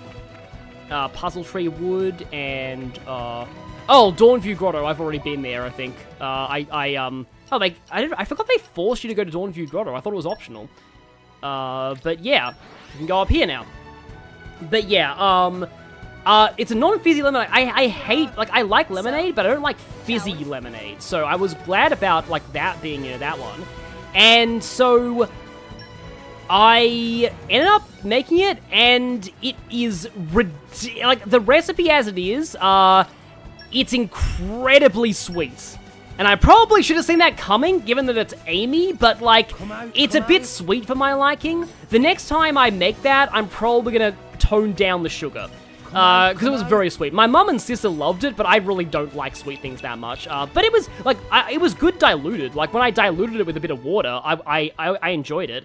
The other thing as well that I realized about when making that recipe, is that, so, the recipe calls for, like, 1 1/4 cups of lemon juice, and I bought 1 lemon. This is, I guess, part of the learning process of, like, learning to cook. I bought 1 lemon. I severely overestimated the amount of juice that you get out of a lemon. So, 1 lemon is, like, basically, just an 1/8 of a cup of lemon juice. So, I had to go to the grocery store and buy a whole bag of more lemons. And even then, I didn't have enough lemons. So, it was a little bit less lemon than I would have liked. But yeah. So, that might have been, like, there was probably, the ratio of sugar to lemon was probably too much. So, that might have also not helped. But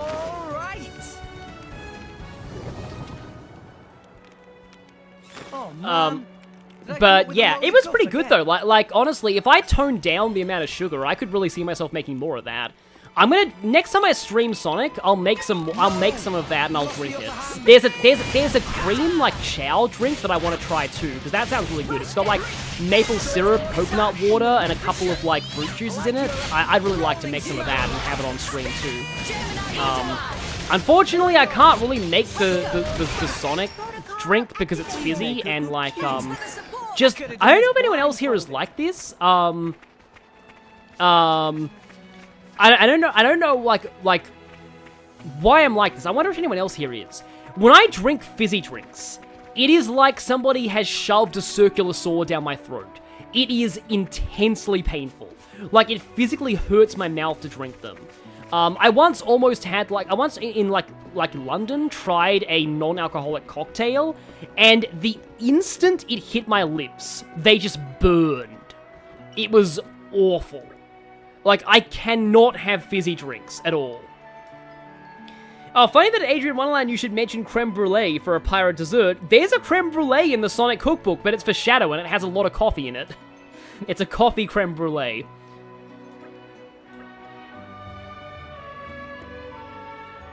And people wondering what the first recipe that I made in the Sonic cookbook was? It was poached chicken. For a Knuckles, like, wrap, and, it was really good, like, some of the best chicken I've ever had. I want to make that more often. Ah, okay. Well, we're missing the Titan for the Titan ship. That makes sense. I love Tora's generic quest comments sometimes. Oh, pollen orbs. Oh boy. Green pollen orbs.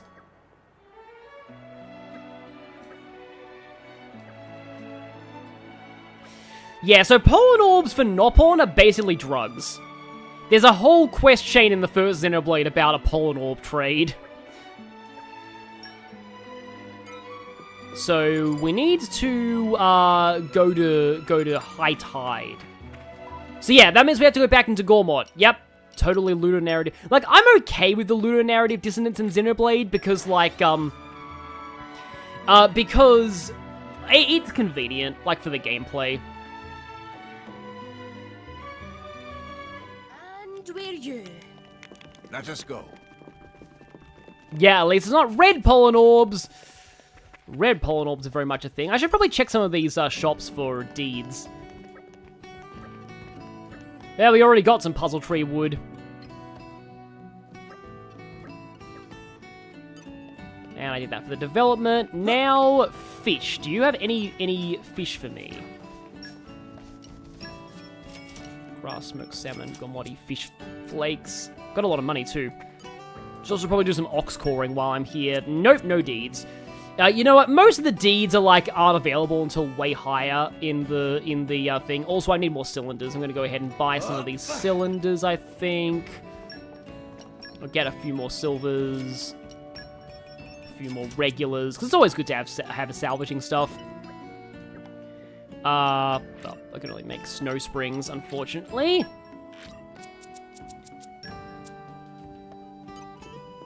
Hot tea and honey. You'd like one of the recipes in the Sonic Cookbook then. There's a recipe from Charmy that has a, it's basically hot tea and honey.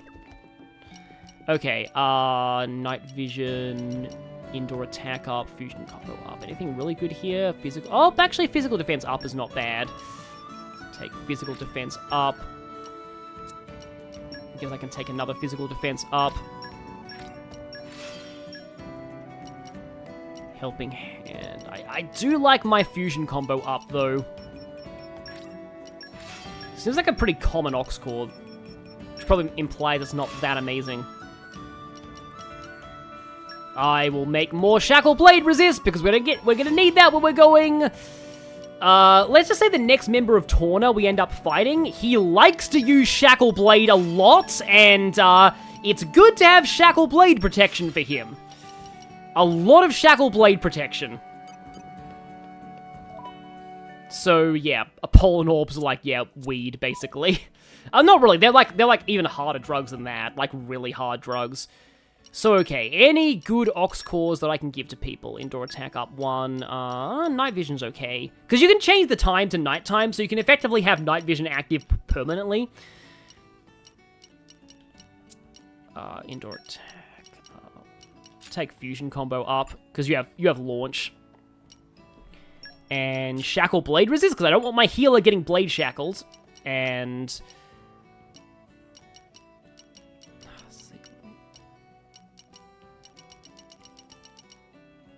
night vision.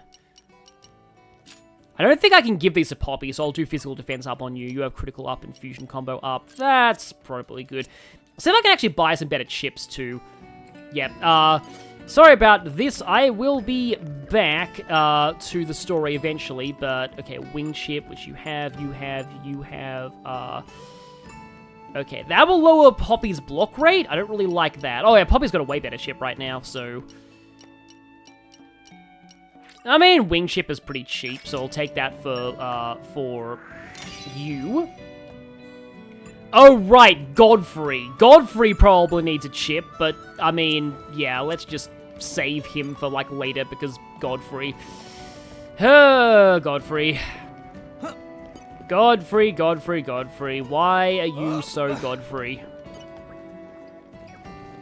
Yeah, so we're gonna do long rest. That changes the tide. Yeah, let's level up Nia once. Really? I'm still getting stronger. Just to keep everybody, even. Yeah, there have been restaurants that gave me sparkling water instead of regular water, and as a kid, and I just hated it.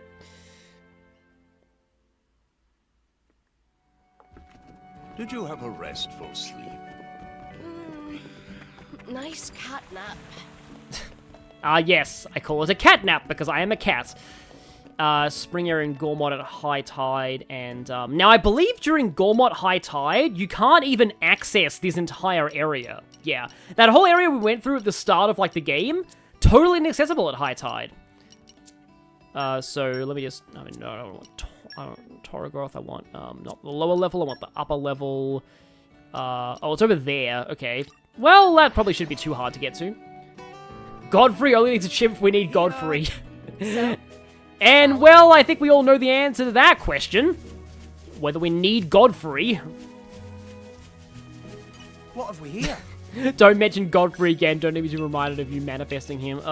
It's just a shame, because, like, Godfrey's a cool character. I like him. He's just so devoted to justice, and he's just generally an all-round nice guy, but just as a blade, he's kind of bad. I mean, really bad. Like, extremely bad.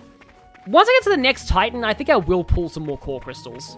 Maybe we can do that at the end of the stream, because it's always nice to have, like, maybe we can make that, like, an end-of-stream tradition.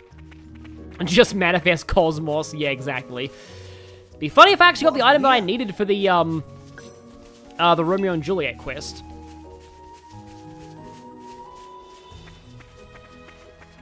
$17K is a fanfic by itself. Are you talking about words? Like, is somebody writing a fanfic? Oh, we couldn't open this before. Oh, because we're lockpicking, and I don't have lockpicking yet, because we don't have Cora. I forget who else has lockpicking.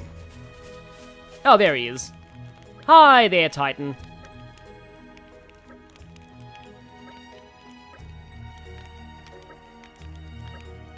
Trying to get eaten yourself. That may or may not be foreshadowing. Titan gone off somewhere. Okay, let's go back and see Umon. We are so close. We are so close to Australia. We are almost there. Australia is coming. Yeah, Dahlia's also a joke, but thankfully we haven't pulled Dahlia yet. If we do later in this stream, I'm going to be very mad, because Dahlia is an example of another thing that I don't like in this game. Yeah. I love most of this game, but Dahlia's just... why does she exist? I kind of want to salvage, but no, I want to... let's get going.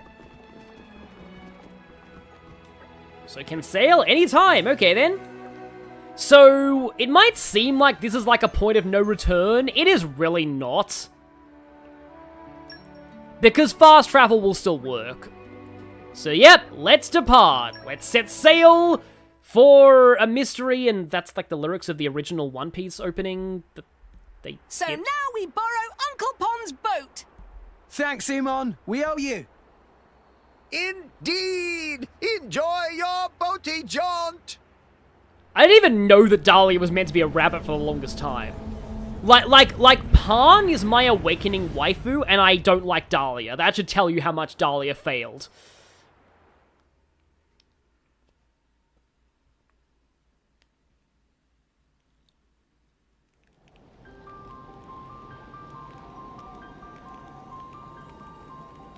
Yeah, Arthur from Fates and Godfrey would be absolutely an amazing pair. I'd love to see them talk.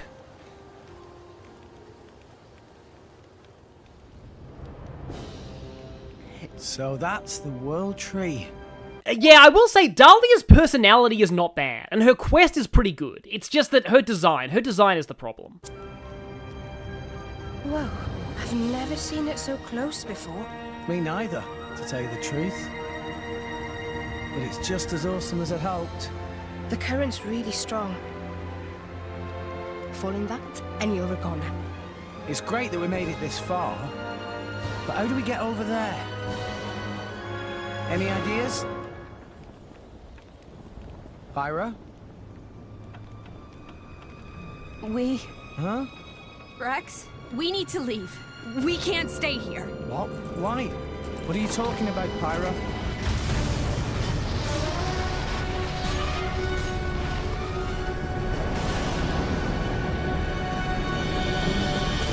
Ophion! Yeah, I do agree. The reason I don't like Dahlia's design is it did so much damage to the game's reputation.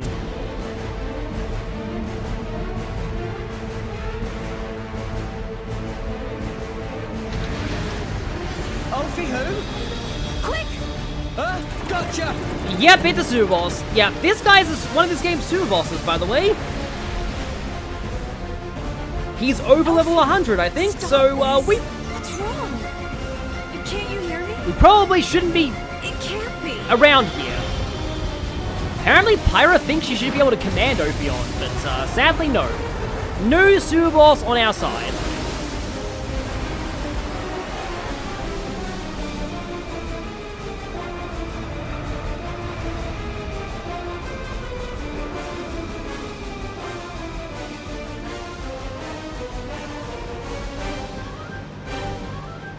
What was that?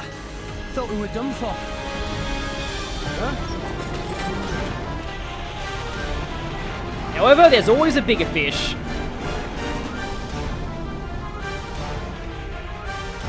We dodge the snick. Is that Uraya's Titan?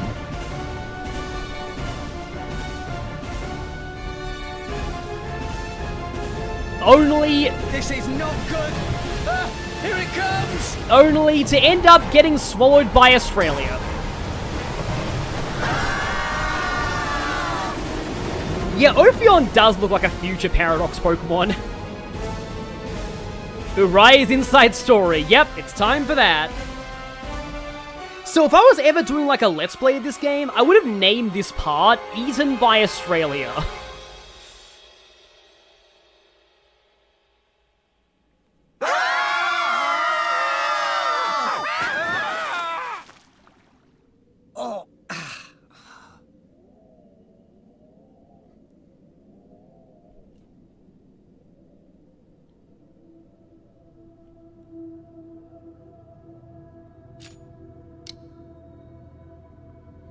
Pyra?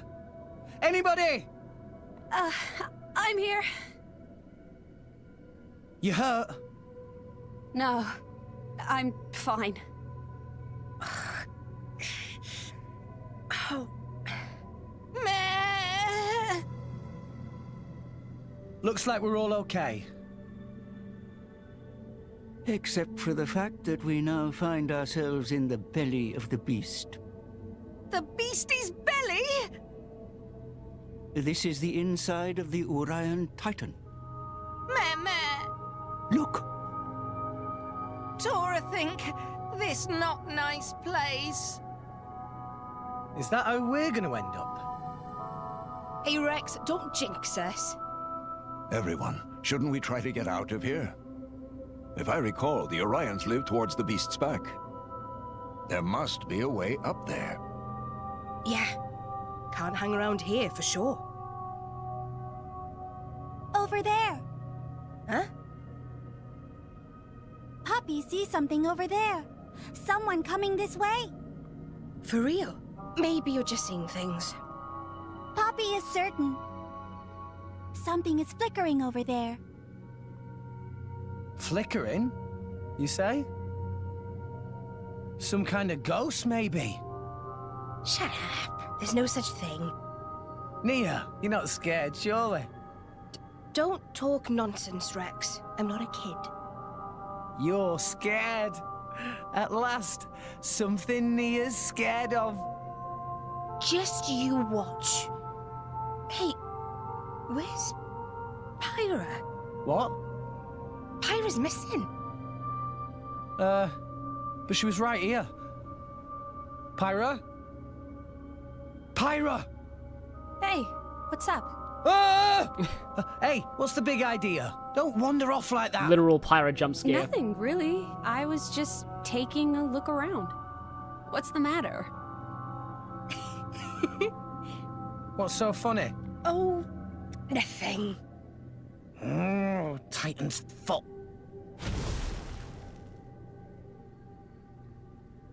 Oh yeah, you probably should have done that the whole Things are time. looking brighter already. Poppy can help too.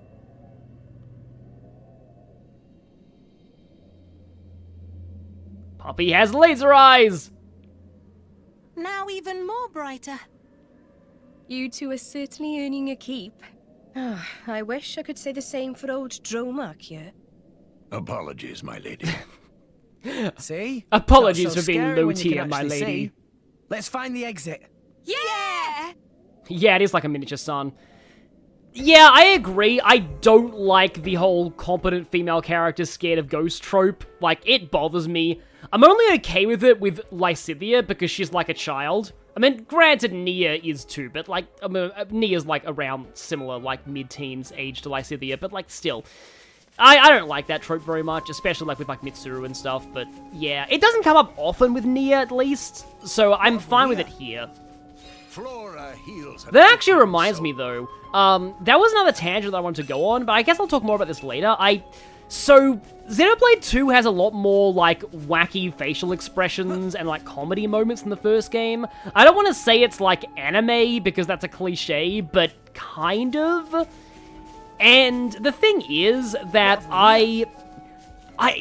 so how do I describe this? It is weird how little I'm bothered by it. Like, okay. I can't quite explain why the sort of more silly, like, quote-unquote anime moments, except for a few, there are a few that are legitimately really bad that I'll get to when we get to them. But a lot of the kind of more silly anime moments in Xenoblade don't actually bother me, whereas, like, in a game like Fire Emblem Fates, they absolutely do. Like, Fire Emblem Fates, that bothers me a lot. And maybe it's just because Fire Emblem is typically not like that, but then again, people consider Fire Emblem Engaged to be anime, and, I feel like I'm under-leveled for not doing enough side quests, actually. But like, Engaged to me felt more like a cartoon than an anime, but anyway, so like, what I was saying was, also, I beat a level 18 unique monster, I can't beat a level 18 bat. For some reason. That's the wrong button. It is down. There we go. Okay, one bat. Let's try one bat. Or Vang. The Vang is meant for bats in Xenoblade. So... Anyway, yeah, like, it's very hard for me to explain this, especially since, like, Xenoblade 1 was not really all that anime. I feel like this is another case of, like, Xenoblade, like, overcompensating, in the sense that, like, I think Xenoblade X was too Western, and so this game probably tried to bring back the Japanese audience, and maybe was a little bit, because I've heard this game is more popular in Japan than in the West. Like, Japan apparently doesn't criticize Xenoblade 2 as much as the West does. And I can kind of see why. Because, like, I mean, I guess this is more than, like, I'm more of a JRPG guy over a Western RPG guy, but, like, it's kind of hard. Also, yeah, Akon's here going to sleep. And make sure you watch the VOD, because we're about to see the Australians. But, like, again, it is hard for me to, like, explain my exact thought process with all this. Let's go for strength, I suppose. Nice one. But it's just like, I think it's just more that just the characters and main story of Xenoblade 2 is so good that it legitimately, like, the dull moments don't bother me.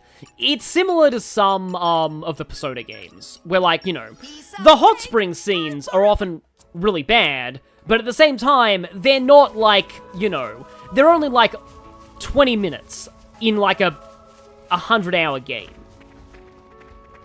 Also, if we go down here, we can get to some digestion pools. The acid gullet. Oh boy, are we gonna survive? Can I grab this? Yes, I can. We got a note fragment. Mysterious note. Like, it's... So, like, the kind of, like, quote-unquote anime tropes that do bother me are, like, Camilla in Fire Emblem Fates. And I am leaving. I am leaving. Somewhere else, why don't you? Yes, go somewhere else, why don't you? And, like, and in Trails of Cold Steel, like, the harem in Trails of Cold Steel, like, that legit bothers me. Because the... Oh boy, that's a lot of bats. Okay, then. But, like, those moments bother me because, like, Trails was not like that. it was pretty grounded and serious for the most part, and then Cold Steel was suddenly like, oh, also, you know, Estelle and Joshua was like an amazing canon pairing. It's like, okay, so let me do an analogy. Trails of Cold Steel's harem system is, imagine if Rex could, like, romance any of the Blades. Like, that's like how I feel about Xenoblade's, not Xenoblade. That's how I feel about, sorry if I'm saying the wrong words a lot lately. I guess I've just come back from a big trip. I hope I'm not too tired, for this, but yeah. So sorry about fumbling my words a little bit, but, Trails of Cold Steel, that's kind of how I feel about that. Like, the harem in Cold Steel just actively hurts the writing of all the characters in that game.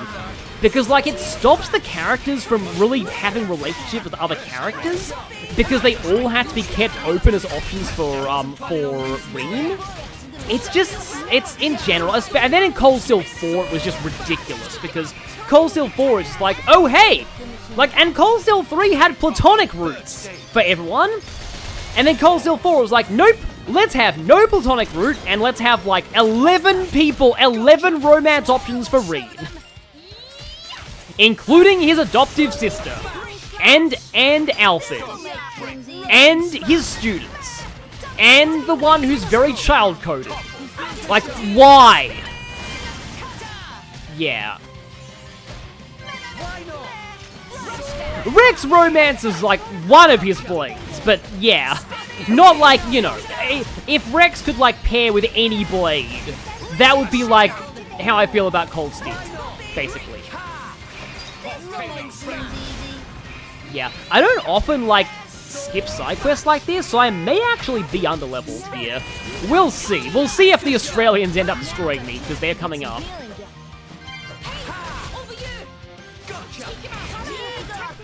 Yeah, I think in the Welsh accent they say, like, "you're" instead of "here."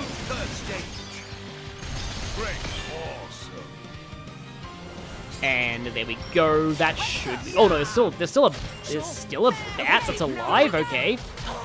How many bats did I even aggro? I have lost track. Could somebody please topple it? Okay, got Tumbly, and now Launchy. Launch heat. I guess enemies like to do that in, you know, insert digital Devil Saga joke here is what I'm saying. And I think you're probably going to die to this. No, that is a bulky bat. But it is several levels higher than me. And dead. Good, okay.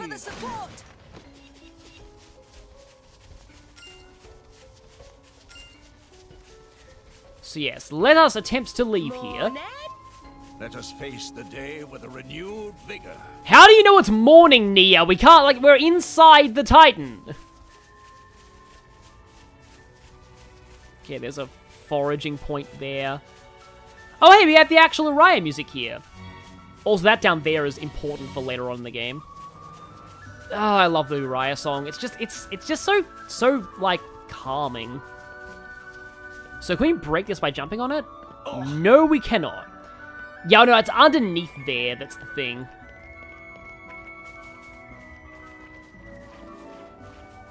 Launch heat could be a Tekken joke, yeah. Oh yeah, I remember when people were laughing so much when, like, Tekken 8 revealed, like, a mechanic called heat. And it's like, because, like, fighting game experts have to talk about things like, okay, so Jin is in heat right now. And it's like, oh no, that doesn't sound good. That sounds really terrible. Also, Australians, save me from the enemy that's aggroed onto me. But yeah, it's just really funny that you have to talk about Tekken characters being in heat. Okay, so I'm going to put the sound all the way up for this. Dim light. Maximum game audio for this. The Urayan Titan has a translucent hide. I bet that'll be the light filtering through. So, the Titan must be above the clouds now. I dare say. If we can make it to the source of the light, maybe we'll find a way out of here. Hold it! He's here. The Australian has come. I'm sorry it took 4 hours, but he's here. Looks like a bunch of mushes I ain't seen yet.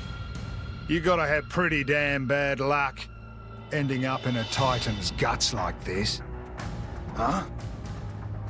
That blade. An emerald core crystal.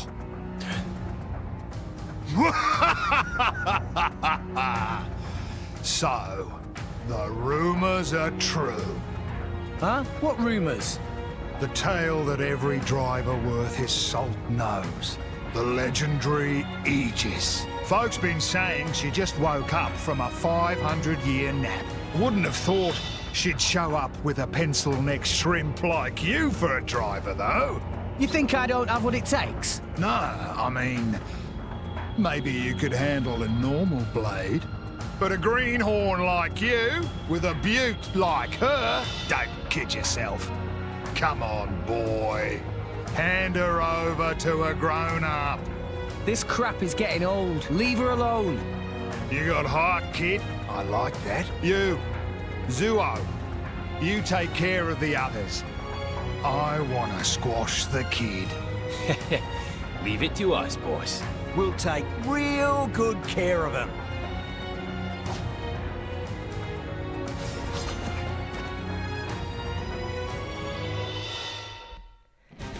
So now it's time! It's time we're fighting Vandom, the most Australian man in the whole world! We're gonna put some CRUSTIP on a Barbie! Okay, wait, hang on. Firstly, tutorial. You're up against a whole bunch of fierce opponents. Here's a little tip that might come in handy when taking on multiple enemies. Perhaps you've made use of it already, but the thing that the arrow is currently pointing to is called the concentration icon, where you're taking on multiple enemies. Even if you switch the leader's target, your fair dinkum allies won't switch theirs. They'll carry on attacking the same enemy as the Drongos, even though people in Australia almost never say Drongo anymore. If you feel like you need some help, just press right, the button for the concentration icon, and your allies will all hone in on the same enemy as you. In a crowded battle, the order you choose to take down enemies in can mean the difference between victory and utter failure. Make good use of target switching and have your allies concentrate on enemies, and you might find a way out of some sticky situations. Now protect Pyra from the Australians. I am so underleveled for this. I am gonna get wrecked by the Australians so badly. I am gonna get wrecked even worse than Ringo Dial got wrecked by Crash Bandicoot. Yes, I am gonna have to talk like this in this entire fight. And yes, I might have to go back to an inn and level up myself because I have not done enough side quests at all. I'm starting to sound like the crazy warehouse guy from the Chasers War and everything, which is a really great Australian satirical show, by the way. Please watch it if you haven't. In fact, you probably can't watch it because it's not available anymore, and also because all of its satire is very irrelevant now. It only came out in like the 2000s, and yeah, trying to watch satire from that era is not going to make a lot of sense these days. Please focus, everyone. Apparently, I'm targeting Zuo right now.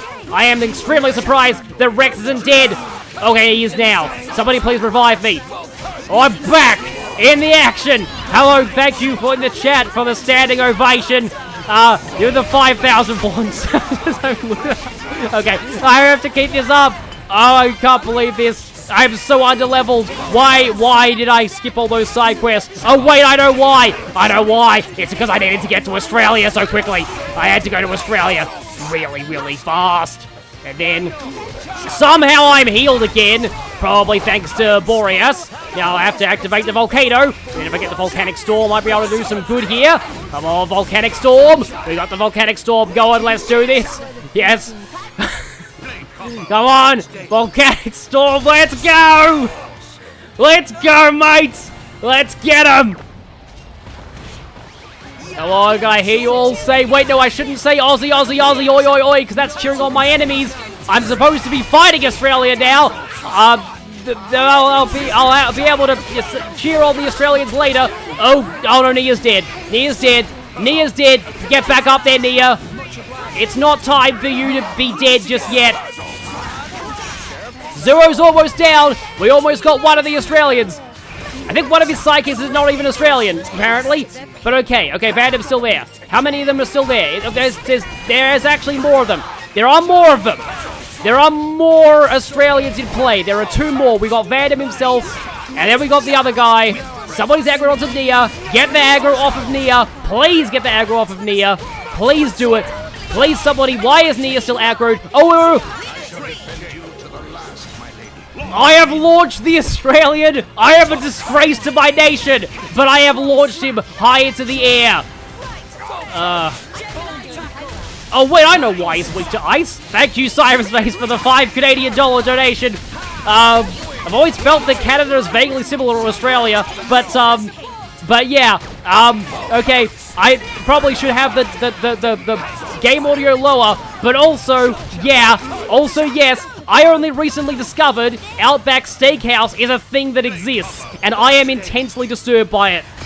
For example, bloomin' onion. Yes, it sounds vaguely Australian to call something bloomin', but it is not a food we actually eat in Australia at all.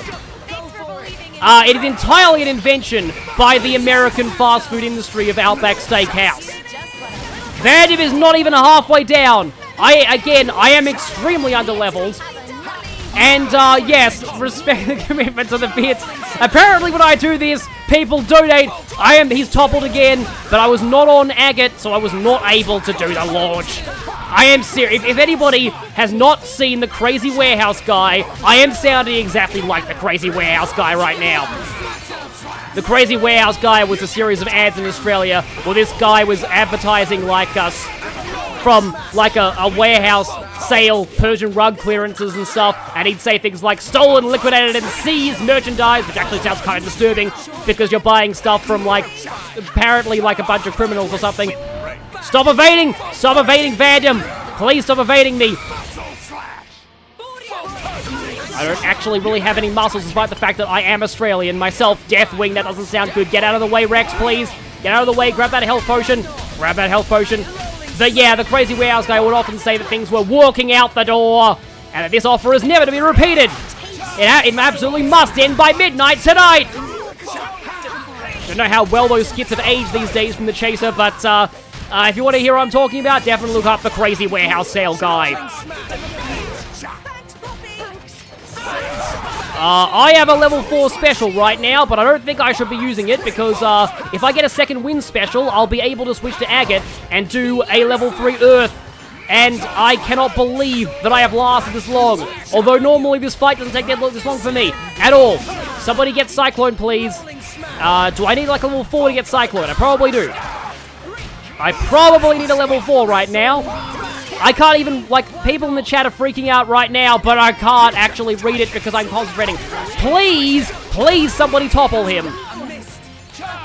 Okay, this could be kind of bad if I'm not careful. Okay, we got, somebody's doing that, someone's doing that. Let's go with a level 4 top, level 4 blade special. Let's do this. My accent power is wearing off. I need to end this fight before I need to keep up this accent until I finish this fight, and that's really not gonna go too well. We got the volcanic storm going. Come on, I sound like a football commentator, which is probably a good thing. Come on, we can do this. We can do this.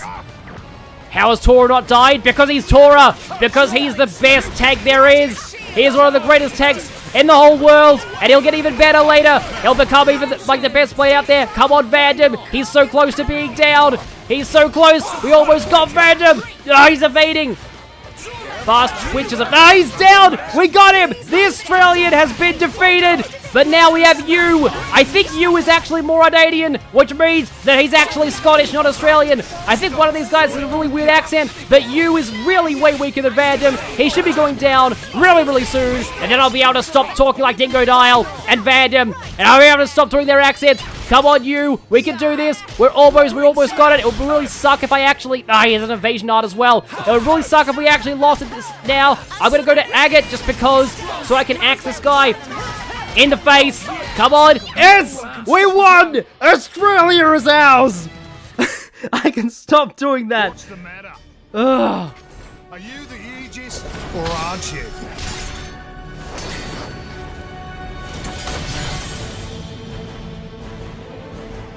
Huh? Something feels different. This man, he's... Australian? You don't say. That all you got, mate? Pathetic. We'll show you. We'll show you what me and Pyra are made of. He dodged. Of course I did, kid. Any slower, you'd bore me to death. How about this then?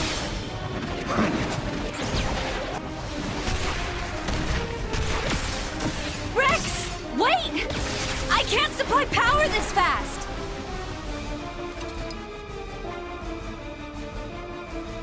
Nowhere left to run. Eat this! Huh? Playtime's over. Take this. No, her accent power also ran out. Ha! If you're a driver, you're a new one for sure. Drivers, see? We borrow our blade's energy, channel it into our weapons, and let rip with an art. But you gotta be careful. There's a limit to it. If you go in all bull-headed like that, kid, even that Aegis of yours is gonna run out of energy before long. It's kind of funny because that's not really a game mechanic. This reminds me of something the Pokemon anime tried to do that was kind of a reference to PP, but it wasn't really, like, I don't think it really did that great, but also, is gonna run out of energy before too long. I love Vandom. What? Huh? Huh? The name's Van Dam. I run a little firm out of the nearby village. Firm? Come on. I'll treat you to some grub, as thanks for letting me take a whack at the legendary Aegis. So grub is something that we do say. Butte is also something we do say. I realized while we were fighting, I sensed from the very start that he didn't mean us any real harm. He sure is a strange old goat, that one. No, I'd say like old kangaroo, more likely, maybe? We aren't seeing more of him, but yeah, so, okay, yeah, that was something. If I ever, like, that was something that I've been planning to do ever since I, like, wanted to stream this. If I LP'd this game, I would have also done that. Like, that was, I've had that whole thing planned for years. Oh, hey, there is actually an Australian here in the chat. Nice, yeah, we do say Butte a fair bit. Drongo is almost never used. Like, I've legitimately never heard anybody say that in my life. Though my mother, from her generation, has some slang that we don't really use very much. But yeah. The group has recognized me as fellow countrymen. Finally, I have proved myself to Australia. It's kind of hilarious, like, Team Fortress 2 has, like, Australia as, like, the ultimate, like, nation where everyone is, like, super ridiculously strong. But yeah, this music is nice, too. Yeah, my throat is going to be hurting after this stream, but I don't care. I don't exactly know where, well, like, the funny thing here is, so here's something that you might hear Vandom say later, so dag.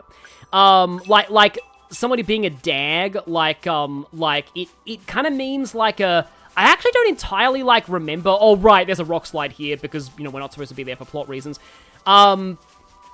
It's not used that often, but I have actually heard people in my mum's generation mostly use the phrase daggy, which has the same origin, but it comes from, like, it means, like, it's often used for fashion. So, like, daggy clothes means, like, it kind of means, like, unfashionable, or, like, lame, kind of. Like, that's, like, the equivalent. But, like, it actually refers to, like, a bit of, like, crap hanging out of a sheep's backside, but, like, I've never really heard it used that much, but, like, I have heard the term daggy a lot, and I didn't realize it actually came from the same origin. Congratulations. Oh, cyberspace, are you dropping out? That's fine. I don't know how much longer I'll go for. Probably not a whole ton longer. I do want to see some of these Vandom scenes, though. Hell of a story. So you headed to the World Tree to reach Elysium, but got swallowed up whole instead.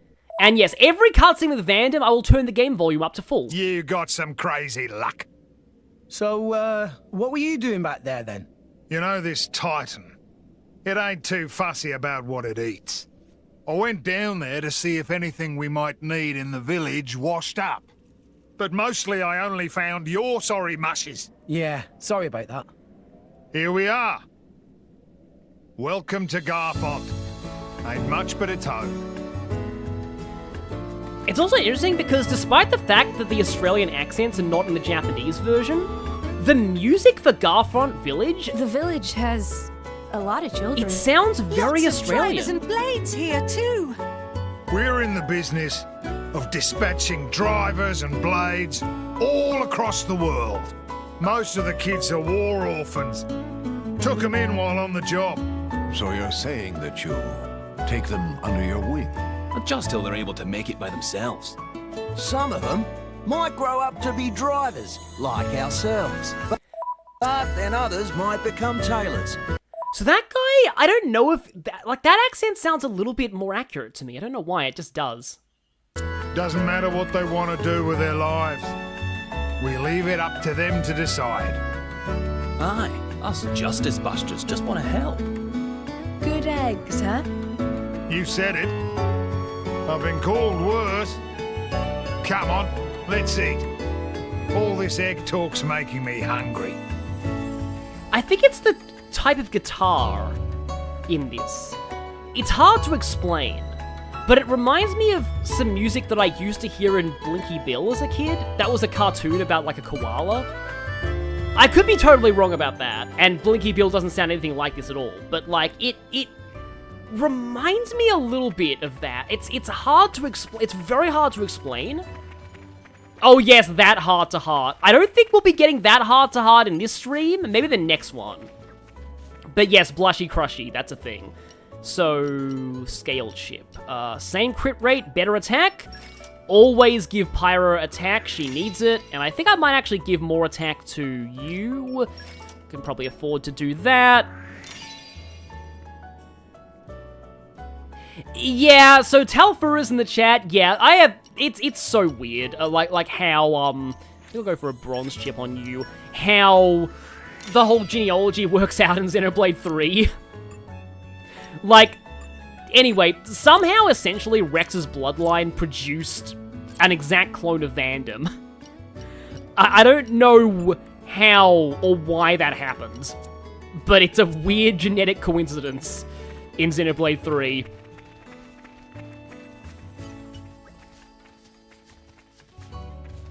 Why hasn't his blade said anything yet? Oh, I don't know, yeah. And yeah, I do love, like, I'll talk about Blushy Crushy once we see it. That whole heart-to-heart. It's something. But this is actually really nice how there's, like, a bunch of, like, war orphans that have come to this village.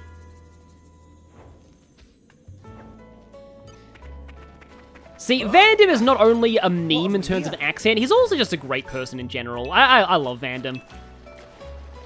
Also, I like to go up here because look at that tree!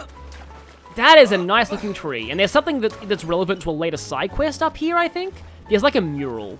So Rock is Vandam's blade, and Rock is called Suzaku in Japanese, and this is kind of where one of the points where I actually do prefer the English names of the blades to the Japanese, because Suzaku is normally associated with fire, but Rock is a wind blade, so I actually think Rock makes a little more sense, though, granted, here's what I would have really preferred, though. Sanji's #1 fan, this is making you want to replay this game? Do it! Do it! I will make all of you replay Xenoblade 2 or play it if you haven't, because it's amazing. Legitimately one of my favorite RPGs. But what I was saying was, that... Oh, here we go, Obstructive Roots. Oh, I need level 3 fire for that. And I like how it also requires wind, because, like, wind fans the flames and makes them bigger, but, yeah. Gonna need to come back when Pyra's a little bit better. Pollen orbs? Yep, those are drugs. Well, Tora likes tasty sausage, from what I remember. Anyway, sorry, I'm getting sidetracked a little bit because of all the Australia tangents and stuff. And Australian man, yep, I like the fact that the AI, summary is calling him that. So yeah, so Rock. One thing that I would have liked with Rock is if they'd actually found, like, a bird from Australian Aboriginal mythology and gave Rock that name instead of Rock. Because Rock is actually Persian, I think, which doesn't really fit, and... Yeah, I would have liked it if they had done that for Rock, but still. Also, Rock is the blade who is canonically non-binary. I think the story still refers to Rock by he/him pronouns, But, like, Rock is not considered as having a gender for gameplay purposes. In the game's mechanics, Rock is listed as... Rock's gender is the number 4. Like, literally just 4. Treasure acquired. Hey, Overdrive Protocol! So yeah, you do get a few of these. They're often in chests in towns, your first time you visit them. But, generally speaking, you want to, save those for if you really, really need them. Like, there are some blades that are incredibly good on certain characters, more than others. Yeah.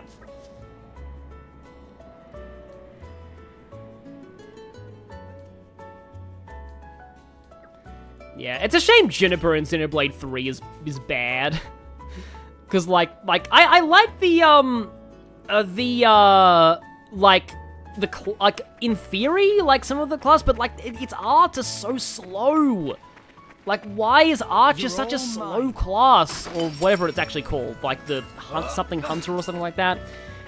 It's just such a slow attacking class. It's just... It's a whole thing, which is kind of a shame. Like, the one thing that I do actually really like about Juniper, is that, like, Juniper, like, there's a character in one of the other, like, colonies who gets a crush on them. And it's really rare that you see a non-binary character be involved in a romantic subplot in a game. And, like, the character is never considered weird for having a crush on them either. Like, I mean, they have some issues with it, but that's because they're new to the concept of romance in general. So, it's kind of cool. Like, I'd like to see more, like, non-binary romances in... There was one in Critical Role Campaign 3, which is one of the few things that I liked about Critical Role Campaign 3, sigh. But there was a non-binary romance in Campaign 3 of Critical Role. It's like, if you told me that FCG, the robot therapist, would be the first party member to get a romantic subplot in Critical Role Campaign 3, I wouldn't have believed you, but it worked way better than it had any right to. Again, it was like the only well, no, I like Dorian and Aurum. Dorum was good, but I'm one of those people who is not a fan of Imogen and Lordner as a couple, but yeah, let's not go into that here. Most of you probably don't understand what I'm talking about. Yeah, it's in Xeon's Ascension quest. But yeah, I do like that. Like, somebody just openly has a crush on a non-binary person, and it's just treated as normal. Because again, you don't actually see that very often in a lot of media. Oh, is this the place that sells a really good thing? Yes! Generosity is Pyra's favorite item. You know that if... Like, I got that spoiled earlier by the DLC, but yeah.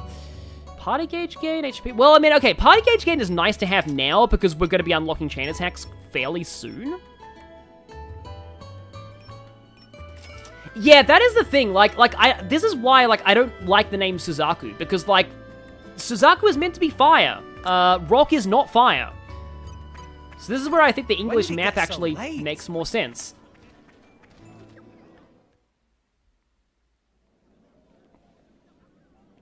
Oh, wait.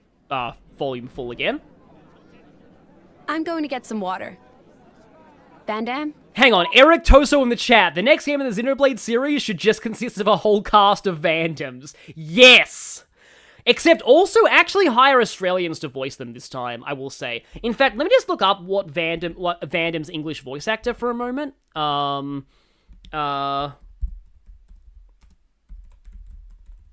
Just looking this up, because I'm pretty sure he's not Australian. And that's a shame, because there's plenty of Australian voice actors out there. Simon Thorpe. It's funny, that sounds like an Australian name, but I don't think they're Australian. I guess I'm thinking of Ian Thorpe, the Australian famous swimmer. I can't find, like, a listing, but I think he was in the Royal Shakespeare Company, okay. I think he's UK, but I don't think he's actually Australian. Which is, again, it's kind of a shame, though, because, like... Cheers, love. Give me a beer. Because that's the most Australian line of all time. But, like, it's not terrible. Like, it's obviously very exaggerated. It's a very, like, ochre voice. Like, it's very Bogan. Bogan is kind of like the Australian equivalent of, like, country bumpkin, kind of. I would say redneck, but, like, imagine redneck as a stereotype, but not racist. That's like Bogan. Although I guess some Bogans are probably racist, but like, yeah. Oh, you know how it's somewhat Bogan? Dingodile. Dingodile from Crash Bandicoot is a Bogan. Gondor from Xenoblade 3 is a female teenage Bogan. That's what a Bogan is. And Vandam's accent is very Bogan. So not a lot of people talk like that here unless you go into fairly far out like suburbs and stuff. But yeah, just I would like to hear actual Australians voicing these characters. But still, it's this is not a bad like attempt at an Australian accent. Like many people have said, Australian accents are like the hardest accents to fake. Like, it can very easily come out sounding like Cockney. And that's what some of the Orions end up sounding like. It's just, it's a really tough accent to actually pull off. Beer? Coming right up. What's up? The grub don't suit you? So, do you fight in wars too, Van Damme? You got a problem with mercenaries? Are you trying to get us to join up? Ha! Shrimps like you, we're not that desperate. Relax. Okay. Good to know. Rex, you're a salvager, ain't you? Yeah. You must have fished out your share of military supplies, right? You fine with that? Nah, I don't want to get involved with it. It's all the same. Compasses, valves for ether stoves. Armies need all these things. That bread you're eating, it's made from Ruska flour, supplied by the Ardanian government. This world's full of war. Don't matter if you're a soldier or not. As long as you're alive, you're in the war, some way or another. Don't you think? Life can be cruel. Crueler than you know. That's why I set up this little band, so I could protect the people I care about. Rex, you're the driver of the Aegis. The whole world's gonna try and scalp you. You realise that? How are you gonna live when you've got everyone gunning for you? It'd be easy to run. All you need to do is ditch that girl.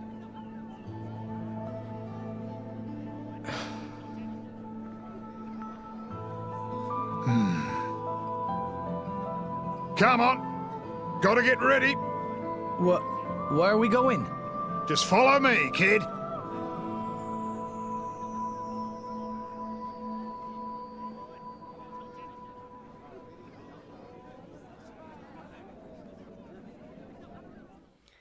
So I think I remember this part, and I'm just wondering where to end this stream, because there's... stuff is going to happen. Also, Vandam's not that old. I'd pay him as, like, mid-40s. I know the Vandam of, like, Xenoblade 3 is, like, almost 60, but, like, I think this Vandam's younger. I want to say he's probably, like, mid-40s, 50 at most, maybe? But somebody in the chat said the Queen of Uraya is, like, one of the few Australian accents in this game that sounds good. Like, I was actually really shocked to find out that the Queen of Uraya, her voice actress was also not Australian, because that's a really good accent, and I thought for sure they were one of the few who was actually, like, legitimate, but apparently still no. I would like to go to the inn, because I would like to level up a little bit for Bo's experience, because I think I'm a bit underleveled. Anyway, this little training ground is nice to have marked as a location. Jared Friet, did you miss anything? You missed one of the best speeches in the game. Yeah, like, that whole speech is pretty cool as well. It's just, it is... Again, like I've been streaming for a while, and my brain has been ruined by that whole Australian impression, so... I'll talk more about that speech maybe in another stream. It's a good speech, but it is kind of interesting how, like, this whole world is, like, wrapped up in, like, a military-industrial complex, and it's just kind of impossible to avoid it. It's like... it's like, it's just very hard to, like, buy anything ethically, because somewhere down the line, there's always at least one thing that was, like, that was, you know, sourced via some kind of unethical kind of thing. So, yeah. It actually reminds me a little bit of, like, there's a thing in, like, oh, hey, there's a water thing over here. Oh, I remember what this is! You dive here, don't you? I call on the power Okay. of water. Oh, fortitude is I remember fortitude being a hard thing to get. It takes a while before you get good fortitude blades, I think. I want to say Ursula has fortitude. I could be wrong about that.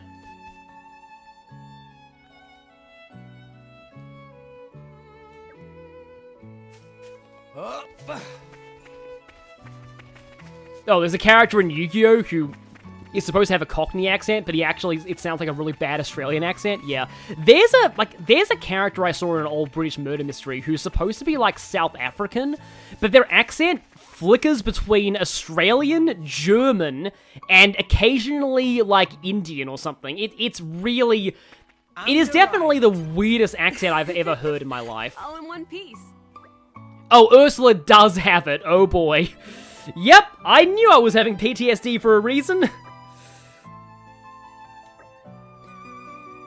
Oh yeah, Kano from the Mortal Kombat movie. I love how, like, so that's the thing, like as much as there are a lot of bad Australian accents out there, like, apparently Kano's actual actor, not voice actor, was not Australian. Like, he was also British, but he faked being Australian to fill a gap in the market.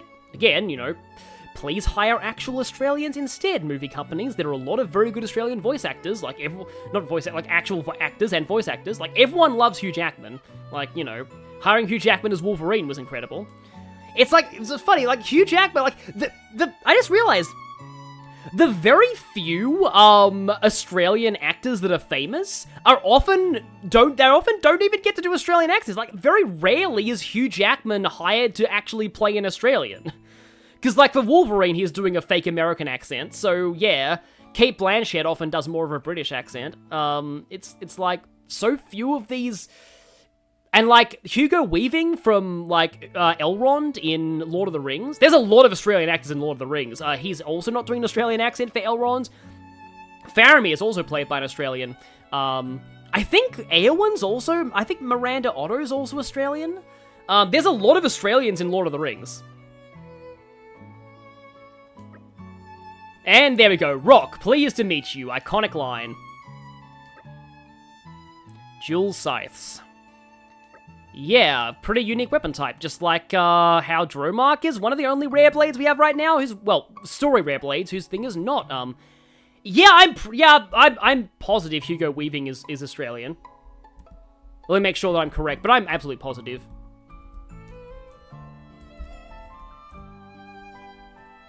Oh, no, he's British, okay. Dang it, sorry.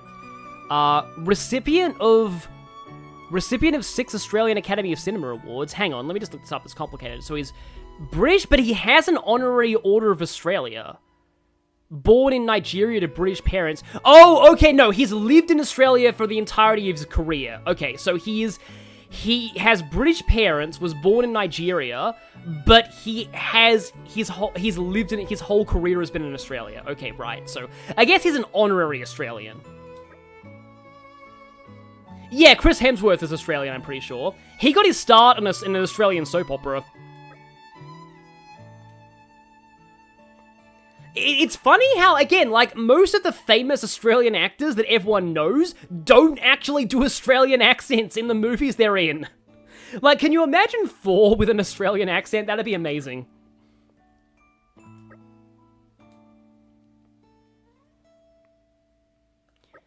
Also, regarding that Yu-Gi-Oh thing as well, I laughed so much when I found out there's a character called Jim Crocodile Cook, and I was like, okay, that's the most 4Kids name ever. Surely that's just a 4Kids thing. And then I look it up on the wiki, and no, his name is literally Jim Crocodile Cook, even in Japanese.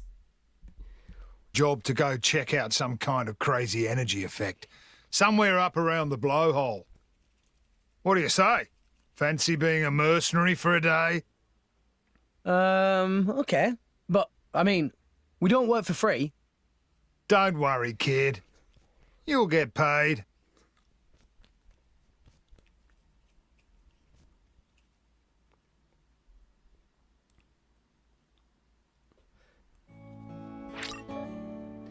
And guess what? It's finally time! We get to play as the Australian!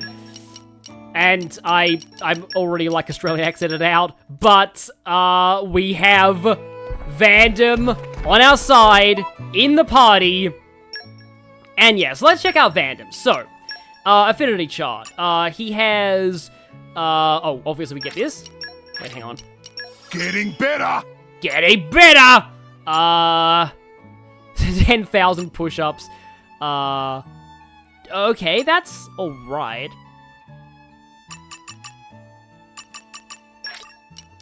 Yep.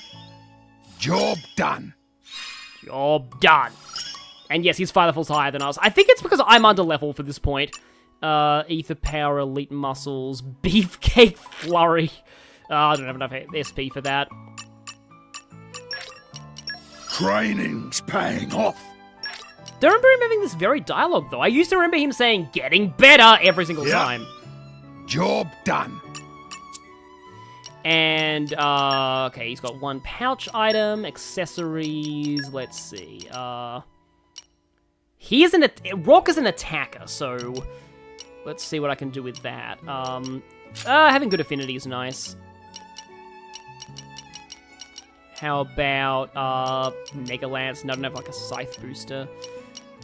I guess he can take the auto attack damage, even though it's not, like, that great of an effect.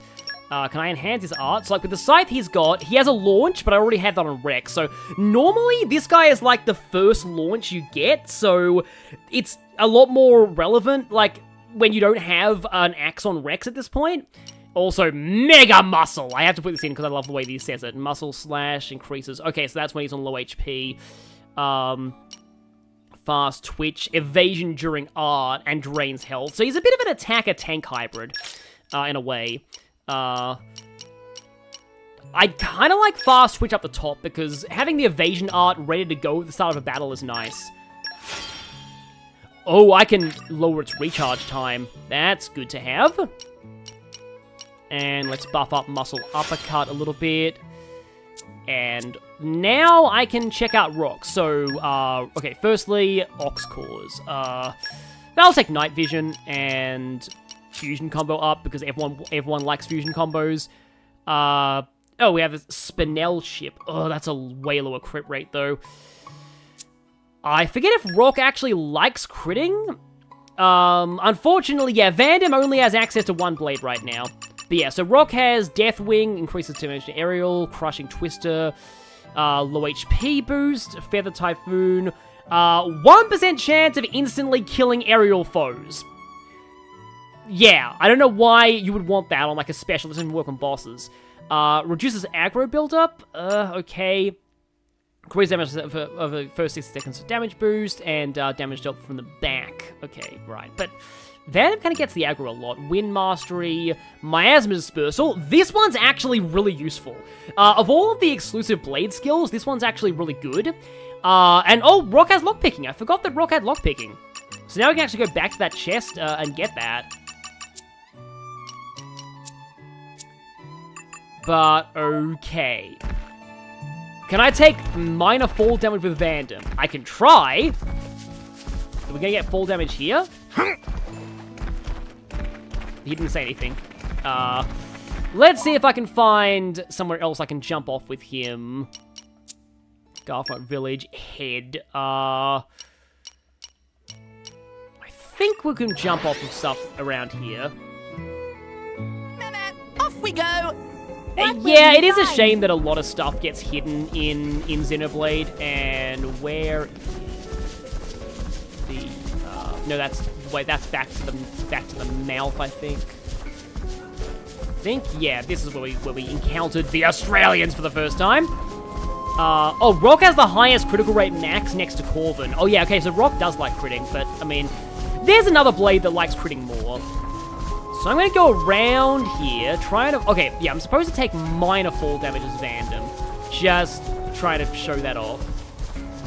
Then after that, I think I might actually be wrapping up the stream soon. Oh my quads! Because I remember the next part of the game. The next part of the game, there are going to be some fairly big cutscenes we'll be getting into. So I kind of feel like I should probably save that for next time.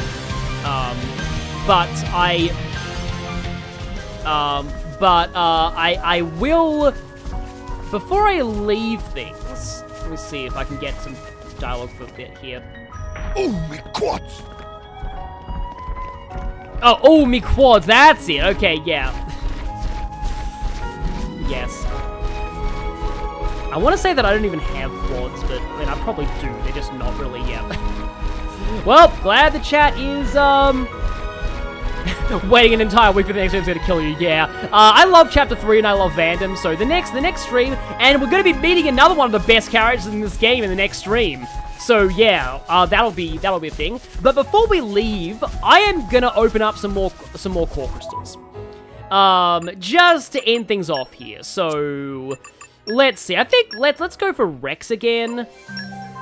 Okay, we have 4 more rares, so I guess we can open up the rest of these rares. Let's go for, I'll try Compassion again. No, I haven't done Compassion yet. No, I already have, I do need electricity, though. I don't have any electric blades yet, so I'll try a Compassion booster. Because you don't actually get an electric blade in the story for a while. Yeah, it's pretty amazing that Vandom can move that fast, but he does have massive muscle, but yeah. Yeah, it's time for gotcha!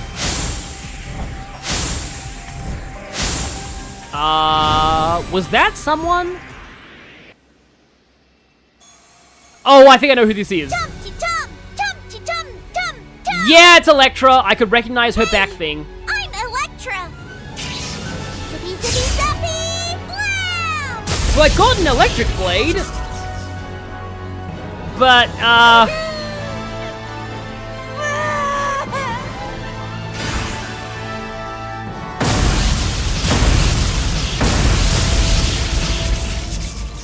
I don't know how things will turn out, but I'll do my best!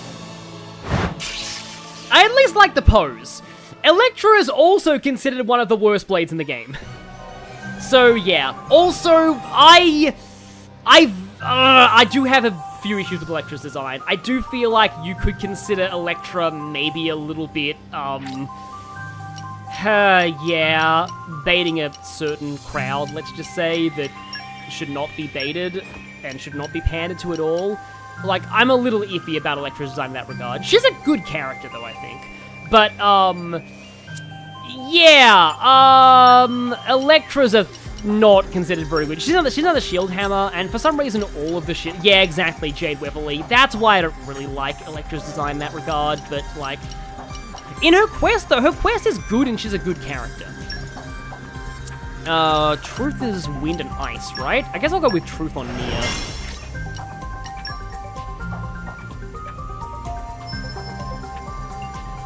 Yeah, Electra on Nia is not bad. I had Cora on Nia in my first playthrough, though. I kind of prefer Cora as an electric blade, even though Cora's also apparently bad. That was probably a generic. Yep, generic, okay. Ice generic, but okay then. Let's not set you. Bravery, I don't want more compassion. Let's go bravery. Oh yeah, the only good shield hammer is the DLC Shulk, because he's a shield hammer without actually being a shield hammer. He's a clone of the shield hammer, but has way faster animations and better, like, arts. So the only good shield hammer is the one who's not actually a shield hammer. Yeah, I think she's like Raikor or something in Japanese, like Raiden and Child, like Child Raiden. Like that's Electra.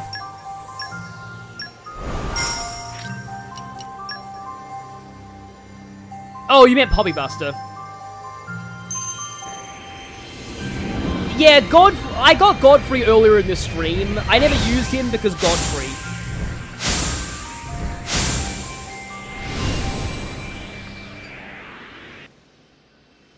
And and generic. Okay, so... Okay, that's 2 crowns. Okay, I don't want to skip the Awakenings in case I get something good, but I do want to try and open just a few commons and see if I get another one.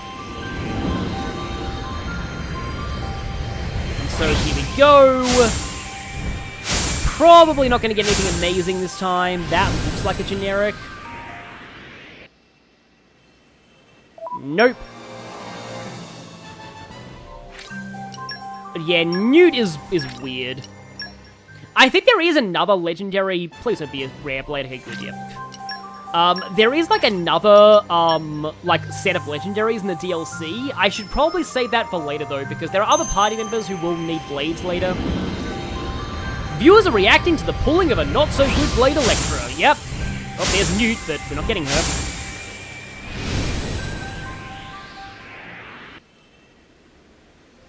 Nope. Okay. I think, like... I don't know, this could be like a Mandela effect, but I think the loading screen is a little bit, longer if it's a rare blade. Oh, yeah. Yeah, so this is the thing, like it says, Newt suffers from being a fire blade. Like, I remember back in the day, I saw, like, a pros and con list of every, like, element, of every rare blade, I mean. And, like, in a lot of them it says cons, fire elements. I'm like, wait, why is fire element a con? And apparently, it's entirely because of pyro. It's because you are guaranteed to have a fire element in the main story, so getting one via a rare blade is just less valuable. Meanwhile, no generic blades are ever light elements, so light element is inherently, like, has value in that regard.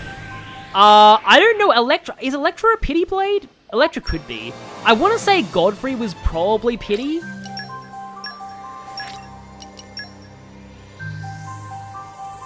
It would be pretty amazing as well if you do, if I got Finch as well. Because, like, that would round out the trio of the bad shield hammers. Was that something? No, it's just a dog, yeah. It's always just a question of, was that something? Like, when you're getting these, blade pulls. Fire is a good element to double dip on in combo routes. Yeah, that makes sense. Like, Fire Earth has some nice damage over time. Oh yeah, Electra does have kind of a nice relationship. Like some of the drivers have some pretty cool relationship with blades. I got lucky and actually managed to get most of them on the correct drivers for that as well. Like, I got the blade... Anyway, I shouldn't say that. That's a spoiler, but yeah. I got Nim on... Let's just say that I got Nim on exactly the right driver in my first playthrough without needing to use an overdrive protocol. Same with getting Azami on Rex, because Azami is like young hair of a Rex. Oh, that's probably generic as well. Yeah, no, don't worry. I'm going to show Electra's affinity chart. I am going to show it. This is starting to... Okay, one more, and then I'm down to 10, and then I think I'll stop. This is starting to look not great. So, yeah, I don't think we're going to be getting a rare blade, although I might have possibly jinxed it. Oh, hi, Lord Mage 30-ish, glad I'm still alive. Yeah, I'm probably going to stop soon, though. Okay, nope. Yeah, let's stop. I'm going to stop now, I'm sorry about that. But we at least got 2 rare blades this stream.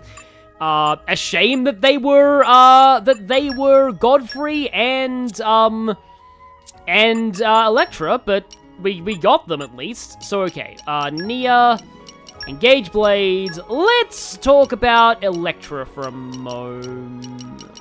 Oh no, I got her on Rex, didn't I? I did. Okay, so she's on Rex. Let's sock it to him.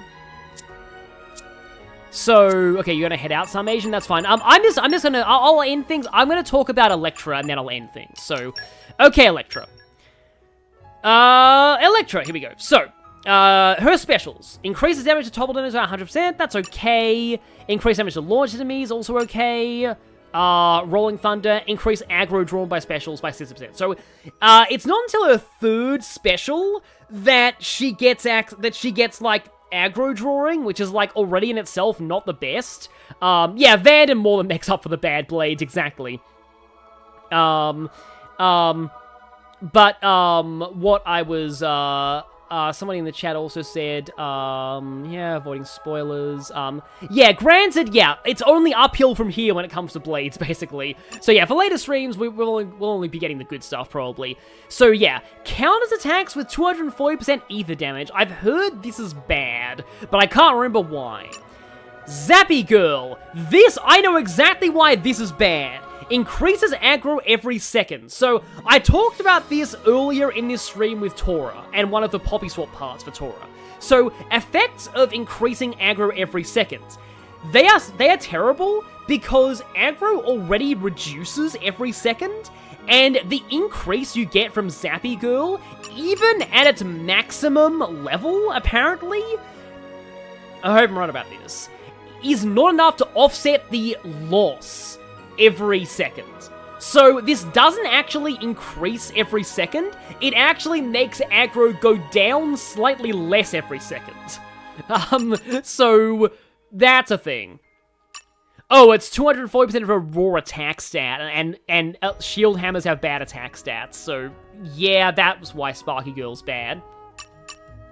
Clanger Girl increases block rate by 10%. Now, this one's actually not that bad from what I've heard. Like, I've heard that Electra can actually reach very high block rates with the right core chip, so I guess this is her niche.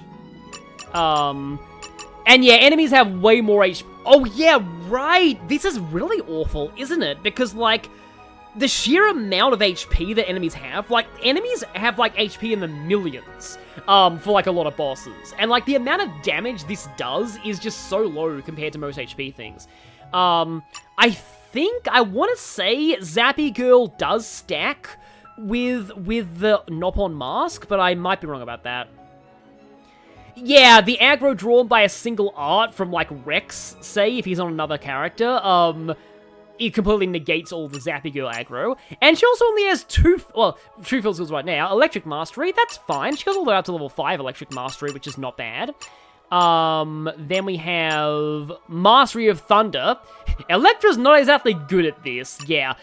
This is mostly used for murdering fish in Electra's side quest. We'll find out about that later.